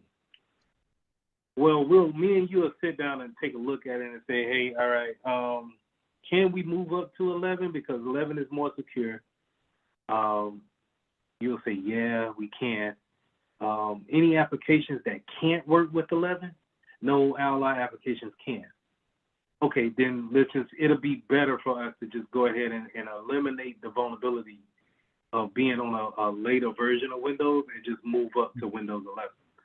Yes, sir. Now, in certain cases where, like, I'm working for the industrial industry, a lot of our equipment, those conveyor belts, a lot of machinery can't work with anything but Windows XP. Yes, sir. But what do? We don't want to move up. Yeah, we can move up to Windows 10 or Windows 11 and leave XP up behind, but then we can't use the conveyor belts no more. Mm-hmm. So me and you will sit down and say, okay, all right, since we have to have XP, they can't be on the internet. All right, because the application could probably work without the internet. The application just needs to tell that conveyor belt just to move to the left, left. That's it. It doesn't need the internet for that. So we could just leave that computer on XP and cut off the network card for it. Make sure it doesn't have any network connectivity, or segment it on the network. Put it in its own VLAN. Make sure it can't get out. But you still run a risk of it being connected to the internet. Yes, sir. All right. So we'll go over all of this other stuff in upcoming sessions. We did the device list. Good stuff here that you can click through. User list. Everybody here. All right. Now the configuration templates. this is like GPOs. This is how we tell the device how we want them on our network. Okay. As you can see here, and the word of advice, if you're going to put one on your iPhone or something like that, yes, sir. To revise iOS. Don't do the first one that I had, which is down here. Okay. That's going to have you change the password like every 2 minutes. Feed me off. But you can't go in here and change them. You got to make a new one and then change it. So if you go here to revise, this is what I mean. We tell the device what to do. So you go to edit, and then you can find what things we want, but then we can go in here and we can edit these rules. These are rules that we set. So in harming enterprises, if we don't trust our people, hey man, let's just make sure that we give them a minimum of 6 on the passcode. Okay. Things like that. And we can tailor our policy off of these configuration templates. And then once we're ready to, well, let me get some more stuff. We can even do this. Lock it down if you really wanted to. No, you can't install nothing. No, you can't uninstall nothing. No, don't use the camera. No FaceTime. None of that. I don't want no hotspot or nothing. We can do all of that here by editing and pretty much just unclicking. Okay. But then once you do that, the way you get it to go to that computer, that iPhone, you have to download that app. So you have to download this endpoint. We'll go over that in just a second. But anyway, you got to download that endpoint on that device. And then you have to tell that device to look for this profile. And once it goes under that profile, then it acts the way I want it to, because this is the configurations I want it to have. Okay? Okay. So if I didn't want anybody to download Netflix on a company phone, hey, I might have to say, is it just Netflix I don't want? Oh, yeah. Well, okay, maybe I don't want to block any and every app from the App Store. Maybe I should go in there and have it look for a particular app in a different section. But maybe, this is a widespread profile here. So this is going to hit everybody. And so if we're just going to say is this certain things we want, we're going to probably manipulate this profile to show that. Okay. Yeah, this is how it works right here. This is MDM. I like this. Good stuff right here. Yeah. And so what I would suggest to you, you can go in here to these profiles, and just like how I got this test here, highlight it, and then clone the profile. Clone it, and then you rename it so I know it's you. And then you build your own profile on how you want it. Then test it on a machine or test it on a device that you want to put it on. Okay. And see if that's the type of reaction that you want. So if you had a nephew or a niece or something like that you ain't want them to, have stuff on their phones and stuff like that, yeah, throw this on there. This is a great way to do that. Same thing when it comes to devices, Windows machines, Mac OS, same thing. And I can do this on virtual machines as well. That is correct. Okay. So let's jump to, go ahead. You can you go back one screen? I want to make sure I get the right profile that I'm supposed to use.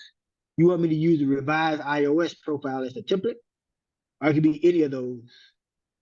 You can do any. Once you clone it, it's yours. I don't care. Right. it doesn't matter because what you're going to do is you're going to come in here and do this. Let's say we want to clone this Linux one, right? We're going to click this little, we're going to select it here in order to give us the options at the top. Okay.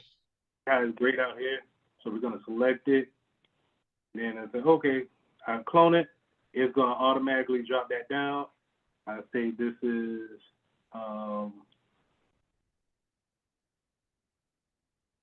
these tests. I probably don't like the apostrophe.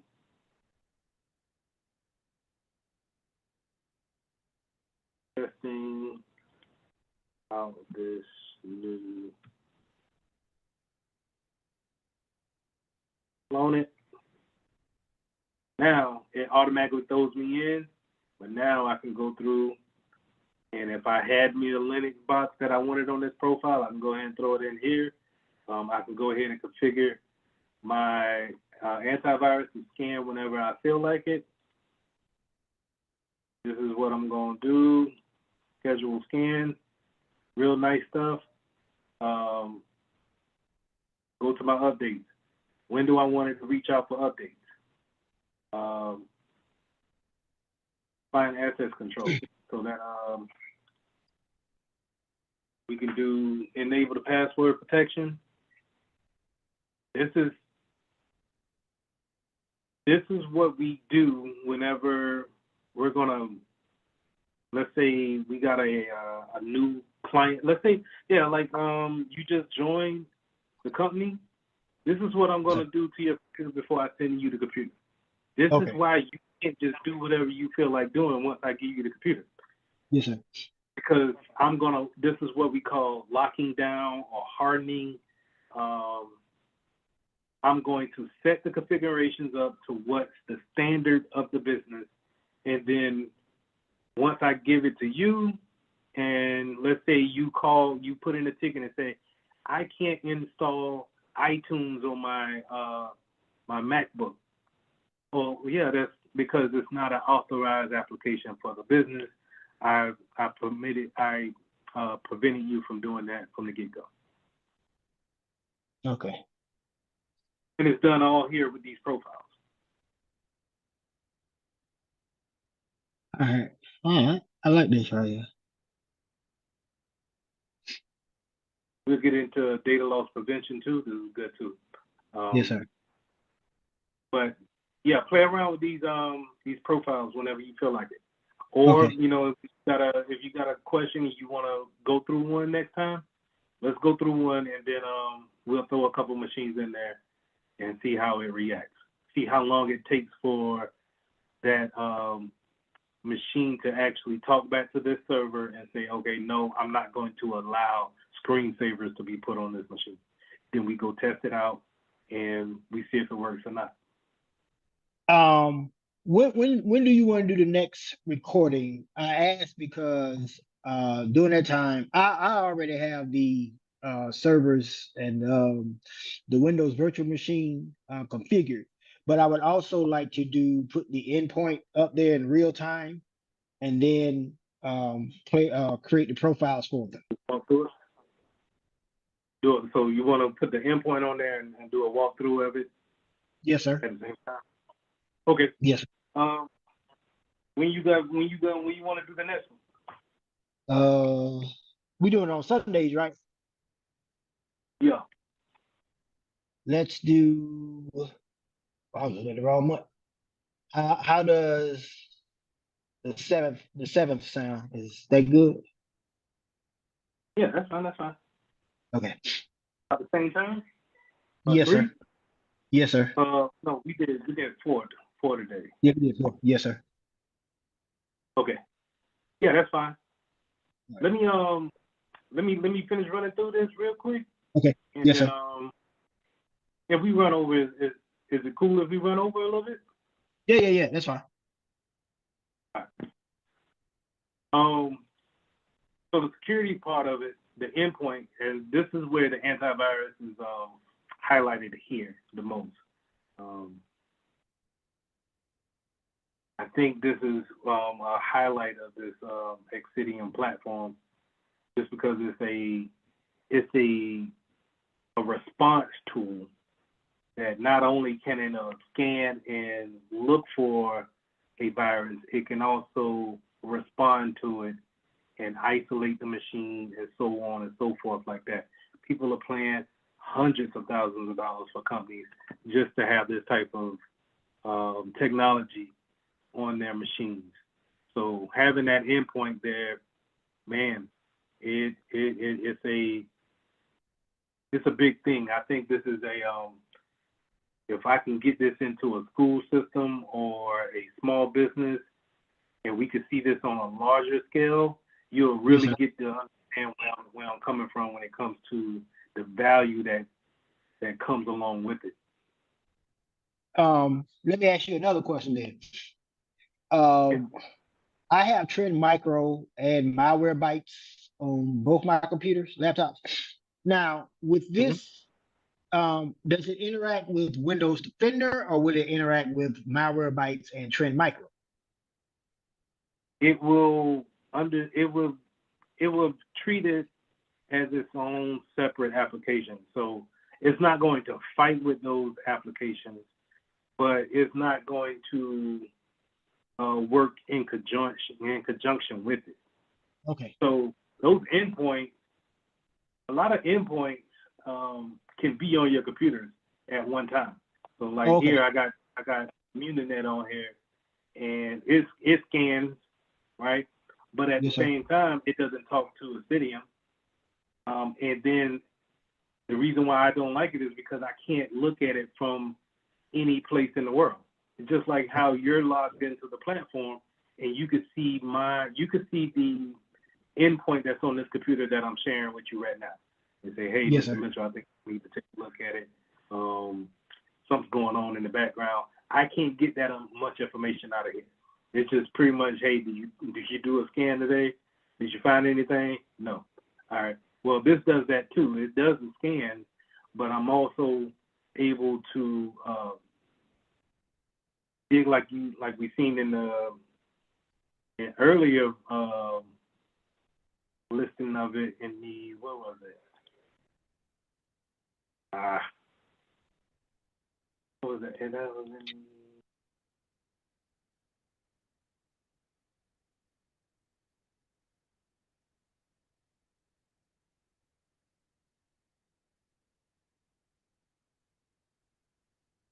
my bad for the silence. It's all right. We're learning as we go. I just seen it. We just on it, right? Yes, sir. But I'm trying to. Is it endpoint stats? No, I was talking about the where it showed the threat hunting piece. Oh, is that not the? Is that not one of the other tabs? It was over here. Yeah, you're right. All right. So like your regular EDR, Malwarebytes, things like that, the company of whoever works for Malwarebytes or Microsoft Defender, they will see something like this that could be able to dig further into the files. But us being able to see this type of stuff right here, gold, man. And then you can investigate. And once you start putting all this stuff together and, you have a case on, you have a hunch, you see something in your firewall rules that says that, you have some strange activity, and then you get to, isolate that one machine. Let's take a look at the strange activity from the logs. Let's see if we can look at it here on the endpoint security portion of it. What did the endpoint see? And start digging down into it. Because more than likely, your regular AV scan is not going to see this deep into the files. Hey, you actually got a memory leak, or this doesn't look, this for some reason at some point in time, this amount of traffic is always leaving from this directory, leaving out and going to this particular address on the internet, which says that somebody is has already infiltrated, and telling that that directory to send some information out to them. Your regular AV is probably just going to scan and look for signatures that they already know. Signatures are kind of like fingerprints of a known virus. Yes, sir. And that's what it's going to do. Hey, I don't see anything that I already know, so you're clean. This looks a little this looks deeper into it. And then, if you had some people that know what they're looking for, then actually, start to realize if you've been infiltrated or not. Okay. All right. All right. So how do you did you go back get to that second tab? Did you go from the first tab? Is something on the first tab to get to the second tab that you open it up with? This right here? Yes, sir. Is there a tab on the first tab or a link on the first tab that opens up the second tab? What tab? What tab are you talking about? So go back to the first tab, the on top, where they say edit meeting Zoom, and then the first one. Yep, that one. Yes, sir. So what did you click? Yeah. Okay. Hit right here, Exidium Enterprise. Okay. All right. Okay. Let it do its thing, and then once it generates, you'll be able to go through. Okay. All right. Thank you. No problem. All right.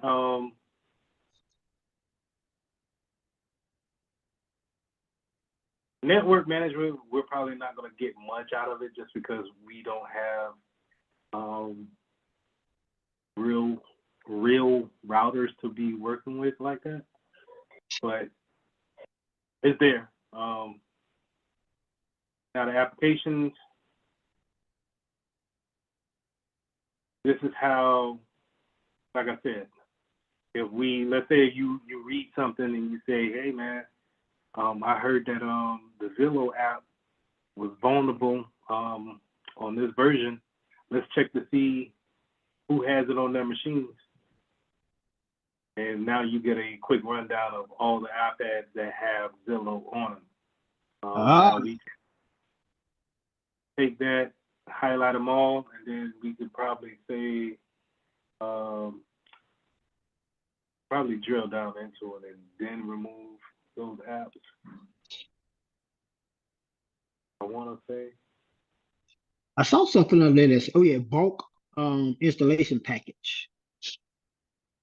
That's more on the how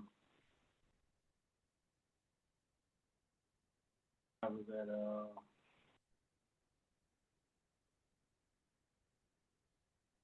this bulk installation package is okay. Let's say if we were working at a big university.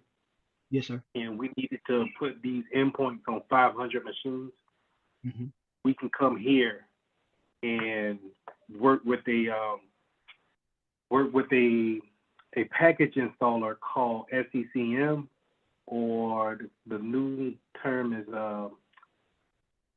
Jesus, I forget the new term of it. ECM, EMMC, I think. Okay.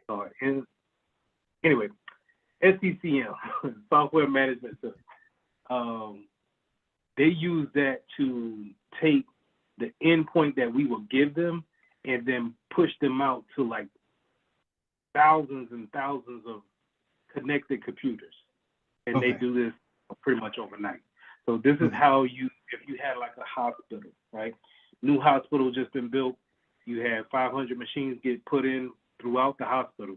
You're not going to image each and every machine. You're going to put that machine in place, plug it up to the network, and now it's going to be listening on the network for that SCCM to give it the command to install Windows 10 or Windows 11, whatever. And then with that, it's going to also install this endpoint on each machine. Okay. So that's where the bulk comes in. That bulk installation package comes into play at. Okay. But with this, these applications, we could possibly go into each device and then probably modify the profile to actually take these certain applications off. But let me look into that and make sure the actual process. Now it tell you everything that's on that iPad. Yeah. Crazy. Yeah. Yeah, like I say, man, hey, and that's just the first page. All the way down. That's wild. Will it also allow you to go into my files as well? No, I don't think it'll drill that deep because then it gets into privacy. Okay. Privacy laws you're going against. So just seeing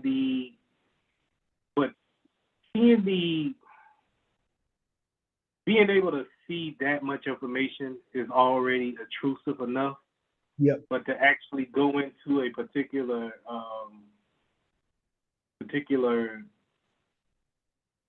device, you probably need to, if you need to see further into it, then we'll just run the remote tools.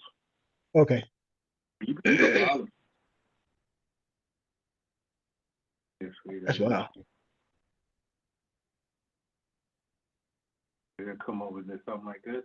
Your administrator needs to remotely access your device, perform routine security maintenance, which will not interfere with your work. Please click allow to start a remote session. See how it works. So from here, now I don't see any changes to my desktop, right? But yes, here on the platform, now I'm able to actually drill down into this is what's actually on my actual file directory. Okay. Let me show you here. If I were to go to, let me see, that is program file. So see, you'll see how these kind of match up with each other. Intel, OEM. Yes, sir. Oh, this is how, if I wanted to see those files, but I don't know if I can actually open those files. Okay. So then you go into, do you have something that can read it? All that.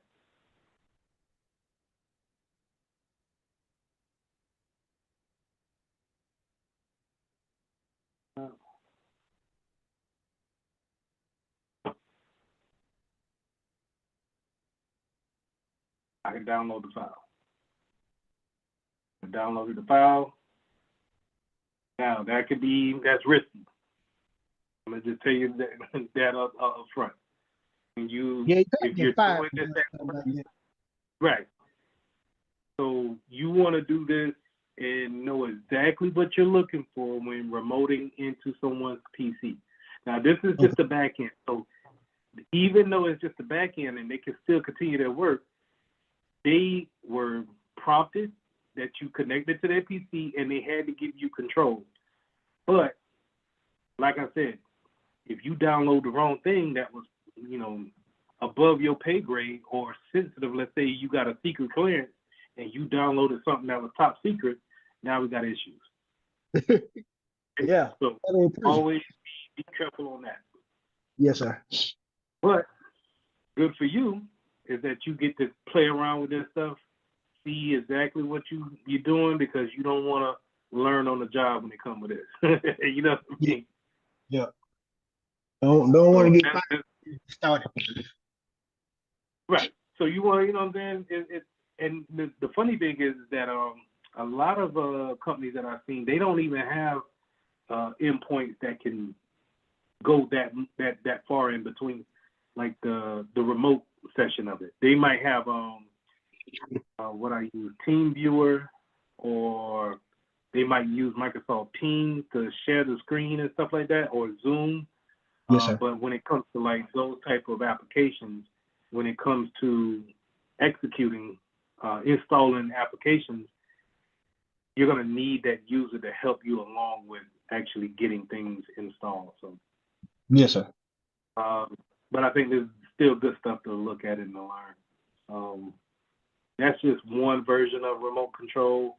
I think you can actually you could download this piece right here, and this actually let you remote into it and take over as if you're in that machine. So Okay. this is a good thing too. All right. That's all. Well, reports, we'll go over reports later, real later. These are more tools that you can look into if you want to. I haven't looked into them just yet, but they're here and they're free. Okay. So, yeah. I have a question for you. Yeah, my bad. Do companies make rules about remoting into computers? Because like at a bank, I used to work at BB&T a long time ago. You couldn't just randomly open up somebody bank account and just be like, yeah, let me send some money to this person. That is an automatic fireable offense. Do companies also make rules like that? Like if we catch you just randomly remoting into people's computer without express permission, or if you have any like if that customer didn't give you permission to contact them to remote to the computer, that's an automatic termination. No, it's a little bit not a little bit lax, like you could do it and just, whatever. When Yes, you get your job in, you'll fill it out of, hey, I got this ticket for Emily. Emily she ain't been at work for 2 days. I need to get this thing closed, because the one thing about tickets is that even though Emily put this in, the time starts on these tickets whenever she puts the doggone ticket in.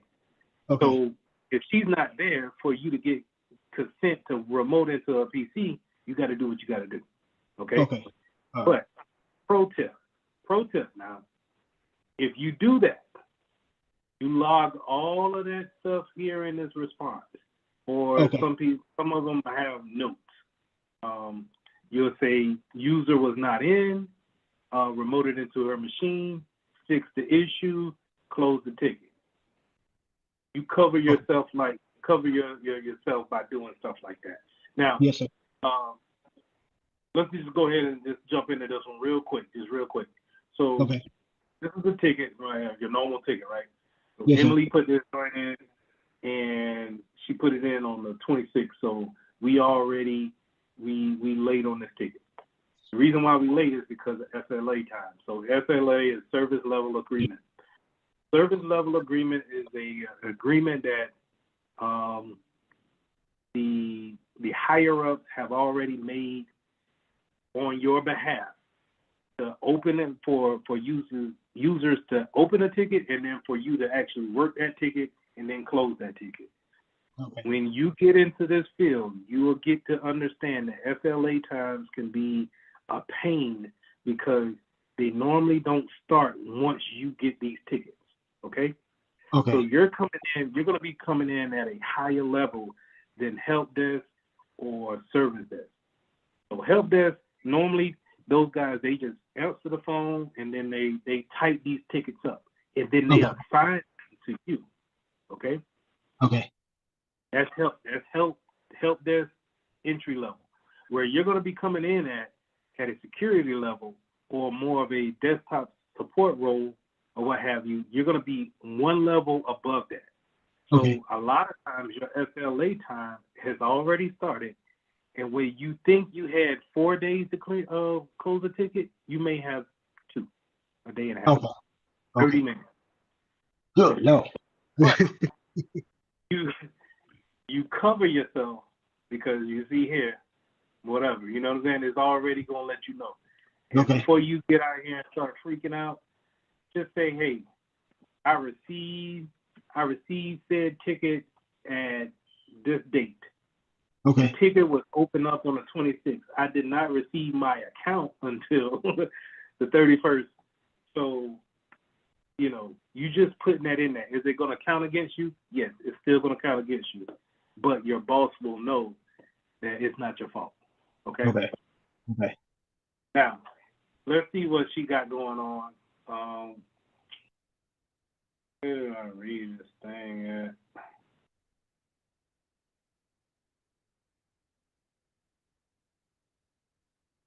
Did I not do it for her? Oh, okay. So you go down here. This is the issue. I'm having trouble setting up my work email on my iPhone using the mail app. Okay? All right. Now, that's just troubleshooting it. If me and you working through this issue right now, I would say, all right, Chris, have her call you up on a different phone or talk to her on Teams or Zoom or something like that with the iPhone in her hand. And let's see if we can walk her through actually setting up the email. Okay. But we also, before we call her up, we probably want to go over here to the platform and see if she has the right profile on her iPhone. Because remember, we can set them up with different profiles, right? Yes, sir. And so we may have a profile. Let's say, I can't. This is why I don't like this one.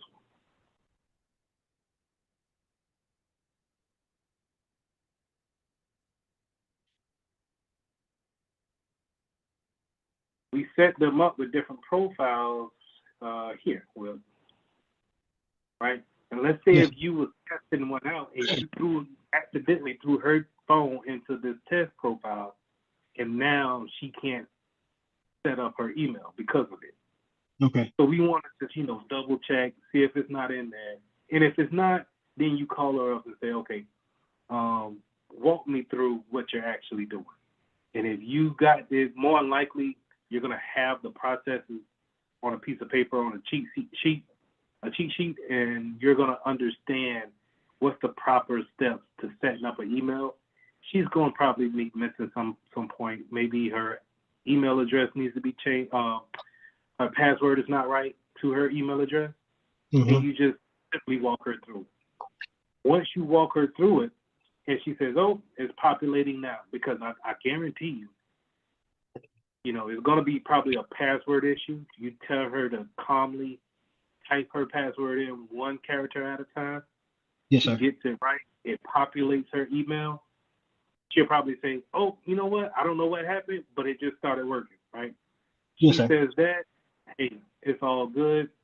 You say, all right, if you got any more questions or any issues, just give me a call. Glad to help you out.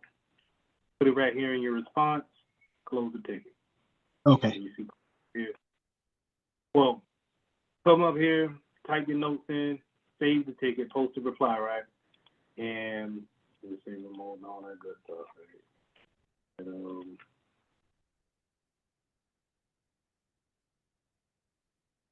Right.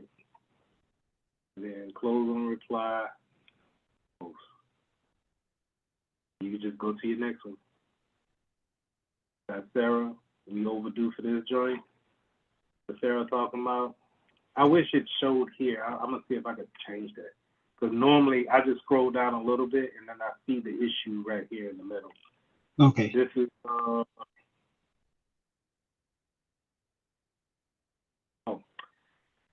same login, forgot my password. Right? Mm-hmm. So you tell me what you should do. All right. So once again, you go and wait. Do you see if she's in that? No. Because she shouldn't be in there. So you give her a call, and ask her what was the last password. Do she remember putting in? Have her try that one more time. If that's not it, then you're gonna have to explain to her that you're gonna have to reset her password. You'll reset her password on a Windows machine where? On a Windows machine. Oh, now. Do I remember that? In settings. You know what? I don't know. I'm gonna have to play around with it. I don't know that one. Yes, you do. You do know. If we're in an enterprise, we at Harmon Enterprises, we're remote. He's using a Windows machine. More likely. Access and identity management.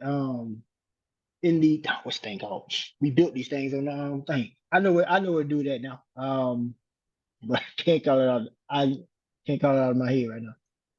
But I know where to do it at. Yeah, if you know the application, then that's the only thing you got to do.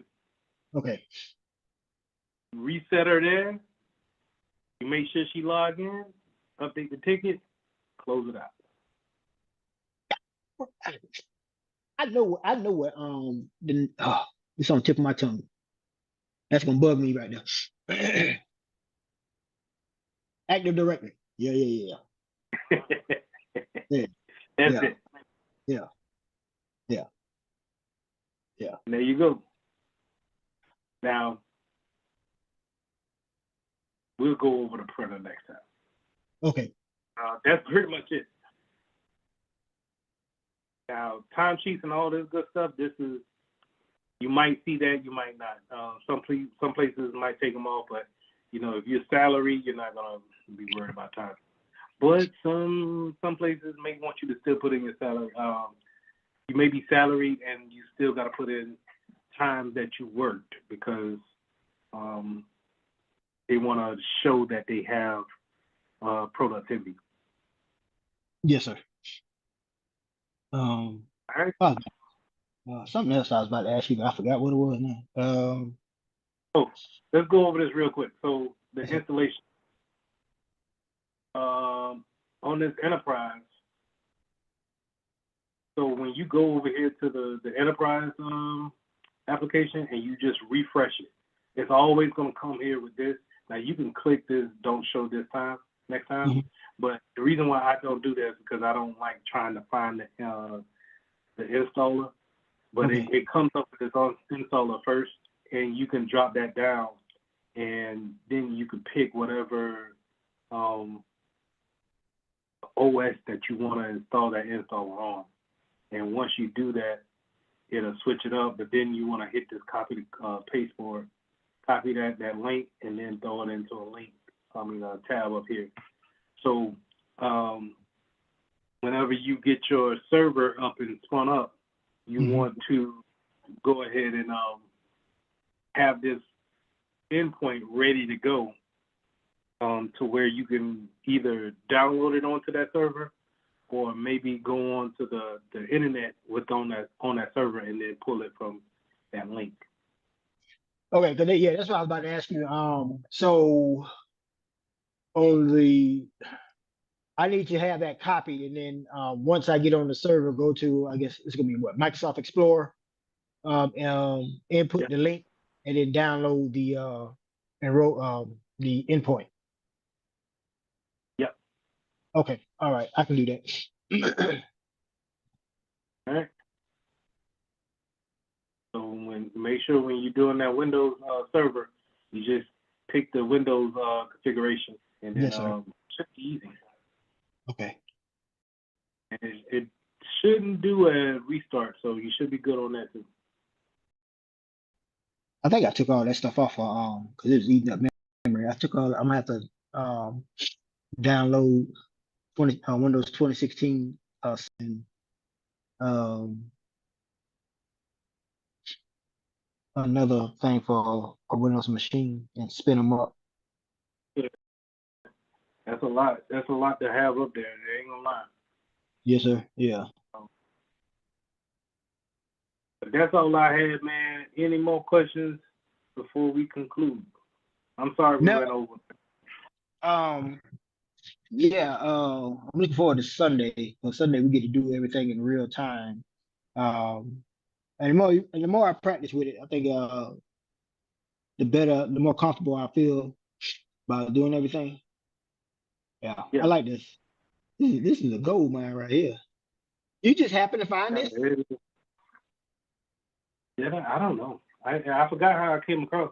No, I was looking for open source applications to do videos on, and I've seen Ethereum before, but then I was just like, something just said, man, just dig into it. And when I opened it up and went into the platform, I said, oh, this is it right here, because I was looking for something else to replace Ostra with. Yes, sir. And Ostra went there and changed up the profile. I was like, nah, I don't want to go back with them. Phishing scams that may come out of that. And, just to, kind of keep everybody up, their guards up, make sure we pivot right. But this is how you get everything under an umbrella. And you're not just trying to block one particular site. Yes, sir. Because while everybody may know of 777.com, everybody might not know about DraftKings. Okay. Especially, you know what I'm saying, if you're older guy, you're not even really into social media type of platforms. You think social media is the big four: Twitter, Instagram, and it's not. You're not even think about DraftKings being a social media type of platform. Yes, sir. So that's categories. Okay, now let's get into the heavy stuff here. Now these next three, what I'm gonna do is I'm gonna throw all of these into the chat. Right, and we're just gonna go one by one. Well, let's just go one by one. I'll just go one at a time. Okay. Because this first one is a is a is a site where they spoof Facebook. Let's see if we can and you may need to type it out if it's not going to let you copy it correctly. And then, if it won't let you copy it correctly, then let's just go ahead and type it out and beat the odds there. But just let's look at it in VirusTotal first. Okay.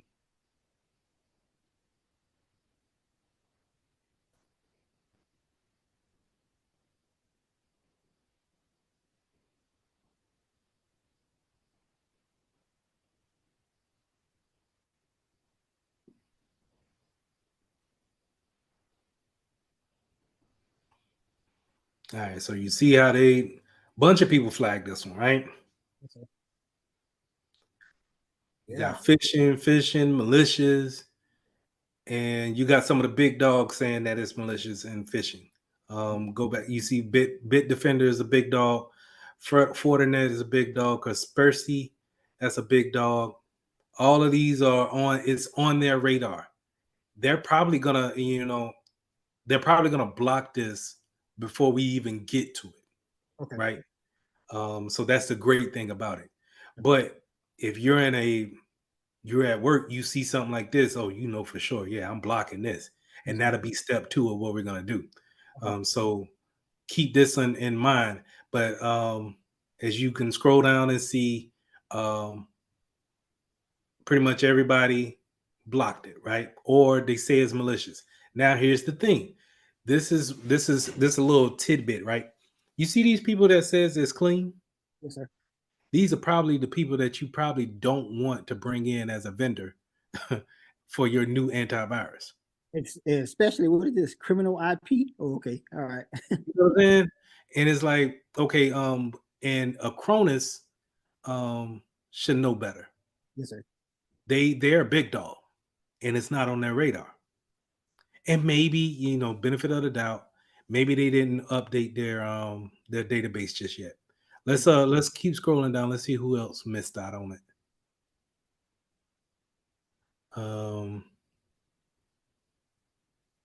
The funny thing is, OpenFish says it's clean, but that's who I got this website from.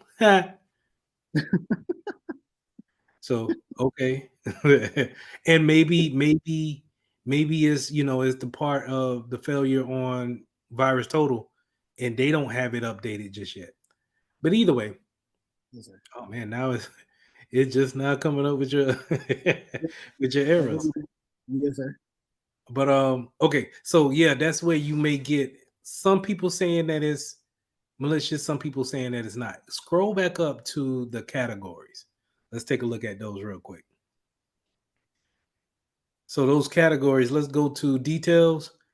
And now we done changed.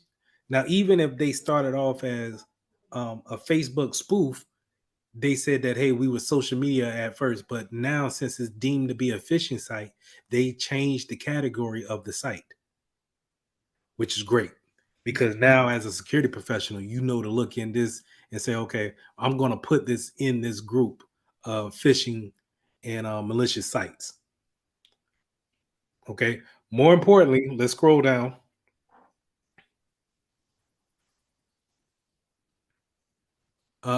We want the IP address. So scroll back up just a little bit. And let's just remember those A records right there, those 2 A records. All right.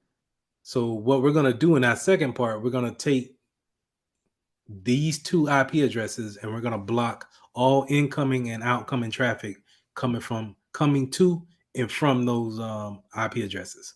Okay. You get what I'm saying? So now, Firewall. Say it again. On the firewall, we're gonna block those 2 IP addresses coming in and coming out. Correct. That way we don't worry about any type of traffic. If they were, let's say, you remember when before we started and before you suggested the virtual machine, I said I don't know if they're listening. Yes, sir. Well, if we block it at the firewall, then we cut that communication. Okay. You dig what I'm saying? So that's the reason why we want to look at those A records and get that IP address, and then we'll take that and put it in on our firewall. So go back up to the categories one more time, and I want to show you one more thing. Okay, cool. 1 second. Let me write down these IP addresses right quick. Okay. And make sure you say that this is for fake Facebook. Okay.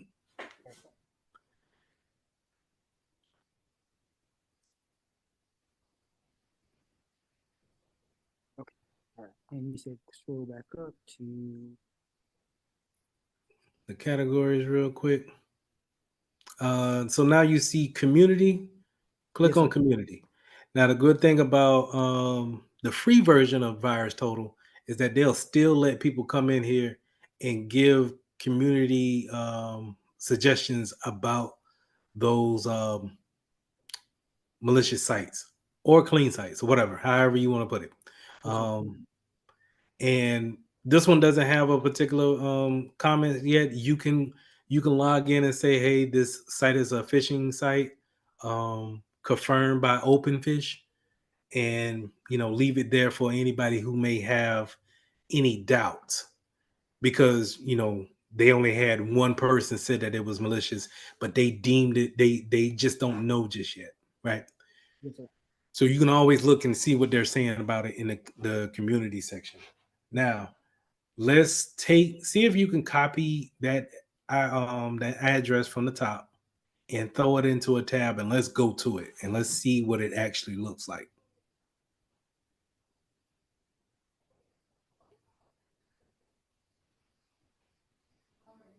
Nope, still won't let me. I just I type it don't in. know what's going on with it. I think that might be the settings all the way in that the settings in that that VM. I probably have to break it down and start it back over again from scratch. But let's type it in. Let's type it in and let's go there. And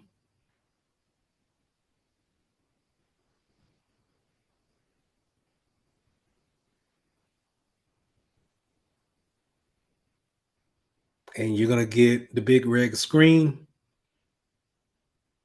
Should maybe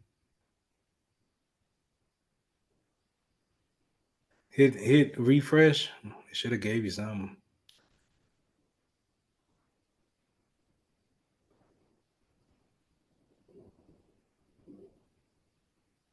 There you go. All right. So what do we see here? Not Google, but Chrome has already seen that this is probably a dangerous site. Matter of fact, this is by Microsoft Defender. All right. So this site has been reported as unsafe, right? Because we already confirmed that. Microsoft recommends that you do not continue to the site. It has been reported to Microsoft containing phish threats and may try to steal personal and financial information. We're going to click on more information. They give you more explanation about a phishing device, phishing sites, and we're gonna go to continue to unsafe site, not recommended.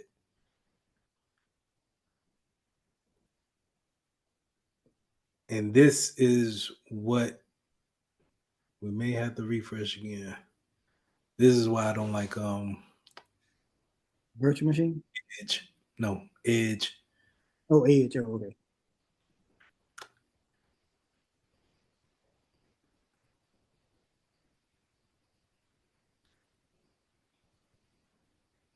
Yeah, it's blocking everything. Open up. Do you got Chrome on this virtual machine?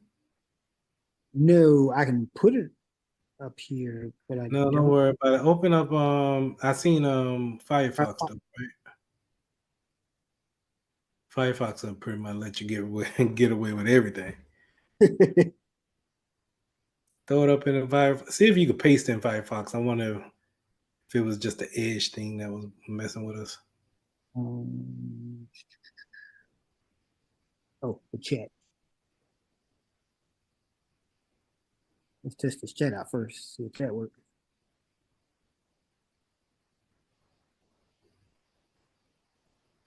No, it didn't work.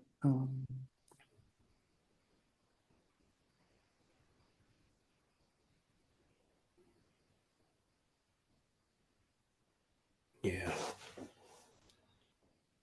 That Let's work? see what Chrome talking about. Okay, I spelled it.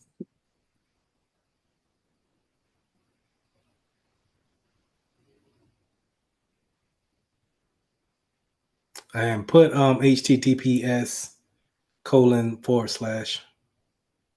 at the front. Oh, I did the same exact thing. All right.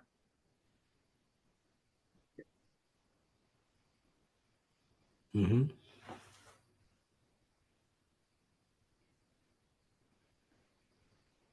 That is GAR, right? GARAZ. Sorry. GAR. Z. Oh, okay. .com.pl / All right, yeah. Now, let's try it again. Let's see if we can continue on to the site. See details. And ignore the risk and go to unsafe site. Click on the ignore the risk. Because we're trying to learn here, Firefox. Man, oh man. All right. Unshare your screen real quick. Let me show you on my side. Yes, sir. Matter of fact, we'll just do that. You sure? No, I'm not. You still gonna drive. I'm just gonna show you what it looks like on my okay. side. Okay, I think I'm still signed into. You want me to stay signed into TeamViewer on the virtual machine? On a version. Yeah. They sign in and everything. Okay. I'm just gonna show you how it looks. Okay. So I'm gonna take it, copy the address, and then I'm gonna throw it over here to my guest.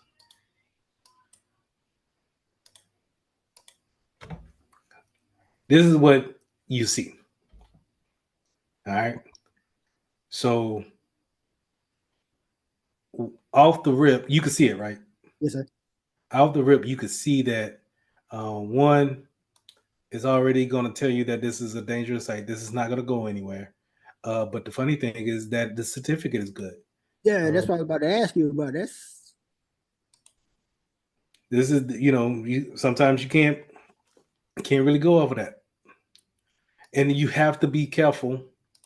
And if you see someone on a site that's using HTTP, or if it's deemed to be dangerous, we're just not going to put anything into this site. Mhm. Now, I don't know if it downloaded anything on the back end of my PC, but I'm not worried about it. But what I'm not going to do is you could put things into this, right? And I could put something here and hit that, and it would react as if I'm putting in the wrong materials. And it would ask me to do it again. Hold on, so let's see what Google says, because I don't know what it says. Server is overloaded. Please try again later. It already took my credentials. You get what I'm saying? Yep. So now somebody might look at that like, I'm trying to get into Google. It looks the part. That's how Google. Google. I'm trying to get into Facebook. It looks the part. Got the colors right. This looks similar to what happens, but you don't see your profile picture or anything like that. It even gives you a place where you can go in and I think this is the forgot password link, but it does nothing. But you don't know what it's doing. Those links at the bottom of my webpage? Yes, sir. Where it says MTP m.facebook/click. Yes, sir. Like, I don't know what that's doing. You know what I mean? It could be reaching back out to a home server somewhere. You get what I'm saying? So this is a perfect example of a phishing site, a spoof site, live out here in the wild. Okay. Look good too. Yeah. All right. So that's the first one. You go ahead and I'm gonna stop sharing and you share yours again. We're gonna put in the second one. The second one is for Yahoo.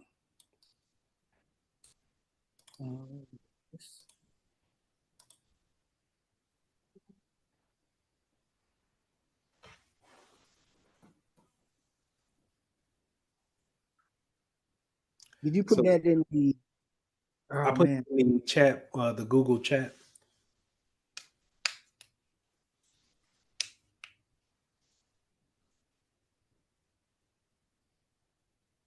And you can close these out.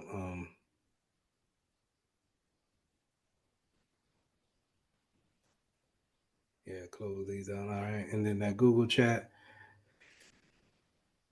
And let's just go ahead and let's throw it in virus total so we can see that it is malicious and that it's This one been right here, HJ88.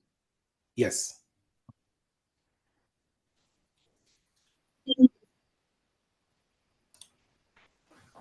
And what I'll do, man, is after we go through this lab today, I'm gonna chop it up and then I'll send it to you either in a Google Drive link, or if I can upload it to LinkedIn, I'll do it that way and have you download it and put it on your profile. Oh, there's another thing I wanted to show you.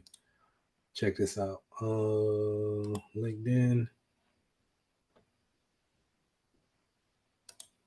So after this year's after the class is done, we're gonna be, how we give out that certificate saying that you completed the class or whatnot. Yes, sir. I got it now, and let me know if it look whack. Because if it look whack, I'll go back and change it. Where right now, what I want is to have that not say Mitchell Technologies, but say Wally K Foundation. Mm-hmm. Say Intro to Cybersecurity. Change that logo to the Wally K Foundation. But the most important thing is to show them credentials. And once you click that, then it can go straight to the certificate. Maybe I might change that little seal or whatnot. And then once you scroll down, it says everything that the student has performed in this class. And I list the name of the tools that you guys have used. So in theory, you could put this on your profile right now. Yeah, that's why I asked you because that thing look amazing right there. Might even boost my because so I can't see who's viewing the profile, my profile, but Mhm. on average per week, I'm getting about 21 to 28 looks a week. Okay. Okay. Well, I seen that your friend list went up too. So remind you whenever even when you post your like you post a cybersecurity story on your post, Yes, sir. it not only show up in my feed, it shows up on every one of those every 100 of your connections feeds. Okay. And so think about that's 100 times where it's posted on different people's feeds, and then their friends is looking at it, and they might say, "Who is this guy? Yes, sir. Oh, let me go ahead and check him out." Or let me compare my profile to his profile, and then that's why the profile needs to be on point whenever they do come and look at it, because you never know who's looking. Yes, sir. But yeah, man, I don't mind if you use it. I'll send you the link for it. And you can set it up the same way. Just put the skills of cybersecurity, informational security. Um, yeah, you can put 2021 too. Okay. And I don't have a official because you see this comes from my Canva site. Um, I don't have an official website for it, but I was gonna buy it, and whenever I do buy it, because I have to buy the domain, that's probably gonna be like $12 a year. Um, Whenever I do buy it, then everybody can use it. But yeah, when you look at all of the bullet points here, I think this is the selling point. This is what I was trying to say to Dr. McBride. These are all the skills that you guys went over, and these are the platforms that you either logged into, except for Xenium, but you have that. Yes, sir. Um, and yeah, you've worked with all of these tools right here. Mm-hmm. So matter of fact, I'll just go ahead and throw that in the chat because that's the only link you need for on LinkedIn. Throw that in the chat. What's up? Yeah. Okay. You need some? Okay. All right. So I'll put that in the chat. And all right. So with that being said, okay, let's go over the changes I made in Xenium or what I've seen. So looking deeper into Xenium, I put the EDR, not the EDR, but the antivirus on two of my machines. The one that I'm currently on, and then my personal PC downstairs. And the reason why is because I wanted the function to scan. Now, obvious question. I do not know why it says at risk. I'm going to find that out. I don't know how, but I am. Um, it just popped up today, so because I just asked for it to be installed on my PC today. Yes, sir. But the reason why I didn't put it on all of my PCs as far as the AV is concerned is because I don't know how much it's going to cost. Okay. And I ain't trying to have these people break me like that. Yes, sir. So as you can see, going into the licenses, I'm already over. Um, I'm over in my mobile right here, Mm-hmm. 5 seats, and now I'm over in the advanced endpoint protection. But I wanted that scan capability. So check this out. So if you go to security, the security section, and Mm-hmm. then you can scan free. No, I take that back. You can scan whatever has the antivirus platform installed on that agent. So I can scan these two tablets here, The which I Samsung and what's that a little Lenovo tablet. book? Tablet. The crazy thing is about this is that I gave this to my aunt last week. So I probably need to get that back off her machine, or I probably need to delete this altogether. Okay. But let's save that for another day. But this is my father-in-law's tablet. And so I could scan his tablet, and I don't know any other antivirus that could scan a mobile device like that and give you, a, and maybe I'm wrong, but I don't know any antivirus that goes onto a mobile device such as a phone or a tablet, and you're able to scan and then see the results as if it's a PC. I have to try that with because I have Malwarebytes and Trend Micro on my. I have Malwarebytes on my phone and Mhm. both laptops, so I can play around and see if I get the same output that you're getting with this antivirus update and see what happens. I don't have Trend Micro on my phone though, but I have it on both not PC, laptops. Okay. And like I said, I could be totally wrong and sound ignorant in that, but this is the first time I can see it. Yes, sir. And so I had it installed on my two PCs, and like I said, I don't know how much these cost, but if they don't hit me over the head with it and be like, maybe, man, it's like $3 per agent, then I might throw it on a couple of more machines that I don't seem deemed to be, well, I might throw it on a couple of more machines that I deem to be critical, and I want to scan and have it, you know, be able to look into it deeper if something were to happen on it. All right, All so right. go to hold on one second. Trying to set my board up. All right. You said go to device, then security, then to sorry about that.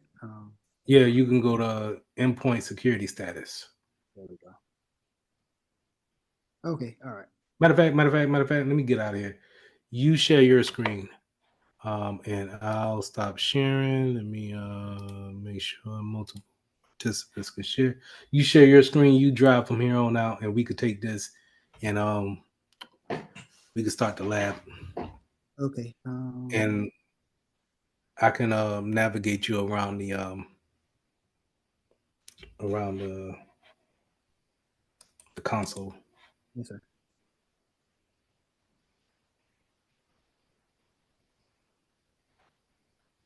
All right. So this is All pretty right, much so my bad. Go ahead. this is what you was looking at here.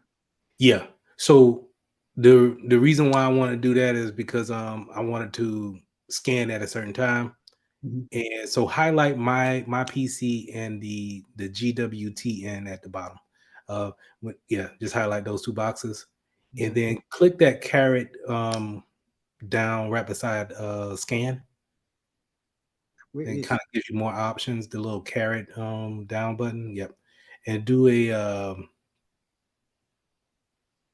a quick scan, antivirus quick scan, and that's pretty much really what I wanted. Not to be able, because with Windows Defender, you got to go into each and every agent because we don't have a license for it to do it remotely in Azure. We have to go to each particular PC, set up a schedule for it, and then let it run that way. Here, For for your job at work or just in general? in general, right now, Okay. me and you, like personal, Okay. but at work too, it's like well, let me take that back. At work, we have a license, um, version of Windows Defender, and we can schedule those scans in Azure, Mhm. and then it does it automatically. You Okay. get that functionality here, but I just don't know how much it costs. Yes, sir. So, I got you. uh, but that's pretty much the only thing that I really changed here. Um, Everything else should be the same, and I've been writing out what I wanted to go over as far as the categories for each one, but I'm gonna save that for a later date. What we're gonna do now is we're gonna go and we're gonna harp on um, malicious websites, and then how we're gonna stop that traffic from getting to and from our network. Okay. So, do me a favor. make sure you save everything you need to save. Go ahead and stop sharing your screen and shut down everything that you need to shut down. And I want all windows closed. But don't shut down the Zoom call. Okay.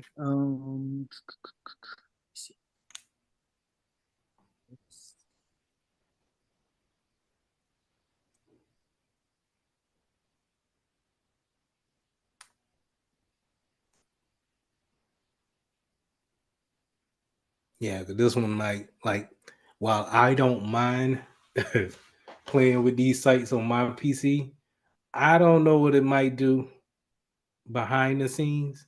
Mm-hmm. So I don't know if you have anything open that's logged in as far as a profile is concerned, banking statements or anything, like a social media site. LinkedIn might be automatically logged in. And the sites we're going to, I can tell you right now, three of them are phishing sites. Ooh. So I don't know if there um, will be anything actively listening, but I highly doubt it. I already tested each one, and I didn't see any um, weird activity. So, and we're going to be operating in a incognito mode, so it's automatically not going to be on your history, browsing history. And once you close down that site, that window is automatically deleted. So, Let me ask you this question: Is it mhm. possible to pull up what we're about to attempt to do on a virtual machine? Yeah, you can do that. I don't know if you have enough memory to do so. Okay. Can you give me 5 minutes? Yeah. Because I can get my HP. I know I have enough memory on the HP and start up the virtual machine. Switch over to that, then the Zoom call, and we can continue to pick up from there. Okay. Let me go upstairs and get it and set it up. I'll be right back. All right. No problem. You want to pause the recording? Yeah. Okay. All right. I'll be right back. All right.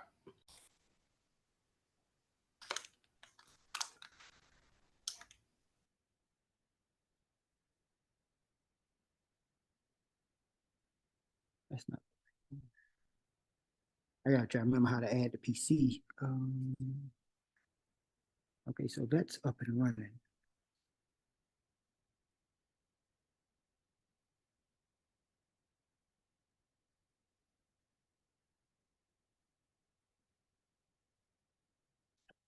This the other app that I have. So, give me 1 second, Mr. Mitchell. No problem. Just getting a little snack in. All right.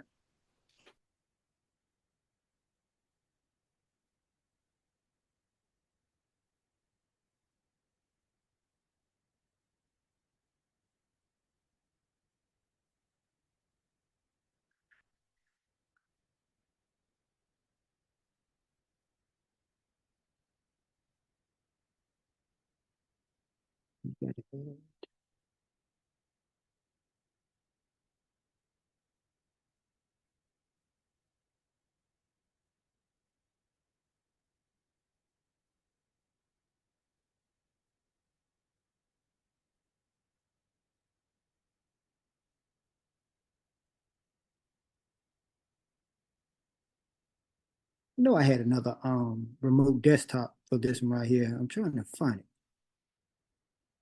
That's not it.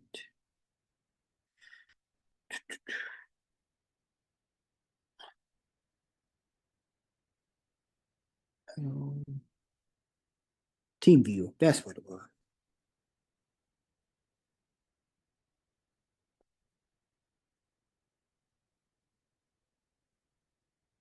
All right, here we go.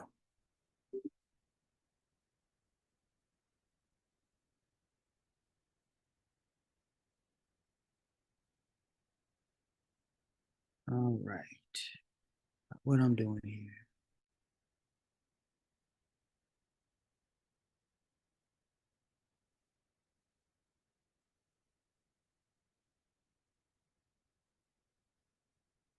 Yeah, that's it. Connect. Password.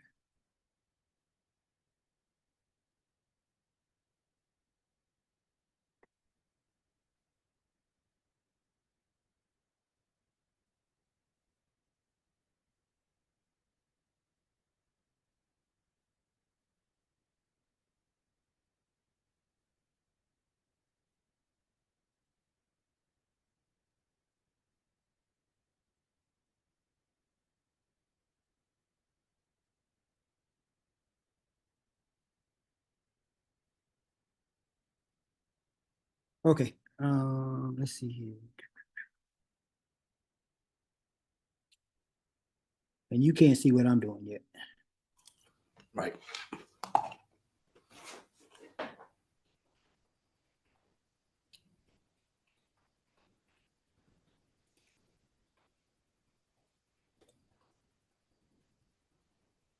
All right, so I'm remoted into the VM. We need to go to a web incognito web browser. Yeah.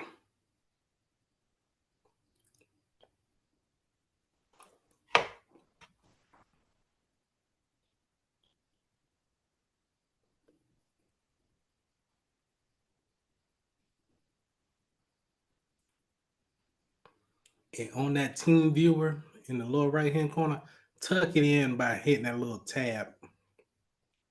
All right. Thank you. Yes, sir. Okay. Get rid of that. Now I don't really use what is this? Edge. Yeah. You me and you both. But it should be in that. So new private window. Now, type in virus total. Let's go there first. So, like last time we had talk, I told y'all about virus total. And I listened to somebody else give a class on it. Did not know virus total was owned by Google. And so when I think the last time I showed you this, I uploaded a resume to it, Mhm. and I said, "Oh man, if it's owned by Google, so you know what that means. Google got more information on me, right? Yep. Because I just all of a sudden just uploaded a resume, thinking that it was just going to be to that particular company, but hey, that's how stuff get leaked, man. Yes, sir. Anyway, um, but more importantly is that when you have a paid subscription to Virus Total, you can go in and see the files that people have uploaded. So not only does Google, the company, can see it, any person who has a paid subscription to Virus Total could see uploaded files. So imagine if I was a malicious person and you was uploading files at your job thinking that, okay, um let's just make sure it's clean, and it has sensitive information on it. Yes, sir. Ain't that messed up? And anyway, um so but this still is a wonderful tool to use when it comes to getting a hash of a file and then making sure that it checks among the top vendors on if it's malicious or not. From what the study says, they are checking among 75 different vendors. So do me a favor, in the top where it says URL, IP address, and domain, type in espn.com, just so we get a good understanding that, hey, what a clean website looks like. And we could see, as you scroll down, um, all of these different antivirus companies have checked this, have deemed this website to be clean for the most part. There's no hidden links in there that would be malicious. Okay. Now I'm gonna drop something in the chat, and I want you to copy and paste. I gotta get to it again. I want you to copy and paste this into, excuse me, into VirusTotal. So in the chat, I'm gonna put this website, and let's copy and paste that into where you have ESPN.com.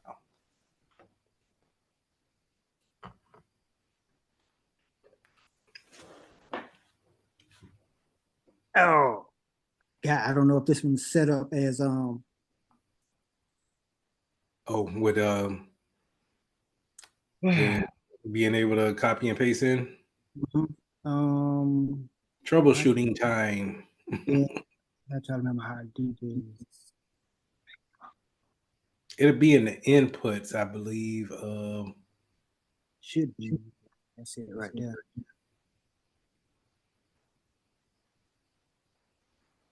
Still won't do it. I think that was try something.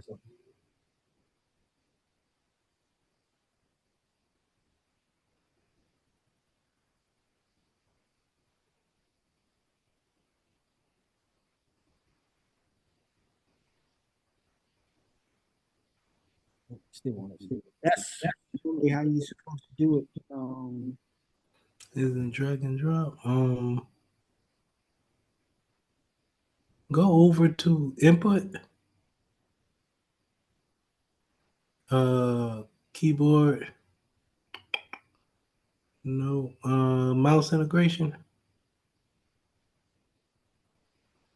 Carrot, yeah.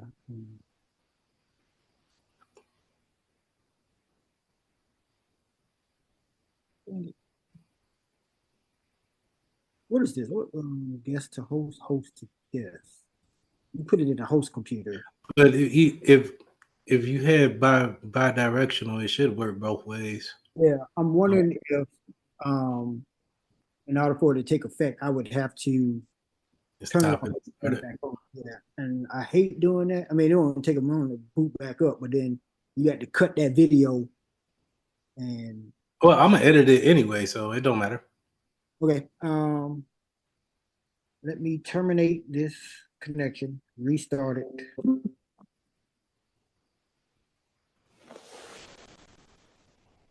Sorry about that. No, you good. You good. Give me a chance to open up these crackers.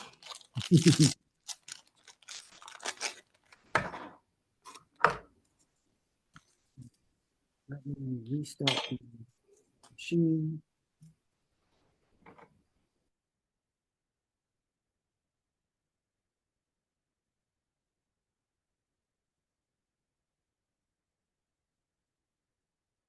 Settings.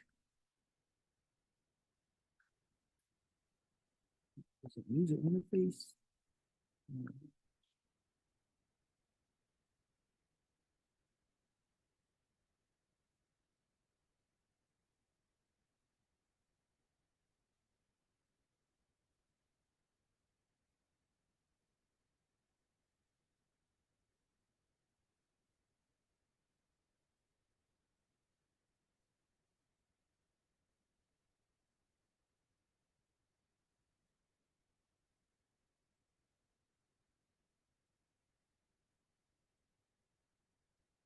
All right, booting it back up.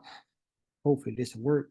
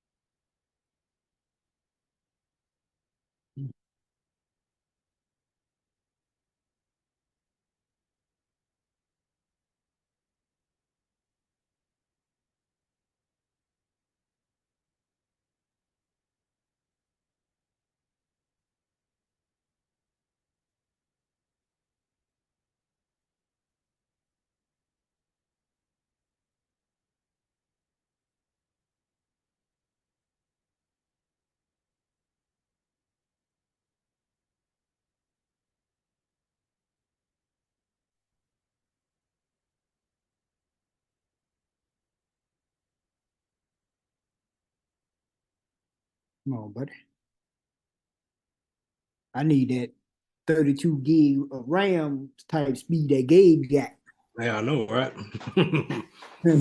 My HP got compared to the MacBook, the HP got some RAM on it, but 32 gig is a whole nother beast right there to deal with. I wonder how much Yeah. that's.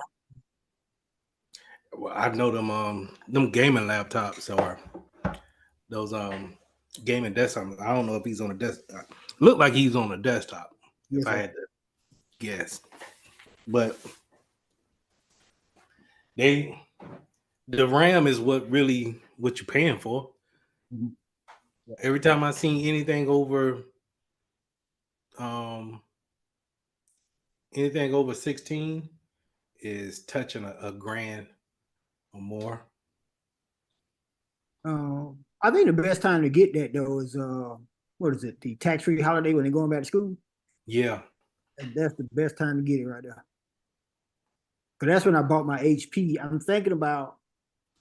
I had hoped to have me a job by this so I could just pay out of pocket and get me a updated MacBook and sell my old one to freshmen going to college because it got 8 gigs of RAM and 120 gigabyte solid state hard drive. So that's all they really need first year college. Yeah. Right. And really, I'm kind of hesitant, stagnant on buying any kind of heavy duty laptop just because I think with so much stuff going to the web, going to the cloud, Yes, sir. I really think once they get like a super duper Chromebook type thing going on, and with Apple, I think it's going to be replaced by the iPad before you know it. The iPad Pro. What's that? I Yeah. think they got a new one called iPad Max that's coming out this year.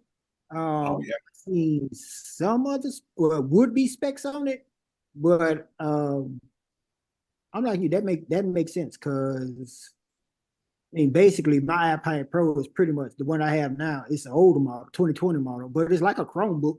Yeah, if you could put enough memory in it, and have people save to the cloud instead of on a directly device, you could buy a cheap little mouse and keyboard to go with it, and you could take it everywhere you want. And the only thing you really needed to do is just communicate with with the iPhone, and you're good to go. So See, that's the thing I don't have. I don't have the iPhone. I refuse to get one of them.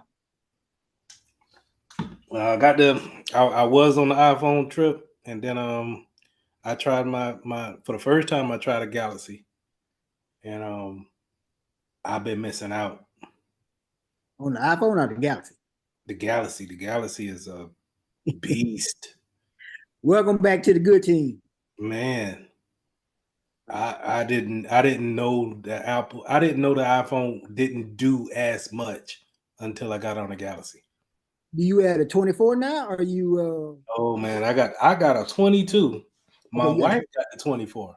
Oh yeah, how she like that one? Because that one got integrated AI in it. Man, she don't use that stuff, man. I just be looking at that joint like so much untapped power just sitting there stagnant. Yeah. Did you get the? How do they market the 22? It's up to 12 gigs of RAM, but you never get to that threshold. I've never gotten to mine. No, I think I got I think I got the. I don't know. I got 12. I don't want to say, but I ain't too sure. Mine is 12. It's supposed to be 12 gigs with 512 gigabytes of hard drive space, but you never really access the 12 gigs of RAM. I get up to 8, and then I just go ahead and clear the cache because it slows down tremendously. But with the 24, it is dedicated 12 gigs of RAM. Let's see. You're buying a mini computer though. That's all it is. That's all it is, man. When I hooked it up to my monitor and Dex came on, and I hooked it up to my keyboard and my mouse, and I was like, oh snap, this ain't nothing but a Chromebook. Pretty much. So I'm like, I was wondering because that's my whole thing. I want to clear off my work desk and have a minimum footprint as much as possible, but for right now, I got to keep with the laptops. But if I could, I would just hook it up to the Galaxy phone and then just run everything like that. But I can't do like Zoom calls with you guys like that. I'll be taxing the phone. But I know it is eventually would get to that point. All right, so I think I got it now. Let's go back into this. This private window.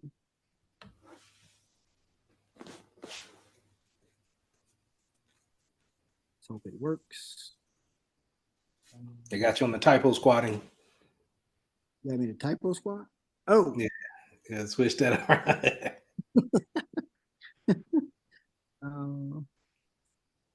It's total virus, right? Virus total.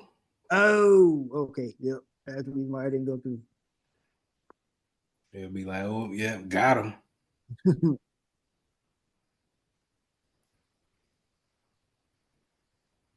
That is in chat.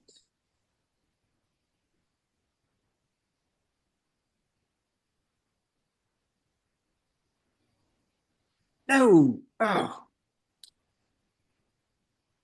Still no. Still won't work. I'm sorry, Mr. Mitchell. No, the only other thing I can think of is I will have to actually do it this time. It's not pulling from give me 1 second. Let me think about it. Open up.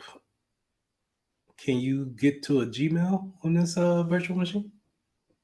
Yeah, I have to log into my Gmail account. Send it to myself as like an email. Or you could put it in like use Google Drive or Google Docs, and we could just copy and paste within the virtual machine. You know what I mean? Okay. Let's see if I can find it. Just open up another tab. Type in Google, and maybe you want to do it in if you remember your password for the Metro Tech Google account you got. Okay. Yeah, I got it in my phone. Oh, I meant to tell you. Somebody in California, and I don't use this debit card except for 2 places, but somebody in California got my debit card number for one of my bank accounts. I was with my aunt. Hold on, let me pull this up. And I got a fraud alert. Somebody tried to join some kind of LA Fitness 24-hour center using one of my debit cards, which I've only used at 2 places. Hey, did they change your number or they just they can't the card and I'm trying to find the thing.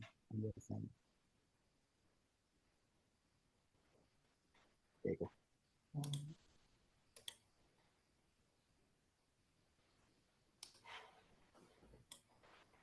So when you get logged into that, I'm going to start a chat with you.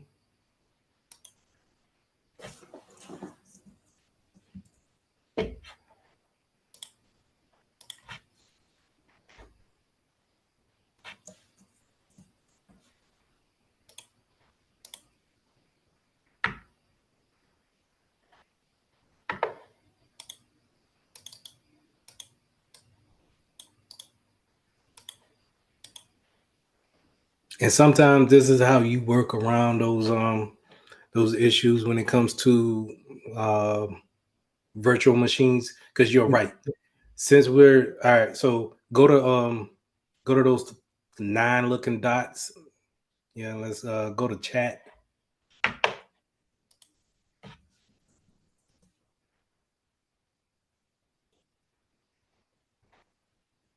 And I never use chat, but okay, you see where I just my name down there.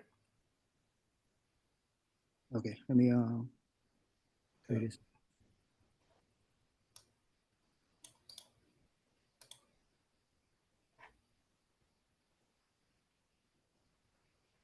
test. Okay, so keep that open. I'm gonna send you that so you could copy.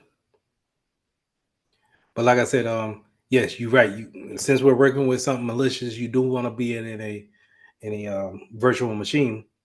Yes, sir. But a lot of times it may not have the bells and whistles set up. But just keep in mind that it is connected via the cloud in somehow, some way. So we can always go through the cloud and get around those, copy and paste type of deals. Okay.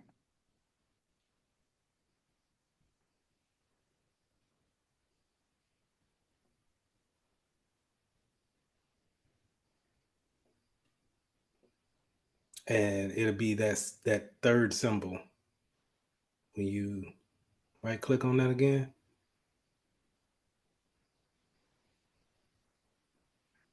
The mouse don't there. Oh yeah.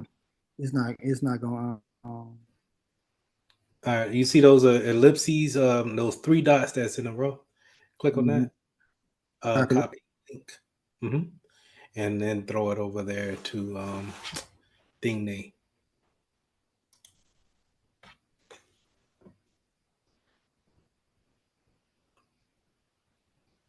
Yeah. Nothing. They still won't.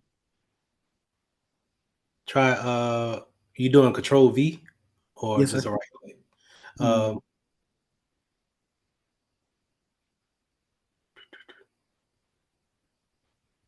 Even within it still wouldn't. Okay. Open up a Open up a no. Go down into the middle of it, and where in the middle of the web page, and see where it says URL. Back up a little bit above that, and then click on that tab, and then try to put it in the middle of it. Control V. Nope. Odd. Okay. Open up a notepad. Let's see. Ooh, that is not what I meant.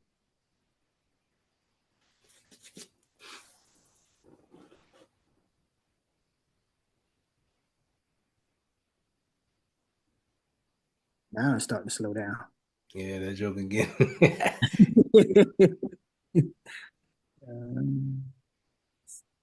See if you can paste it in there, just in Bing. Nope. It didn't copy it then. I don't think. Well, maybe. Let's go back to it. Let's go back to it. And this might be the security of Google stepping in, knowing that it's a not malicious site, but it has malicious things on it. All right, so now I gotta try to distinguish this from mine. Is this no? That's not what I want to do. Got a lot of things going on. Yeah.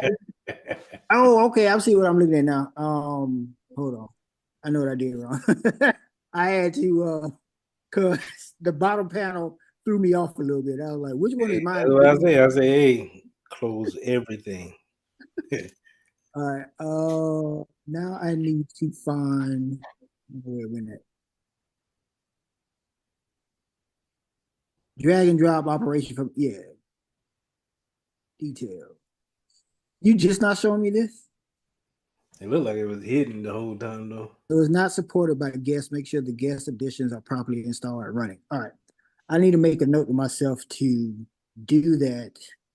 That's the reason why it didn't work. So I might have to update the iOS file that supports that and then reinstall the drag and drop. Okay. All right. So now that I got that out of the way, let's get back to what we were doing. And what did you want me to do now? Notepad. Okay. And it might not a copy because it's in those private that private tab. So you know what? Since it's in the open up a regular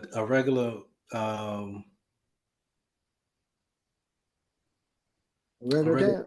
Yeah. Well, we might have to close out of all of this, and we may have to log into Google again. But let's just close all of this. Okay. And let's go to Google and let's log into Google Mitchell Tech.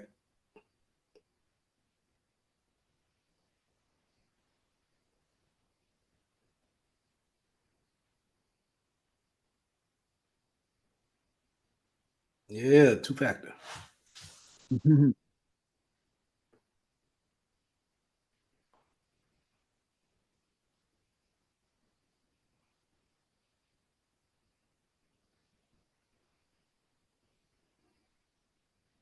Come on.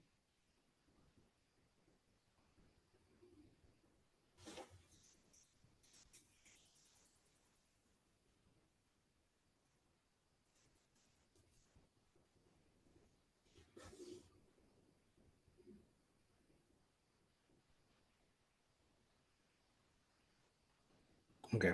And go to the chat.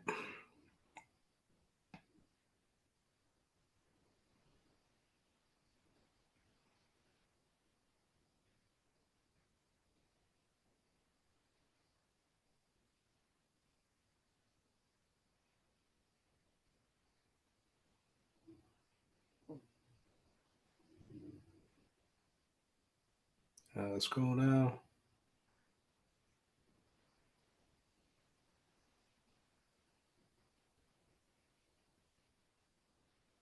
This right here is copy. Yeah, copy. Yep. Copy. Go to open a different tab and go to virus total.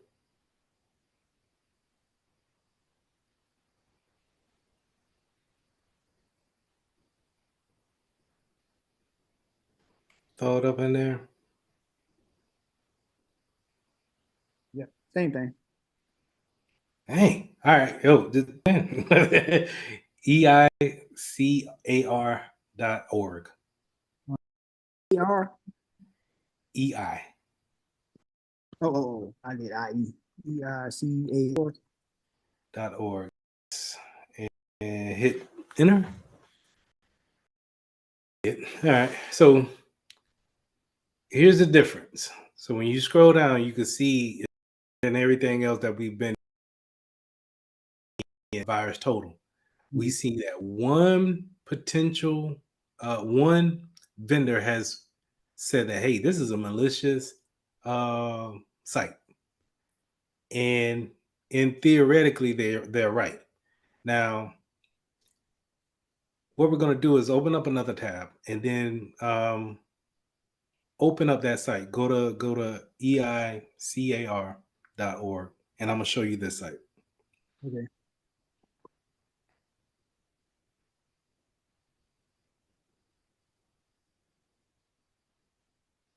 Now, you'll be at work and you'll be like, hey, is it malicious or not? Because 76 of different people said it's not malicious. Go ahead and hit that X right there. 76 different people said it wasn't malicious, and then only one said it was malicious. You go to the website because eventually, even at work, you're gonna have to at least go to these sites to see if it's malicious or not, unless it's just it wowed it all the way out and just like, no, I'm not going there.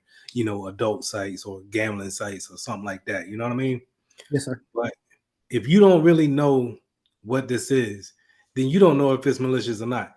And from what you see, what this is a site. As you scroll down, this is a site that allows you to download and test malware on different systems.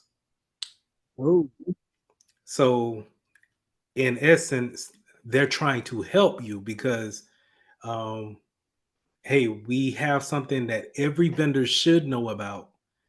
And so it should, if you are able to download this, it should go ahead and fire off and said that, it should block and quarantine this file before it gets down to your hard drive. Mm-hmm. So, but I wanted to show in virus total how one vendor may not have been up on the latest and may see this as a malicious file. So, or a malicious site. But always good to have if you wanted to test out. Let's say if you get your job and they say, "Hey, we're going to bring in a new vendor for antivirus. We want you to test it out." Well, how do you test it out? Keep this website in mind on how to test out a particular antivirus to see if it actually works.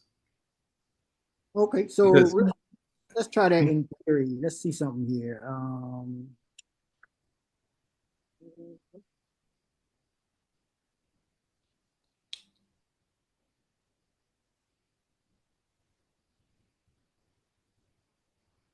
make sure are you putting in Trend Micro? Like, oh yeah, okay.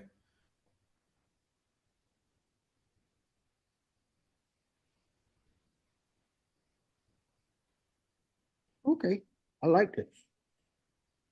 And so that's a good way to see, like I said, if you had a file and you wanted to check it against 75 different people, different companies that do this for a living, then yeah, you could check it right here in Virus Total and see what's the problem with it. Yes, So now let's get down to some other sites that are. So let's go in Trend Micro, go back, clear it out, and type in 777.com. 3 7s. Yep.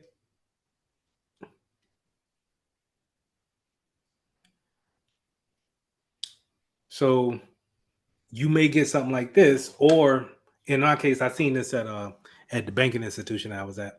This is a gambling site. Okay. So your policy may say, hey, we don't support you ain't got no business being on a gambling site at work. So we shouldn't allow that. This category should be blocked. The way you see that category is in the details section there. So go ahead and click on details. And you see how each website has a category. And I forget what categories, all the categories they have, but I think it's maybe about 40 different categories. And gambling is something that pretty much every business is going to block across the board, unless you work for MGM Grand or something like that. You know what I mean? Like it's going to be something crazy like that, or you work for Prize Picks, or what's the gambling fantasy sport thing? DraftKings. Who? DraftKings. DraftKings. You know what I mean? So those categories play a big part when it comes to web browsing and then what people can see and what they can't see, because it's easy for me to teach a class and say, hey, make sure you block 777.com. But you as a security professional, you as a smart guy, you'll say, well, that's not the only gambling site out there. But and it's you could think there's maybe millions of gambling sites out there. Well, you can't block all of them, but you can block these categories. That's what I was about to ask you next. Is like you said, you can't block all of them. You could block categories, right? Right. And if that category, if when you register your website to be online, they when you register with GoDaddy or Squarespace, they're going to ask you, what category are you? What are you doing? Is this for IT? Are you selling products? Are you going to be in the marketing field, the marketing category? And this is how they put you in these columns. So this is, how we're going to base people off of, okay, if we're working for a school, yeah, for sure. We're going to block violence, adult, maybe drinking, drugs. You may even want to block the category for some medical sites. And what I mean by that is we had a special case where this was back when Trump was about to get into the office, and abortion was a big thing. And so we didn't want our employees getting into fights about abortion. Okay. So what we do? Well, and before anybody loses their mind behind what the president is going to say, we just go ahead and block that whole abortion or that medical category because we're a financial institution. Yeah, we'll see if anybody yells about it. We'll go ahead and shut that whole sector down. And so that'd be like something y'all have like Monday morning meetings, like, hey, this could be a potential issue. I Yeah, need IT and perfect. security to go ahead and block this these keywords. Yeah, so like uh every every every Monday where I'm at now, every Monday at 10 we have a team meeting and we'll say what we're working on, any concerns that we bring up, what have you. And that'll be something that you bring up. Hey, I seen in the AT&T outage. Hey, I had it, I'm pretty sure everybody's aware of the AT&T outage. Just be on the lookout for different phishing scams that may come out of that. And just to kind of keep everybody up, their guards up, make sure we pivot right. But this is how you get everything under an umbrella, and you're not just trying to block one particular site. Yes, sir. Because while everybody may know of 777.com, everybody might not know about DraftKings. Okay.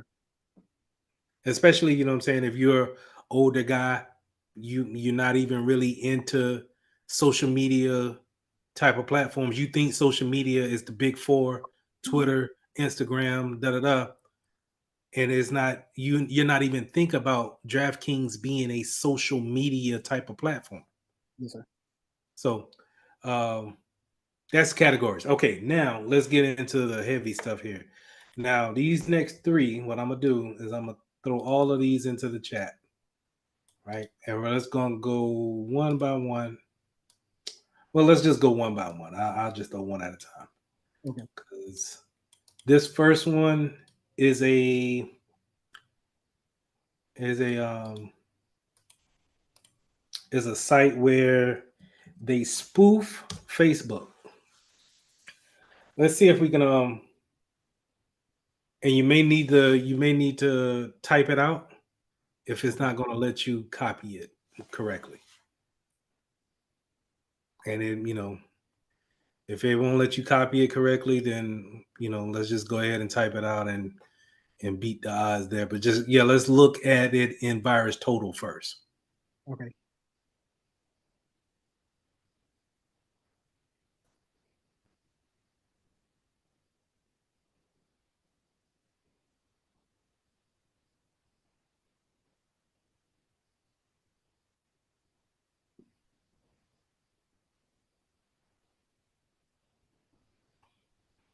All right, so you see how bunch of people flagged this one, right? Okay. You Yeah. got phishing, malicious, and you got some of the big dogs saying that it's malicious and phishing. Go back, you see Bit Defender is a big dog, Fortinet is a big dog, Kaspersky, that's a big dog. All of these it's on their radar. They're probably gonna, block this before we even get to it, Okay. right? So that's the great thing about it. But if you're at work, you see something like this, oh, for sure, yeah, I'm blocking this. And that'll be step 2 of what we're going to do. So keep this in mind. But as you can scroll down and see, pretty much everybody blocked it, right? Or they say it's malicious. Now, here's the thing. This is a little tidbit, right? You see these people that says it's clean? Yes, sir. These are probably the people that you probably don't want to bring in as a vendor for your new antivirus. It's especially what is this criminal IP? Oh, okay, all right. You know what I'm saying? And it's like, okay, and Acronis should know better. Yes, sir. They're a big dog, and it's not on their radar. And maybe, benefit of the doubt, Maybe they didn't update their database just yet. Let's keep scrolling down. Let's see who else missed out on it.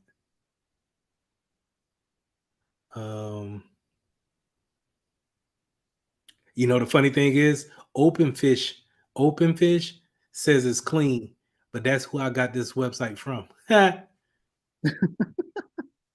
So okay, and maybe it's, you know, it's the part of the failure on Virus Total, and they don't have it updated just yet.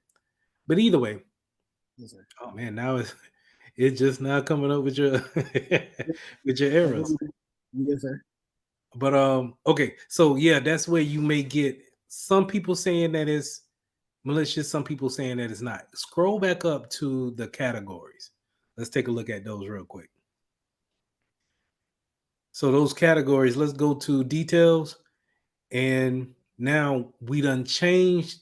Now, even if they started off as a Facebook spoof, they said that, hey, we were social media at first, but now since it's deemed to be a phishing site, they changed the category of the site, which is great. Because now as a security professional, you know to look in this and say, okay, I'm going to put this in this group of phishing and malicious sites.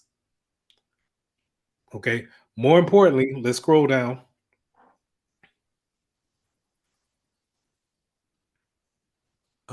We want the IP address. So scroll back up just a little bit. And let's just remember those A records right there, those 2 A records. All right. So what we're going to do in that second part, we're going to take these 2 IP addresses and we're going to block all incoming and outgoing traffic coming to and from those IP addresses. Okay. You get what I'm saying? So now, Firewall. say it again. On the firewall, we're gonna block those 2 IP addresses coming in and coming out. Correct. That way we don't worry about any type of traffic. If they were, let's say, you remember when before we started and before you suggested the virtual machine, I said I don't know if they're listening. Yes, sir. Well, if we block it at the firewall, then we cut that communication. Okay. You dig what I'm saying? So that's the reason why we want to look at those A records and get that IP address, and then we'll take that and put it in on our firewall. So go back up to the categories one more time, and I want to show you one more thing. Okay, 1 second. Let me write down these IP addresses right quick. Okay. And make sure you say that this is for fake Facebook.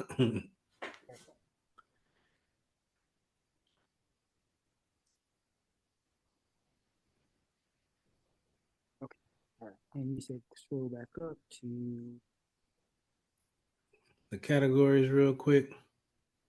So now you see community. Click on community.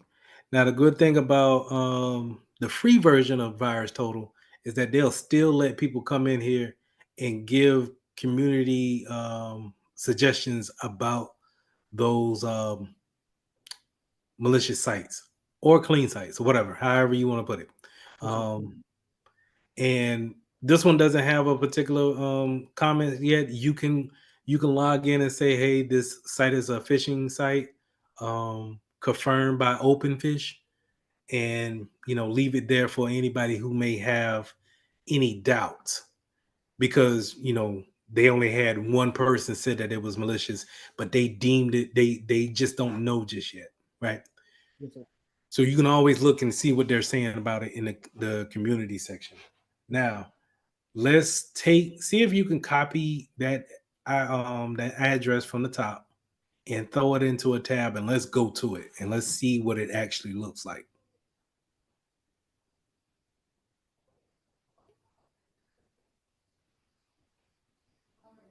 Nope, still won't let me. I don't know what's going on with it. I think that might be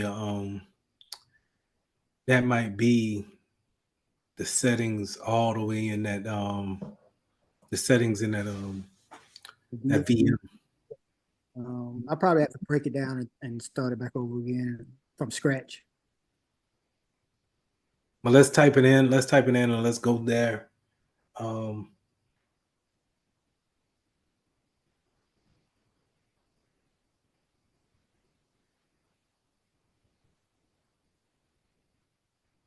and you're gonna get the big red screen.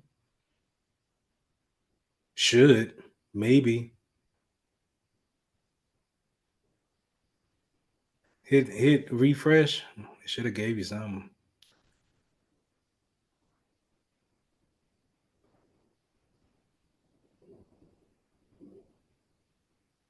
There you go. All right. So what do we see here? Google, not Google, but Chrome has already seen that this is probably a dangerous site. Matter of fact, this is by Microsoft Defender. Mm-hmm. All right. So this site has been reported as unsafe, right? Because we already confirmed that. Microsoft recommends that you do not continue to the site. It has been reported to Microsoft containing phish threats and may try to steal personal and financial information.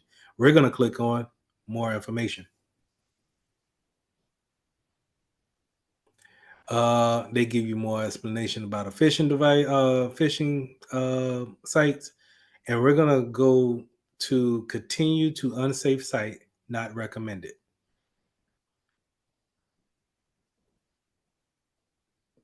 And this is what we may have to refresh again. This is why I don't like Virtual machine? Edge. No, Edge. Oh, Edge. Oh, okay.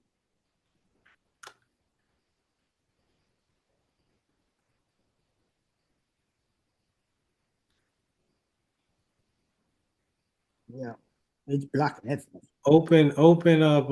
Do you got Chrome on this virtual machine? No, I can put it up here, but I No, don't don't. worry about it. Open up. I seen Firefox though, right? Firefox will pretty much let you get away get away with everything. Throw it up in the Firefox. See if you could paste in Firefox. I wonder if it was just the Edge thing that was messing with us. Oh,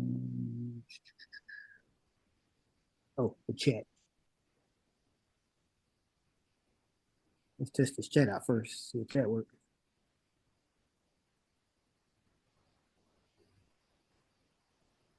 No, it didn't work.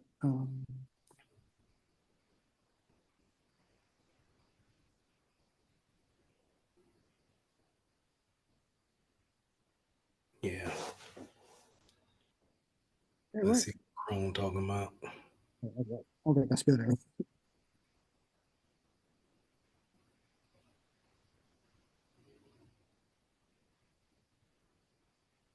And put https:// at the front. Oh, I did the same exact thing. All right.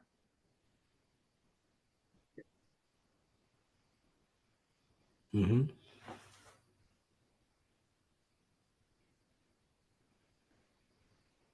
That is GAR, right? GARAZ. Sorry. GAR. Z. Oh, okay. .com.pl / All right, yeah. Now, let's try it again. Let's see if we can continue on to the site. See details. And ignore the risk and go to unsafe site. Click on the ignore the risk. Because we're trying to learn here, Firefox. Man, oh man. All right. Unshare your screen real quick. Let me show you on my side. Yes, sir. Matter of fact, we'll just do that. You sure? No, I'm not. You still gonna drive. I'm just gonna show you what it looks like on my okay. side. Okay, I think I'm still signed into. You want me to stay signed into TeamViewer on the virtual machine? On a version, yeah. They sign in and everything. Okay. I'm just gonna show you how it looks. Okay. So I'm going to take it, copy the address, and then I'm going to throw it over here to my guest.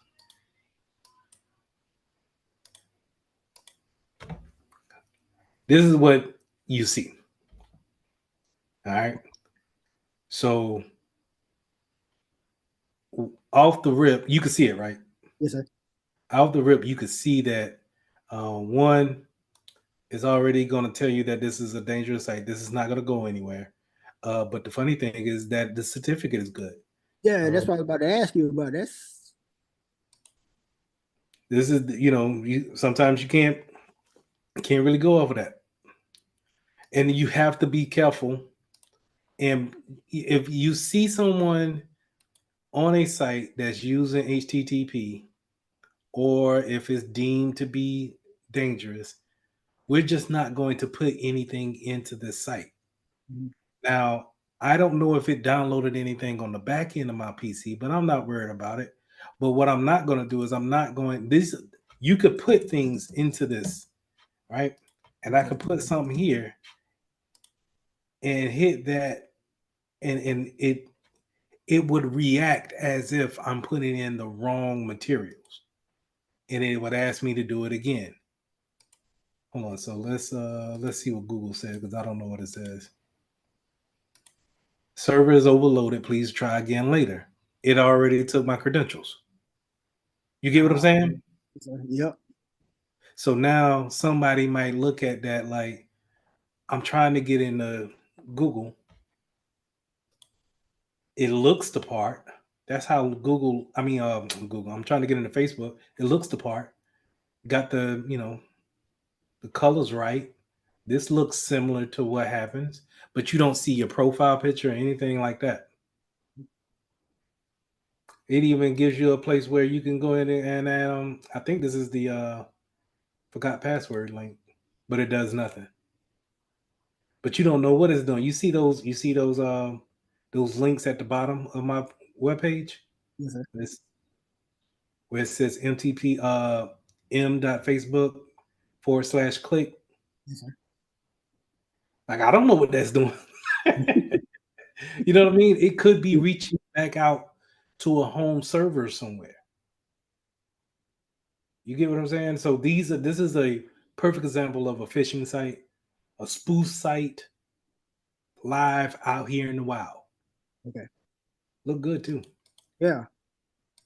All right. So that's the first one. You go ahead and I'm gonna stop sharing and you share yours again. We're gonna put in the second one.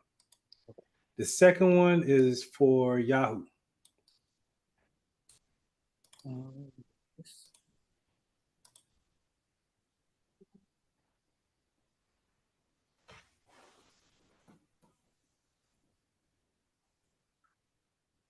Did you put that in the? I Oh put man. it in the chat, the Google chat.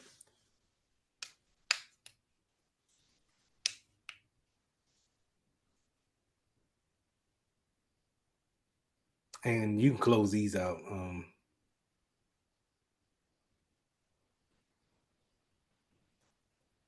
Yeah, close these out. All right. And then that Google chat. And let's just go ahead and let's throw it in virus total so we can see that it is malicious and that it's This one been right here. HJ88. yes. And while it says that, it's going to redirect you to a spoof site that looks like Yahoo.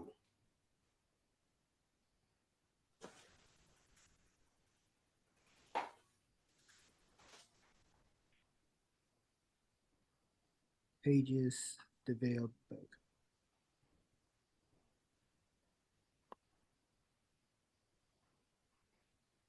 What was that? Oh boy, my brain is getting old. I used to be able Yeah. to look at it once and remember it and go on about my business. Pages. Now I gotta go back a couple of times, make sure. Did I see that right?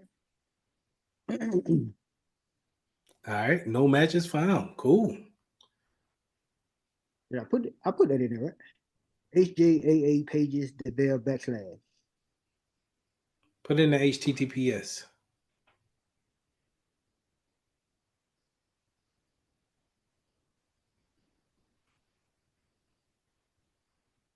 you go. Ooh. Everybody seen this? Except for Cronus. Okay, yeah. I forgot about that. Yeah. Cronus. Is that so? Cronus supposed to be one of the big guys in They're big dog. I put them. They on the job board that I showed you earlier.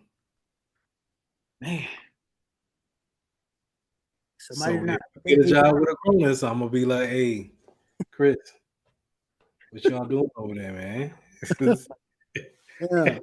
We're not updating the definitions up there, it seems. That's what it looked like.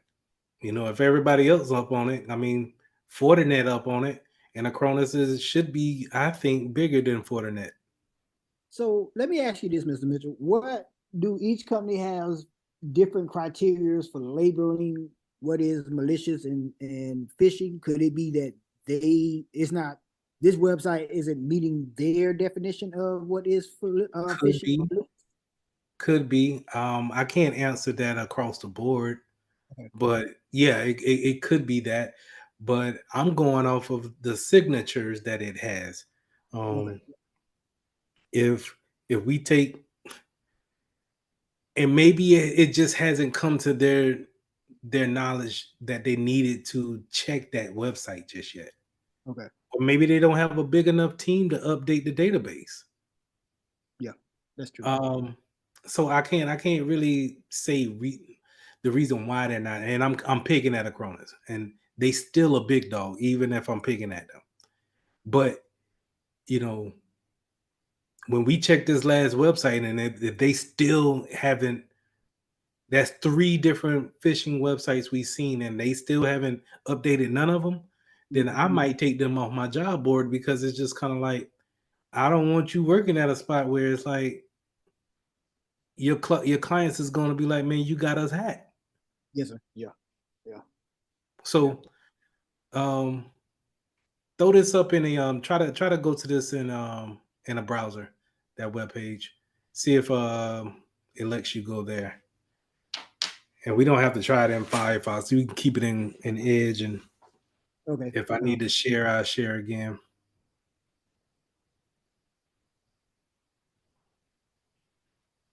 Didn't mean to do that. Chrome back up. Oh, yeah, no, there we go. It's Firefox, yeah.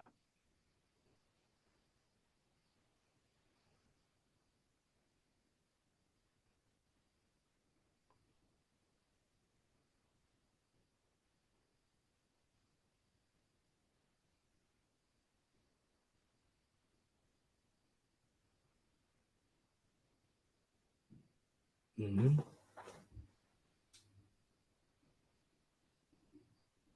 I know the risk.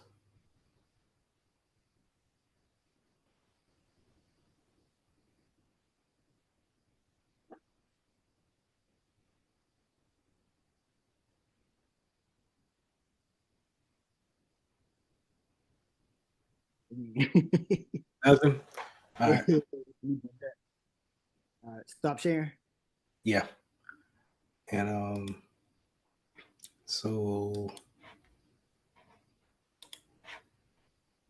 this is what this one looks like. No, that's not what I want. Get out of here.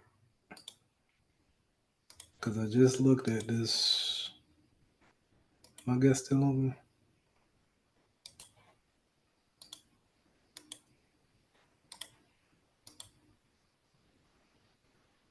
Just like Yahoo sign on. Go ahead. Put your email in there and see what you get. You know what I mean? But look at that photo. No obfuscation, no dots. Yeah. It shows you straight password. Yes, sir. Yeah. I mean, even if I overlook this, everything looks the same. I'm just kind of drowsy for the day. I'm just kind of going through the motions. And you'd be like, I ain't had to hit the I to see my password. They just got it open like that. Oh, well, hit next. You go to Yep. Yahoo's acting kind of weird today. That's weird. That's odd. They never did that before. Look at that, still spinning. Hit forgot password. What'd that do? Nothing. Hit help. What'd that do? Ew. So they even got it to where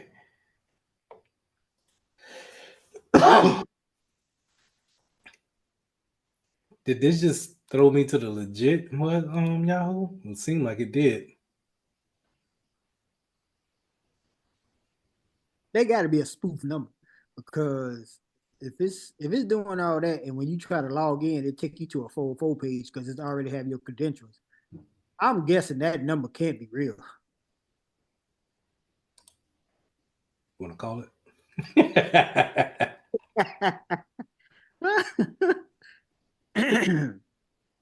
It got to be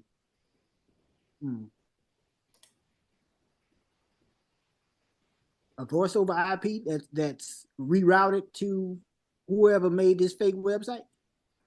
I can't trust anything right about now, because as you can see, my danger sign went away. Yeah. And if I hit sign in, see, this is different. You get what I'm saying? But if we go back a couple of places, back on my man page, it's still trying to log in. But he probably see this link here is probably linked to a legit Yahoo page.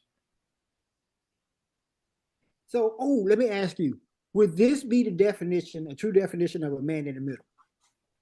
No. Okay. This is spoofing. Okay. All right. This is spoofing, typo squatting, not really typo squatting. This is spoofing and phishing. Okay. All right. Man in the middle was he put, I mean, the website is obviously fake, but when you put in your credentials, it goes to, I guess, whoever designed the website as opposed the hacker. The hacker, as opposed to hitting the actual Yahoo server itself. Right. And I get what you got that's the concept, but man in the middle is live. Okay. Man in the middle is like he been on this phone call the whole time, listening to our whole conversation and never said anything. And everything that we've been, going passing back and forth, he's been looking at it the whole time. Okay, I got you. Man in the middle is more of you running a Wireshark testing in a a Starbucks cafe versus anything else. That's you sitting on that web traffic, snooping, sniffing the network, looking at the traffic. Okay. This is just sitting out here like a fish. It's a bait. It's a piece of bait sitting in the middle of the lake, just seeing who bites. Oh, you bit. All right. Thank you. I got you. Now, now let me bring it home to you. Stuff like this is how you get people's debit cards. Yeah. Just saying.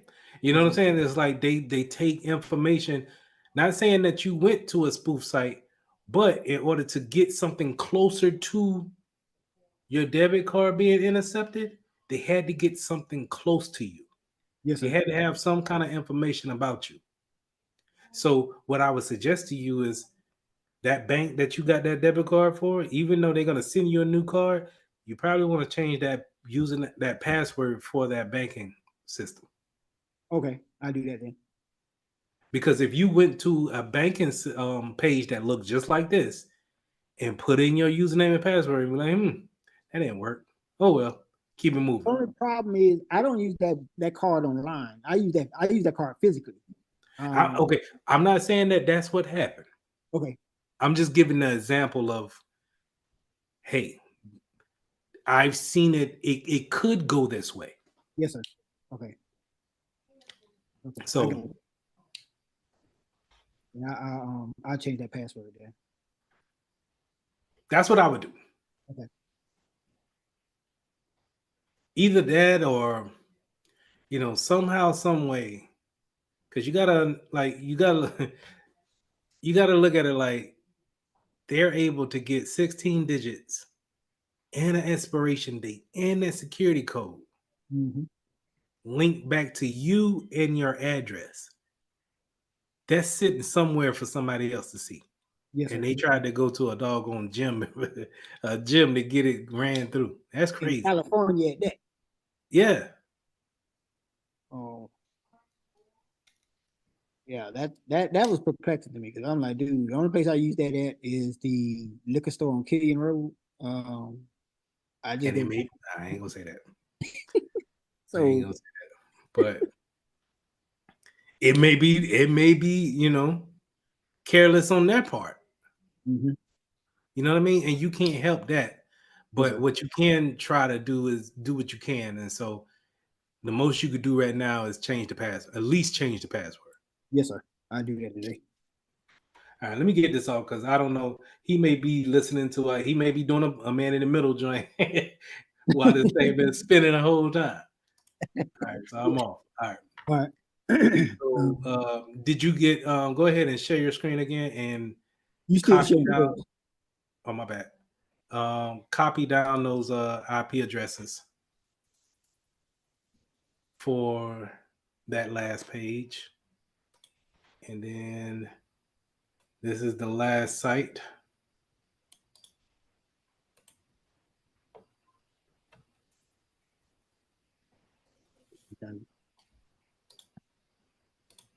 Oh wait, hold on.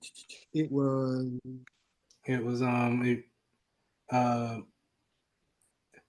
colon / change that semicolon. HJAA pages.dev/.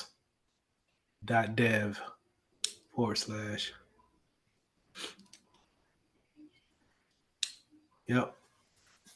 And that one has 3 community notes, it seems. Yeah, let's see what the community say.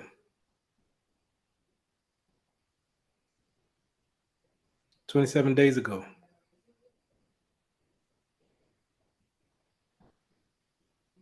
Newly observed. These people out here in the wild today. This URL is presented in a sinking yacht antivirus anti-phishing list.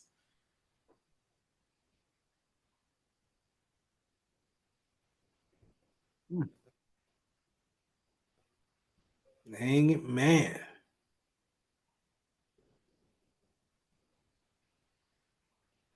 Well, Cronus need to get up on it, man. This right here, the 19 out of 93. That means there's 19 reports of phishing versus 93. Yeah. That's not. Yeah. And it could be of those the ones that didn't report, could be several reasons. We're gonna take that servant IP address and copy that down. Okay. Could be several reasons why they ain't updated. Don't take virus total as the end all be all. It's not, but it can hold heavy because it's Google. Yes, sir. Google's gonna always be held in that regard. And that was fake Yahoo. Yep. Fake Yahoo. This last one is a fake. I didn't write it down. I don't know.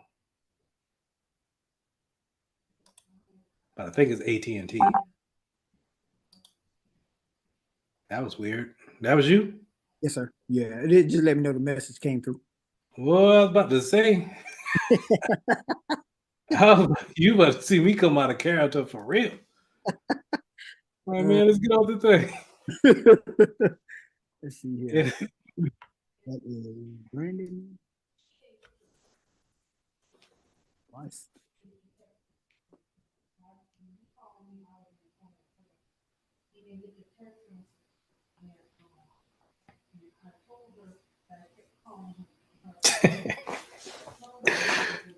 I knew I shouldn't have showed Chris these doggone sites, man. We done got hacked.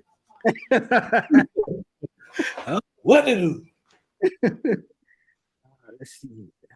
I'm just writing this down so I don't have to go back and forth. Yeah.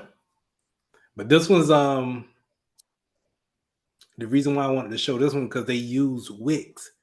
And Wix is like Squarespace and GoDaddy or any one of these web browsing sites that allows you to build a site. Okay.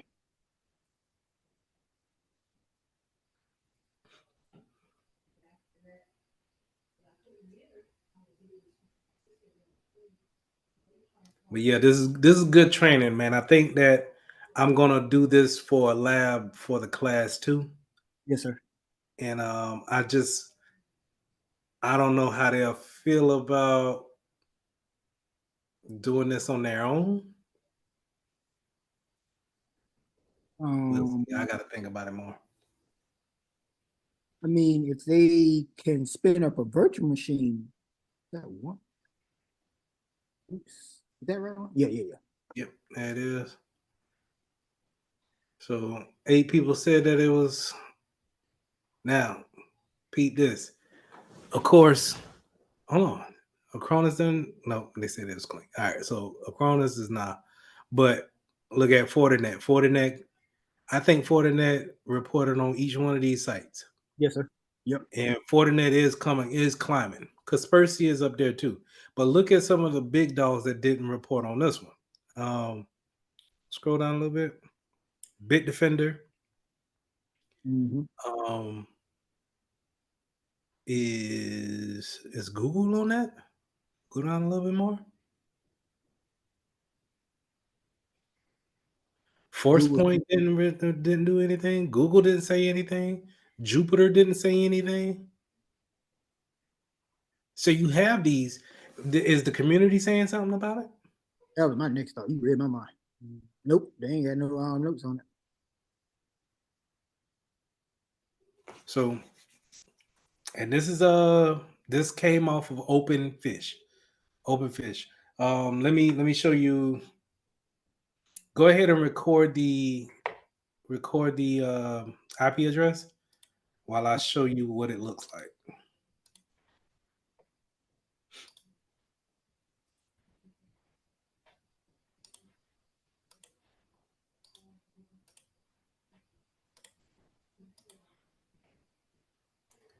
So you'll come here, right? Here, let's say, I throw this link somewhere in an email somewhere and say, hey, I've been working on your website, but I'm having some issues with this certain piece of it. Do you mind logging in and just taking a look and correcting, this, that, and the third?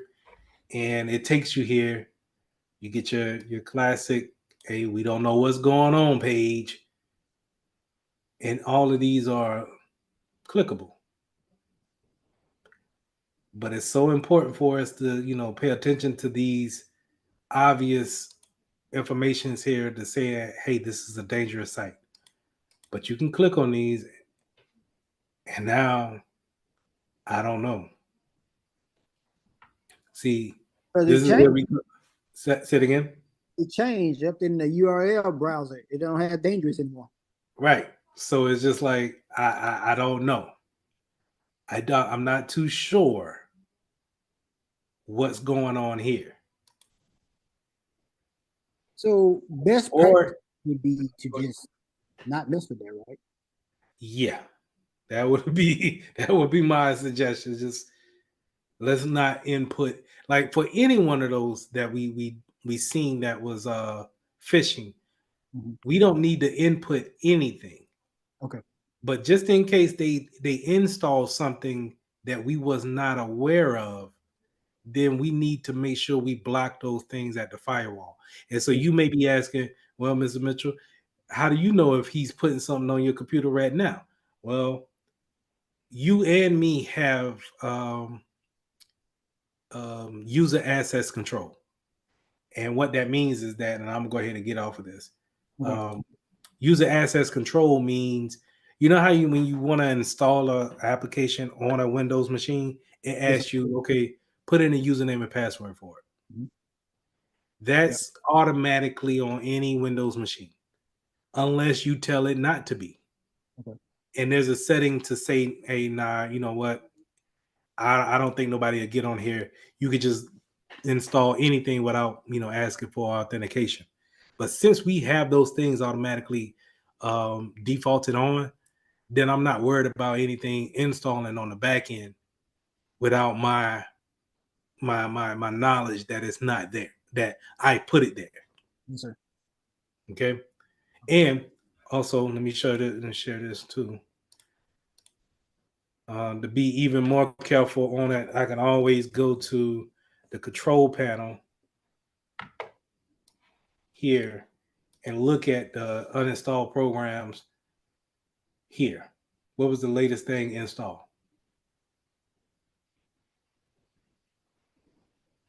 Latest thing that was installed was Microsoft Edge WebView 2 runtime. I don't know where this came from, but I just ran updates. So it might have came in on the updates. And we talked about Exidium that I wanted something installed there. So if I see anything new based off of the install date, then I can say, oh, snap, something got hold to me. Yes, sir. And I can get it off here. All right. So go ahead and share your screen and let's pull up on that virtual machine. Let's pull up your firewall. You still showing yours. Hey, my bad. All right, go ahead.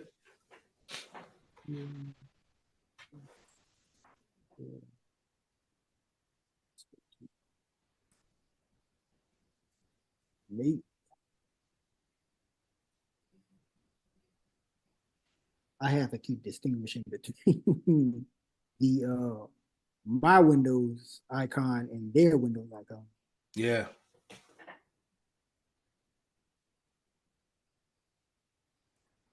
So type in firewall.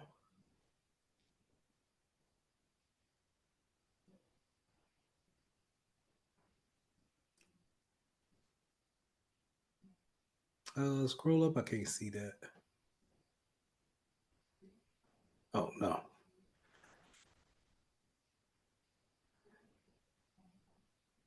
No, let's look back for it in the start menu again.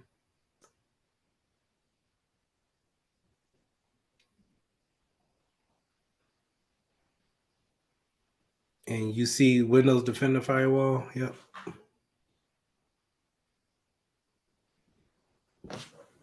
Okay. So this will be a host firewall.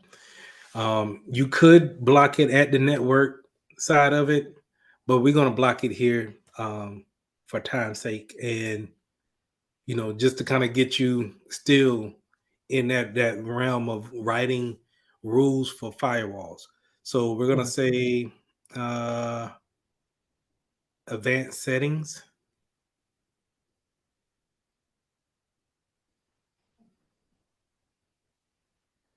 And this is your rule set. So remember, we have the IP addresses. Yes, and so we don't need to know your IP address because we're on the host. We don't need to know that part. But we don't want anything talking to those websites, and we don't want to receive anything from that website, right? So anything to it will be outbound. Anything from it will be inbound. Okay. So let's go into inbound rules. And we're going to say new rule off to the right.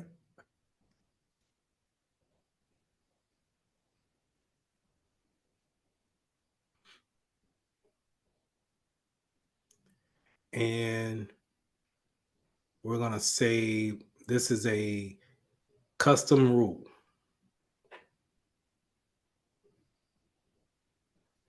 And hit next.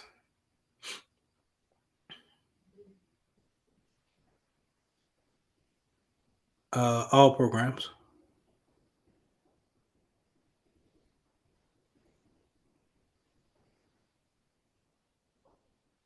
Scroll up a little bit so it can be right in the middle. Okay. Drop. Well, it could be any prototype. Okay. Because if you drop down that protocol type, let's just say we wanted to keep it with IPv4. That's cool, but or IPv6. Mhm. We don't know what pack protocols that they're using, and we're not going to take the time to try to look at any type of traffic coming from them or going towards them. So we're going to block any and everything. Okay. So let's go ahead and hit next.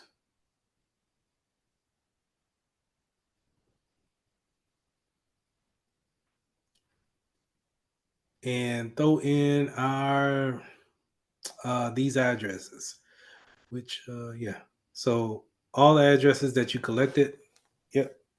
All right, let's start with the last one, which was Brandon. Mm-hmm.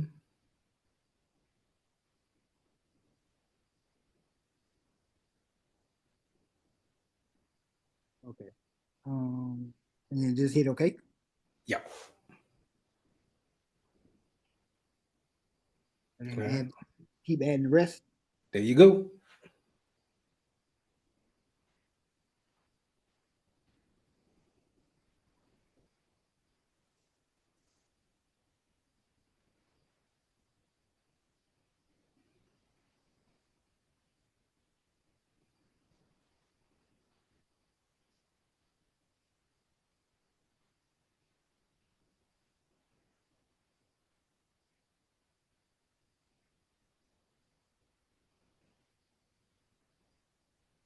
Now, if we wanted to be granular with it, we can do one IP address for each rule and name each rule differently.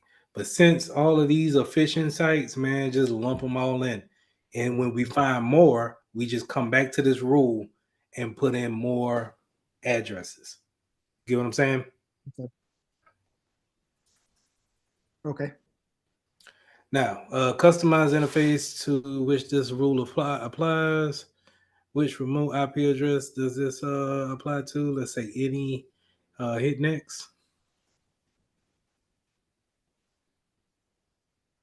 And I'll let you decide what we want to do.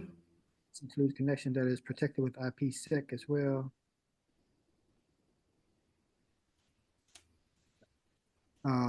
Blocked connection. There we go. And this will apply to all of those different domains. Okay. And then we're going to name it. So next. Mm-hmm. So in the name of it, you could put something like block phishing domains.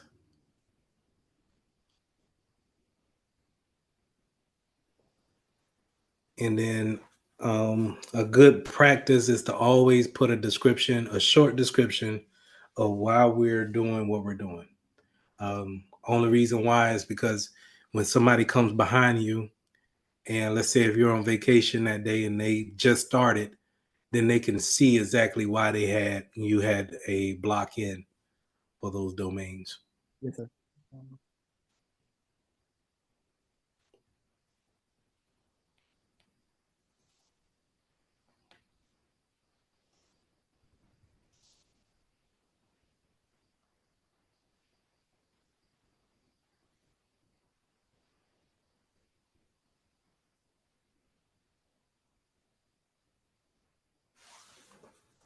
Something like that. Yep, look good to me.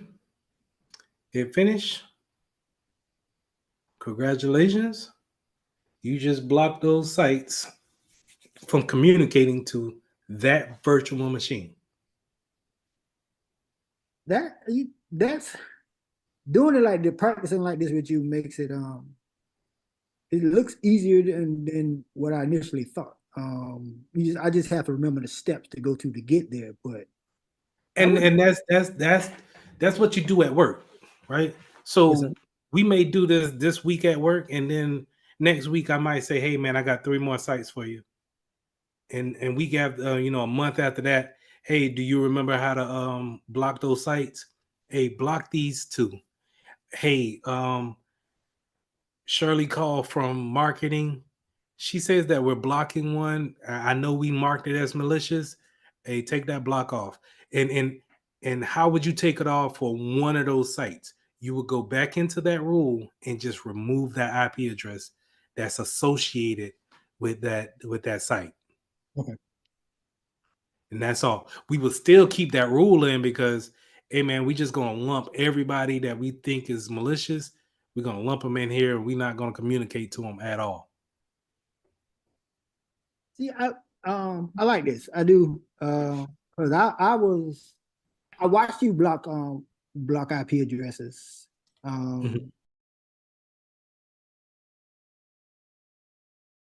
Lesson 12, implementing host security solutions. So we're going to talk about some firmware upgrades that we need to do, making sure our endpoints on our desktops, our laptops are secure. And we're also going to talk about embedded systems when it comes to security for them.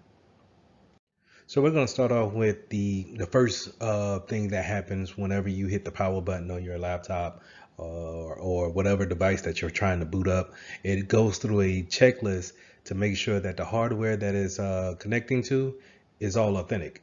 And we call this the root of trust. So with every manufacturer, whenever they put a motherboard together, you want to make sure that everything is what is there that's supposed to be there and nothing is foreign to implementation. So in order to make sure that every hack is not done software wise, it may come down to someone putting an extra chip on your motherboard in order to route back traffic or information. So we want to make sure that the root of trust is checked and make sure that it is up to date when it comes to the firmware side of things, and making sure that it stays secure. So whenever we do boot up our systems, we can see if anything has changed. So what I want you guys to understand is that we do have different ways that we can boot into our systems. We can use a secure boot and a measure boot. And while these things are important, is rarely used in the real world. What I want you to really focus in on, and when it comes to your firmware or your secure boot, is getting to your firmware, making sure that it's up to date. Just in case when we're running regular operations and security, sometimes we may see how a manufacturer says, hey, we have put an update out for the firmware on these different devices, and we just might have those devices in our network. So we want to make sure that we can get to that boot up page and update those firmware as much as possible, because a lot of times the firmware page is so quick to where we really don't think about updating it or making sure that it's secure. We just go right to our OS. So I want you guys to really make sure that you keep an eye out for any type of vendor update. Keep an eye out for firmware updates, and making sure that you can get to your firmware page and then upload the latest update. Now, in some cases, you'll see where IT departments secure and encrypt the whole hard drive that's on a device. And while this is good, it also serves some problems when it comes to efficiency, when it comes to workload, or someone setting up the laptop really in a quick situation and then having to log in once for the encryption of the hard drive, and then log in twice to actually get into the PC, and maybe log in again to get to the VPN. So you can see how this can be cumbersome. But when we're talking about very sensitive information, encryption of the whole hard drive could be a thing that we want to do, just in case we're doing a lot of traveling. Let's say we're working for the government and we encrypt that hard drive because we're going to a lot of out of the country places, and let's say if we leave the laptop on a plane. Now if it's unencrypted, then someone can run a password cracker on the login screen, hopefully get in, and then look at all the information that we have there. But if it's encrypted from the hard drive standpoint, then they have to know that password first in order to get the keys, in order to unlock that encryption to get into it. So as we working in the security department or IT, we're going to deal with a lot of vendors. There's no way around it unless you just have everyone that really kind of does everything in your shop.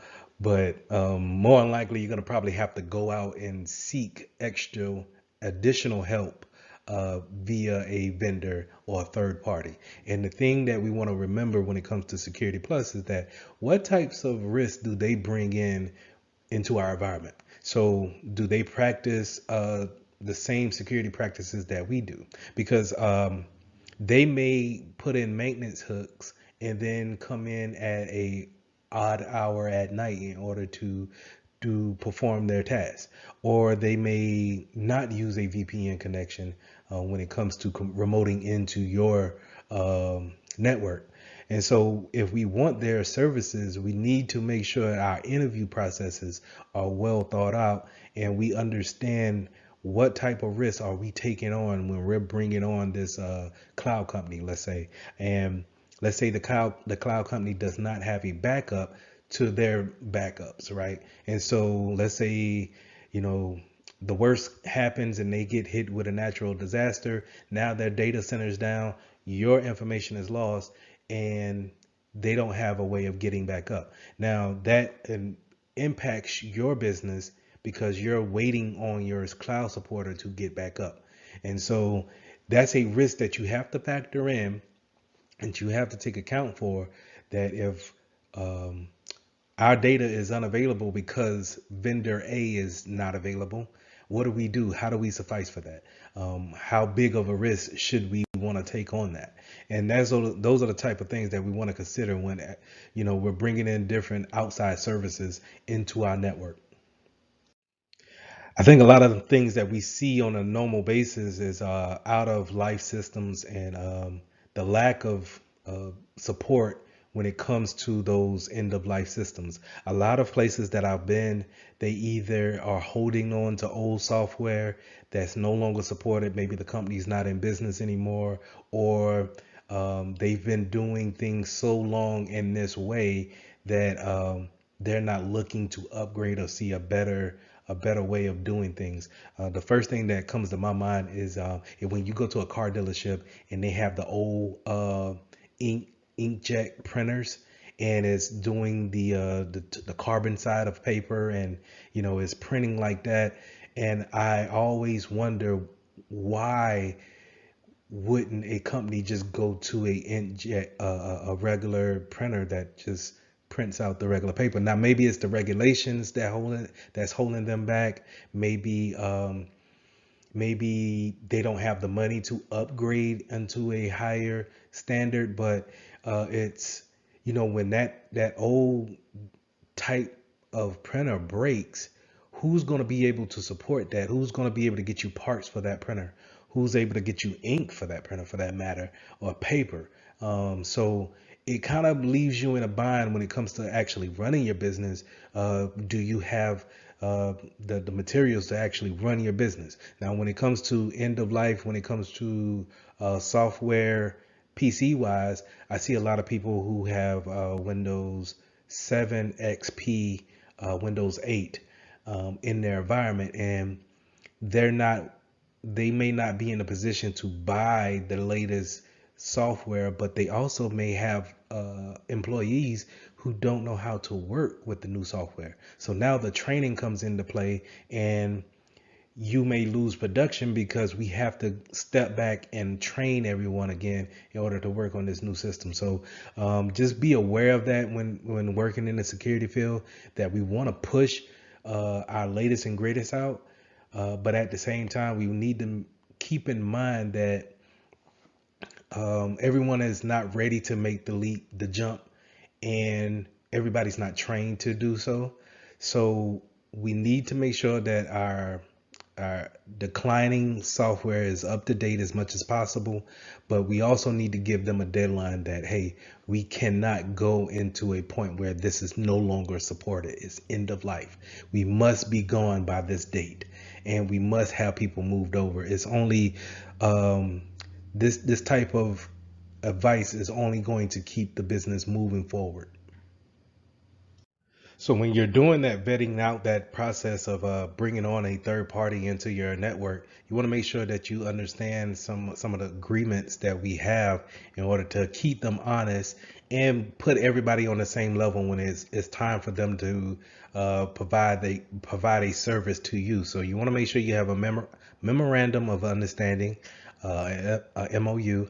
If you're dealing with something secretive, or we have some type of trade secrets, or we have some information that we don't want disclosed to the public, we may want to have a NDA. And the NDA, you have them sign it, and then we can give them the information of what we do on a daily basis. So if we have our competitors all of a sudden know our ingredients to our secret cookies, then we could say, hey, it was probably these vendors who we've been interviewing in order to know this type of information. Now, you also want to know about the service level agreement. What type of services are they going to provide, and what time frame are they going to provide it? So if we use them for a call center actions, is it going to be 24 hours? How long would they respond to an emergency? Things like that. We can all be on the same level of understanding when it comes to what they're actually bringing to the table. So creating a host hardening process is usually comes with taking off applications that we don't necessarily use, only giving permissions where necessary, and making sure that we we reduce the attack area for the attacker as much as possible. And what I mean by that is that we are just not giving our users the desktop or laptop straight out of the box and everything is enabled and they can do whatever they want. That's a good way of having a large landscape of things that a hacker could go in and take advantage of, such as Bluetooth, or certain ports may be open. We may have applications that we never use on our laptop that may become vulnerable because of end of life just happened for that company that's not in style anymore, and we haven't changed that application because for whatever reason, and so we haven't did a rollout to actually roll back that application and take it off people's machines, and so it's just sitting there, just not bothering anyone. But if someone was to get into the network, get onto that host and see that application, then they can say, oh, you know what, that host has been vulnerable for such and such. Let's take advantage of that and see what we can get. That's what, we can eliminate by having a hardening process. We have a checklist of things that we want to go through and make sure that we manipulate on our devices to make sure that we close down things that we don't need, making sure that it becomes a harder attack vector for the hacker. Now, to kind of go into different types of software and different configuration factors that we want to go into that hardening process, is having a baseline of configurations, and also when it comes to the registry too. We can use software that keeps a baseline of applications on our network. These softwares, they look at everyone that's on the network and they see if you added a application or some type of let's say code or a different type of agent onto your machine, that it could roll back unto a known good state and say, hey, it uninstalled that application that you installed yesterday because that's not our baseline. And in order to keep things on a level playing field and to make sure that no one is bringing in new attack vectors, I'm going to roll back to our baseline configuration, and you're going to start doing your work today because I've given you everything that you need to do your job. Another important part about host management is making sure that we have patch management. So think about every device that we have on the network. needs to be patched and updated with the latest firmware, as well as OS patches and application patches, um, pretty much monthly on a monthly basis. And so making sure all these things are up to date and that we're not introducing any type of vulnerabilities because of the lack of patching is very important. Now, when you think of patching, I want you to think these are known vulnerabilities that are looking to be fixed through patches. When Microsoft gives you the warning and says, hey, it's time to patch your machine or update your machine, it's saying to you, hey, we noticed that there's something uh, bad with your machine to where a hacker could take advantage of and get information from you. Please apply this update and that will solve that issue. That happens on a monthly basis. Now, to your knowledge, we will always have patches. There will be no end to that. OSs is millions and millions of codes, lines of code, and so there's a good chance that someone's going to catch something every month if we have enough eyes to look at it. And so that's why we have different types of vulnerabilities coming out. That's why we have different patches coming out. But it's our jobs as security professionals to make sure that we patch those devices as quick as possible. Now, you heard me talk about some agents that we could put on our desktop or our laptop, and those agents talk back to some type of console in order to bring a service. In this case of hardening or keeping our endpoints protected, we want to make sure that we have antivirus malware protection on our PCs, and 9 times out of 10 that they're going to probably do a IDS and a IPS function. So remember, IDS is intrusion detection, and IPS is intrusion prevention system. And so these the antivirus will be able to detect, and it's also be able to prevent by blocking the virus. Right now, we also want to have something kind of like a DLP agent where it will see if any sensitive information is leaving uh, our laptop, and we want to make sure that it can be put in place too to detect it as well as prevent it from actually happening. So having these endpoint agents on our PCs is probably something that we want to put into our baseline configurations and making sure that they are up to date as well. So all these things we want to take into consideration when it comes to having patches and making sure that we are protected overall when doing our daily tasks. Now, as antivirus has evolved over the years, it still is lackluster in some type of way of actually containing a spread or a outbreak of a virus. So we have these things called EDR protections, and this is where we have more functionality when when it comes to an attack, and we can actually isolate. Devices on our network from being contacted from any other devices. So whenever our SOC, our security operations center, they contact us and say, hey, PC 123 is actually showing signs of this, that, and the third, we can use our EDR system to isolate it, basically kind of put it in its own silo within the network. Therefore, it cannot reach out to other PCs and affect them. But we can have a secure connection only to that PC in order to see what's going on with it and see if we can eradicate the problem before it gets out of control. So when we're talking about antivirus, more likely we're going to talk about a signature-based software that's going to download code that's similar to the malware that came onto the computer or would be coming onto the computer. They take this database that they download, these signatures, and they compare it to whatever files that you download or you add to your system. And then if they match, then they will flag it as a virus and quarantine it or delete it altogether. So this is what we mean by signature based antivirus. Now, heuristic is getting a baseline to what's normal, and then anything that's abnormal, we will flag it as being malicious.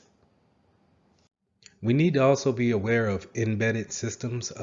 These are things that could be low powered Internet of Things, things that we could just plug into our PC and maybe get some extra functionality out of them. I like to think of a smartwatch or kind of like a, not necessarily an Apple Watch because that has a lot of functionality, but let's say like a Garmin watch or a Fitbit. These kind of embedded systems, they can get attached to our network and then maybe transfer some things back and forth. So we need to be mindful of those and see if we need to actually put on more security by locking down our USB ports and not allowing them to connect to our end devices. Now, in the cities, you have these industrial control centers or systems, and these are things that's in place that's controlling some type of, let's say, water system that the city uses to give everyone a clean system of water. Now, these systems that control these mechanic operations, they are not your typical, Windows 11 or latest iOS product. It is a old operating system that can't take any type of update. There hasn't been any code to update them.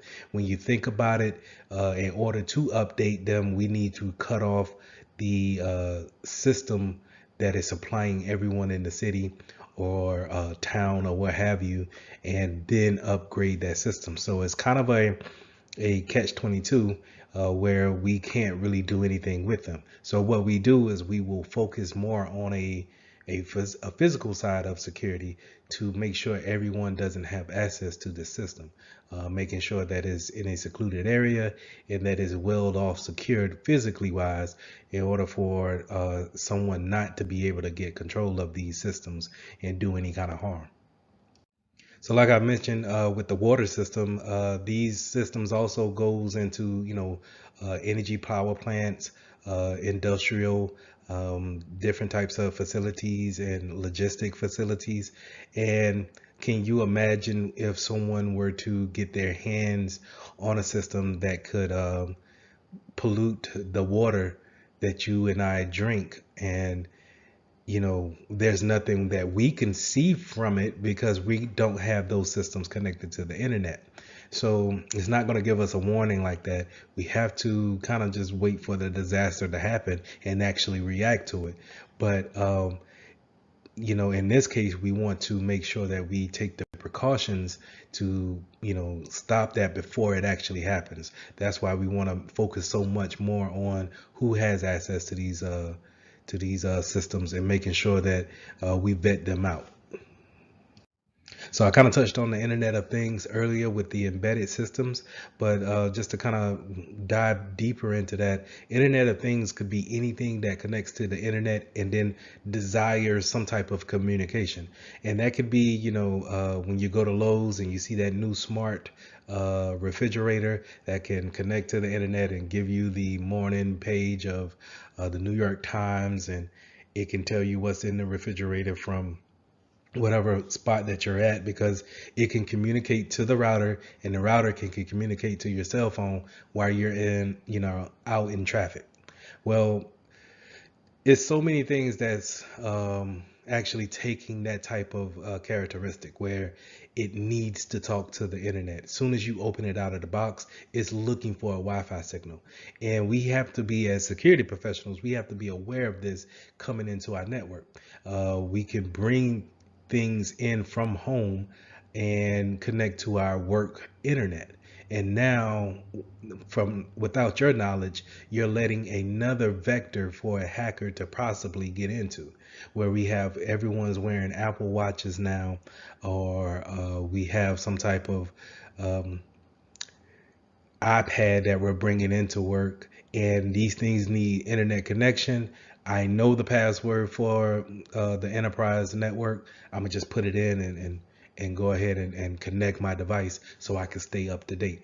But like I said, these things bring in vulnerabilities also, because if we really think about it, who's actually have a up-to-date iPad or Apple Watch, or even headphones for that matter. And are we teaching our users to update these things before they actually bring them in and connect to our network? So other endpoints that we may have is different types of products that we actually need to do business. And I talked a little bit about how car dealerships had old printers that needed to you know, print on old carbon paper. And those printers, 9 times out of 10, are sitting on the network. We also have VoIP phones that are voice over IP, using those as telephone devices. So we have different um, devices that we have not only with our iPads and our device laptops. We also have different types of keypads that we may use in order to give extra functionality to our actual business. But the thing with that is that we want to take those things into consideration when it comes to security. Yes, your laptop is secure, but what about the keypad that we use for our customers to actually key in their social security number or key in their PIN number to their bank card? Have we updated the software on the keypad? Have we updated the software on our phones? And making sure that no one can see the traffic coming in and out of that. In today's world, we're doing more things with cameras, and those cameras are able to upload the video directly to the internet or to your favorite social media site as soon as you hit stop. So those things, again, they connect to the internet, and then they're able to send traffic out as soon as possible.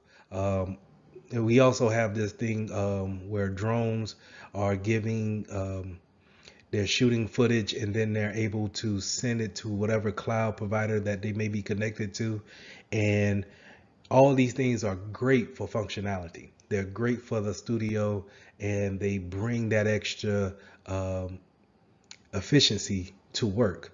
But when it comes to a security side of it, and it comes to someone looking into hacking your network, these are open vulnerabilities flying around in the sky. And then, if we forget to patch those things, or we forget to change the default passwords on those devices, then we stand a chance of being compromised just by having extra functionality in our workforce. One field that we don't want to overlook is the medical field when it comes to different types of devices and what they can do, from everything from thermometers to heart pacemakers, I'm sorry, or ear aids. These are different devices that could be have embedded systems in them, or they can be so smart to where they want to talk on the internet. And so we need to make sure that especially in the medical field, that we take accountability of these things, because we don't want different devices going into surgery and having a chance of, soon as it hasn't been turned on in so many months because it's not necessarily used on a daily basis, but since we have this surgery today, we're going to use this type of device. And now once it turns on and someone's they're getting ready to have surgery, and now it goes into a reboot because it's updating automatically. We need to make sure that we have those things already ready to go. We take an accountability of these devices, and that we have them ready to go to avoid situations like that. So like I've been saying before through this whole class, is that we want to make sure that we take accountability of them and know that they need to be patched at some point in time, or to make sure that we are up to date, and maybe they don't need to be patched for the next 4 years. But it's the fact that we're at a point now to where we know what firmware that needs to be updated, or if it's good to go for the next however time. And we probably need to check these things on a quarterly basis, every 3 months, and make sure that nobody's came out with a new update. And if you're talking about a OS, a normal operating system, we want to make sure we patch those things on a monthly basis. Or if not, if it's severe enough, we probably want to patch those things as soon as we learn about the patch. Okay, so just making sure that we take an accountability of those embedded systems, because again, those are gateways that we may not be aware of coming into our network. So the key points to review. In this lesson, we went over firmware and we went over patches. That's mainly what we went over and over in each slide. But it was also, we also touched on endpoint security when it came to our devices. What things do we bring into the network? How can these things communicate with our routers and our other devices that we have on the network? How do we provide security for those things? And for most cases, having a patch for them is probably our best choice to have them patched and up to date. Could be our best choice when it comes to providing security for our endpoints. So lesson 13, let's start talking about secure mobile solutions. How do we put mobile devices in our network? How do we make sure they're secure as possible? And how do we manage those products? When it comes to the Security Plus, you want to know this about mobile devices is the deployment models. And the most popular one to be familiar with will be bring your own device. And that's when your employer is going to allow you to bring in whatever mobile phone and mobile phone carrier who you're with. And you're able to take that device and then connect to the internal network. And so we already went over how important the internal network is, but now for me to let you bring in a outside device and put it onto our network, I'm opening myself up to any kind of vulnerabilities that you may have on your device. So you have some places that go about this model because it cuts costs, right? But some others may issue you a phone. Um, they may tell you to choose your own phone. So they may have different carriers and they tell you to pick between an Android or iPhone or what have you. So different types of deployment models, but the one that we really want to focus in on is bring your own device. That's the one that poses the biggest risk, in my opinion. Being able to let you just bring in whatever phone that you have, and now you can open up business documents on your phone. Now, whenever we're introducing mobile devices, we want to have some type of management system that can control the type of applications that we have on there, what type of patches that we want to push out.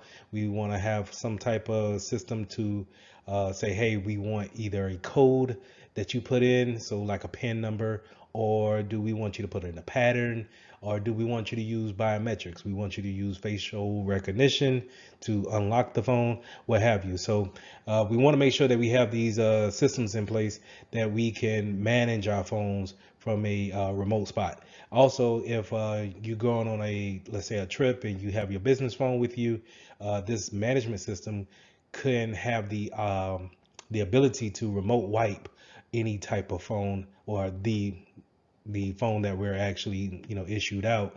We can remote wipe just in case one of our clients, our users, loses that phone for whatever reason. We can send a signal to it, so instead of someone hacking into it, we can remote wipe that phone out.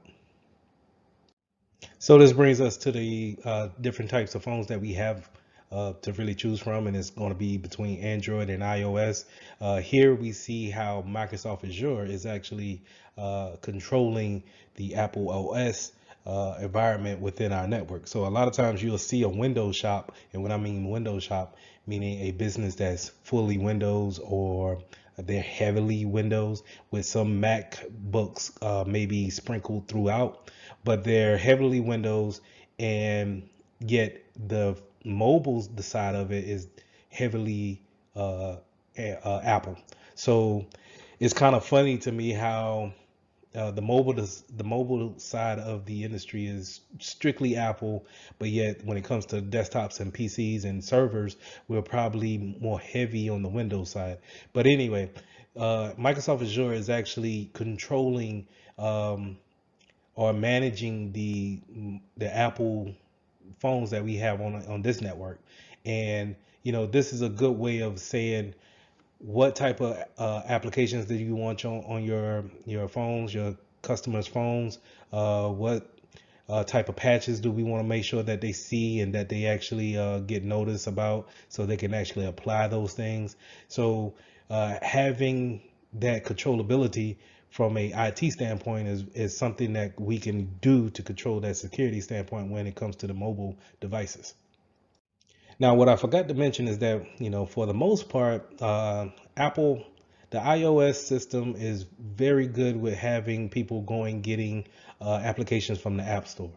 Um, where, on the other hand, in the Android community, is not necessarily as, I want to say, as secure to get a good a good application from the Google Store, so to say, for your Android device. And the reason why I say that is that Android gives you a lot of playroom when it comes to the developers side of things. So if you ever notice how iOS is very structured, is pretty much cookie cutter based for every phone that you see. So if you know how to work a iPhone 4, you will have no problem with the 12 or 13. It's pretty much the same thing. Maybe some features that we may not know of, but it doesn't take much to figure them out and then actually use them in your day-to-day activities. Whereas in the Android gives so much leeway and play for the developers to customize their applications as well as the OS, is that you can easily get something that may have a lot of vulnerabilities in it from the App Store. And that's a downfall to me. That's a downfall for Android, but I love the customization of it. But that's me being my own opinion. But in the enterprise, we want to make sure that we understand from a security standpoint that this customization to our applications and to our phones may pose a threat, right? And so we want to make sure that we have some type of software that can also, not only if we have Apple devices in our environment, that they can talk to Apple as well as Android as well, and making sure that we can push out those patches and making sure that we keep that management console around those devices. So, like I said, to reiterate what this control panel or this control system is going to do, we can put passwords in and we can customize the password to, are we gonna go 6 digits or 4 digits? Are we doing a pattern where we draw out a pattern with our finger? Are we doing passwords in a combination of PIN? So I think the latest one that I've seen is they want you to do numbers as well as letters for your login PIN. Um, Now, biometrics is a good one to use, I believe, in my opinion, but it could be kind of scarce around individuals who don't want to use biometrics or don't want to have their face um, embedded, quote unquote, into the phone to have it memorized or to remember your face or fingerprint. So you may get some pushback on the biometrics, and you might have to rely on the PIN and the password in order for your users to use their devices. But it will behoove you to actually implement one of the other, if not two, in order to have a multi-factor when it comes to your mobile devices. So, like I stated before, that kill switch, the remote wipe, having that feature is very good when it comes to having someone in your environment that travels a lot, uh, and they are keeping a business phone on them or a tablet, and they maybe late night or late flight, and they leave their mobile device on a bus or on a plane. And so now, whenever they report back to you and say, "Hey, I lost my phone on the plane. What do we need to do?" You can go ahead and go into your mobile management system and send out a remote wipe signal to that phone. And once that phone checks in with the antenna, or I'm sorry, the satellite, it will receive the command and then process the remote wipe process for that phone. And now, whenever someone gets it, They may have the phone and they may have something that's wiped and clean already, but at least they're not giving up any kind of business information, right? Sometimes you might want to put a full disk drive encryption on your mobile devices. So I think in the other class I mentioned how we will want to encrypt the whole hard drive on your laptop, just to kind of ease our notion of any type of lost device. And then once it's lost, then let's say I lost it in a place where it cannot reach the satellite, and therefore it can't get the remote wiping signal in order to wipe. And so now it's just pretty much open. But if I have put a full encryption on it, then that person, whoever may seize it, they gotta know the key or the password in order to get past that first layer of the fence in order to see the contents of the mobile device. Now, in the conjunction of having a remote wipe session or feature, you can have location services on there as well. So tracking the phone, tracking the tablet is also a good way of keeping up with it, seeing exactly where it did someone leave it there, or if it's out of the reach of whoever was responsible for it. So geolocation and then geofencing and geotagging will fall into this category, and that's basically putting a tracking device on that mobile device, making sure that it, once it talks to the satellites in space, right, it's talking to those satellites, it's getting a geographical location on it, and then reporting back to that management server that we are using to actually manage our mobile devices. So just keep in mind that you've seen this thing before. If you ever have used the Android and it says find my phone, more than likely it's sending out a Bluetooth signal to that phone to actually find it. That's kind of a low grade point of it, but a better example would be Find My iPhone for the Apple products, and that's going to have you log into a management type of a console, right? Your Apple ID, you use your Apple ID to log into your account, and then once you want to see where that iPhone is exactly what you see here on this slide, where it shows you a map and it shows you the geolocation of where your iPhone or iPad is at. So application management, it's important to understand what's the baseline of our phones. Do we want our users to put any type of application on their phone, or do we want to keep it to business only applications? And I think the first thing we want to do is just put that out in the policies first of what's accepted and then what we will not accept, because every application is not meant to be used on a business phone, in my opinion. So we want to set the baseline for it first, but then we want to use our management system to actually, if we want to roll back any type of add-on applications to it, or maybe restrict any type of download of unauthorized apps. So we want to make sure that we lay a baseline and then we let our users know, hey, you can put bank applications on your phone, but we're going to refrain from using any kind of social media applications on our phones. And the reason why we want to do that is because, and especially for that actual scenario when it comes to not letting someone use social media applications on their phone, is because it comes down to content management, right? If we're able to look at different types of business emails on our phones and then mistakenly upload those things to a social media platform, then we are essentially leaking out information into the outside world, the public, right? That's what I'm trying to have you see when it comes to data loss, is that it's almost like an imaginary line around the business that I want you to think about, but the different ways that data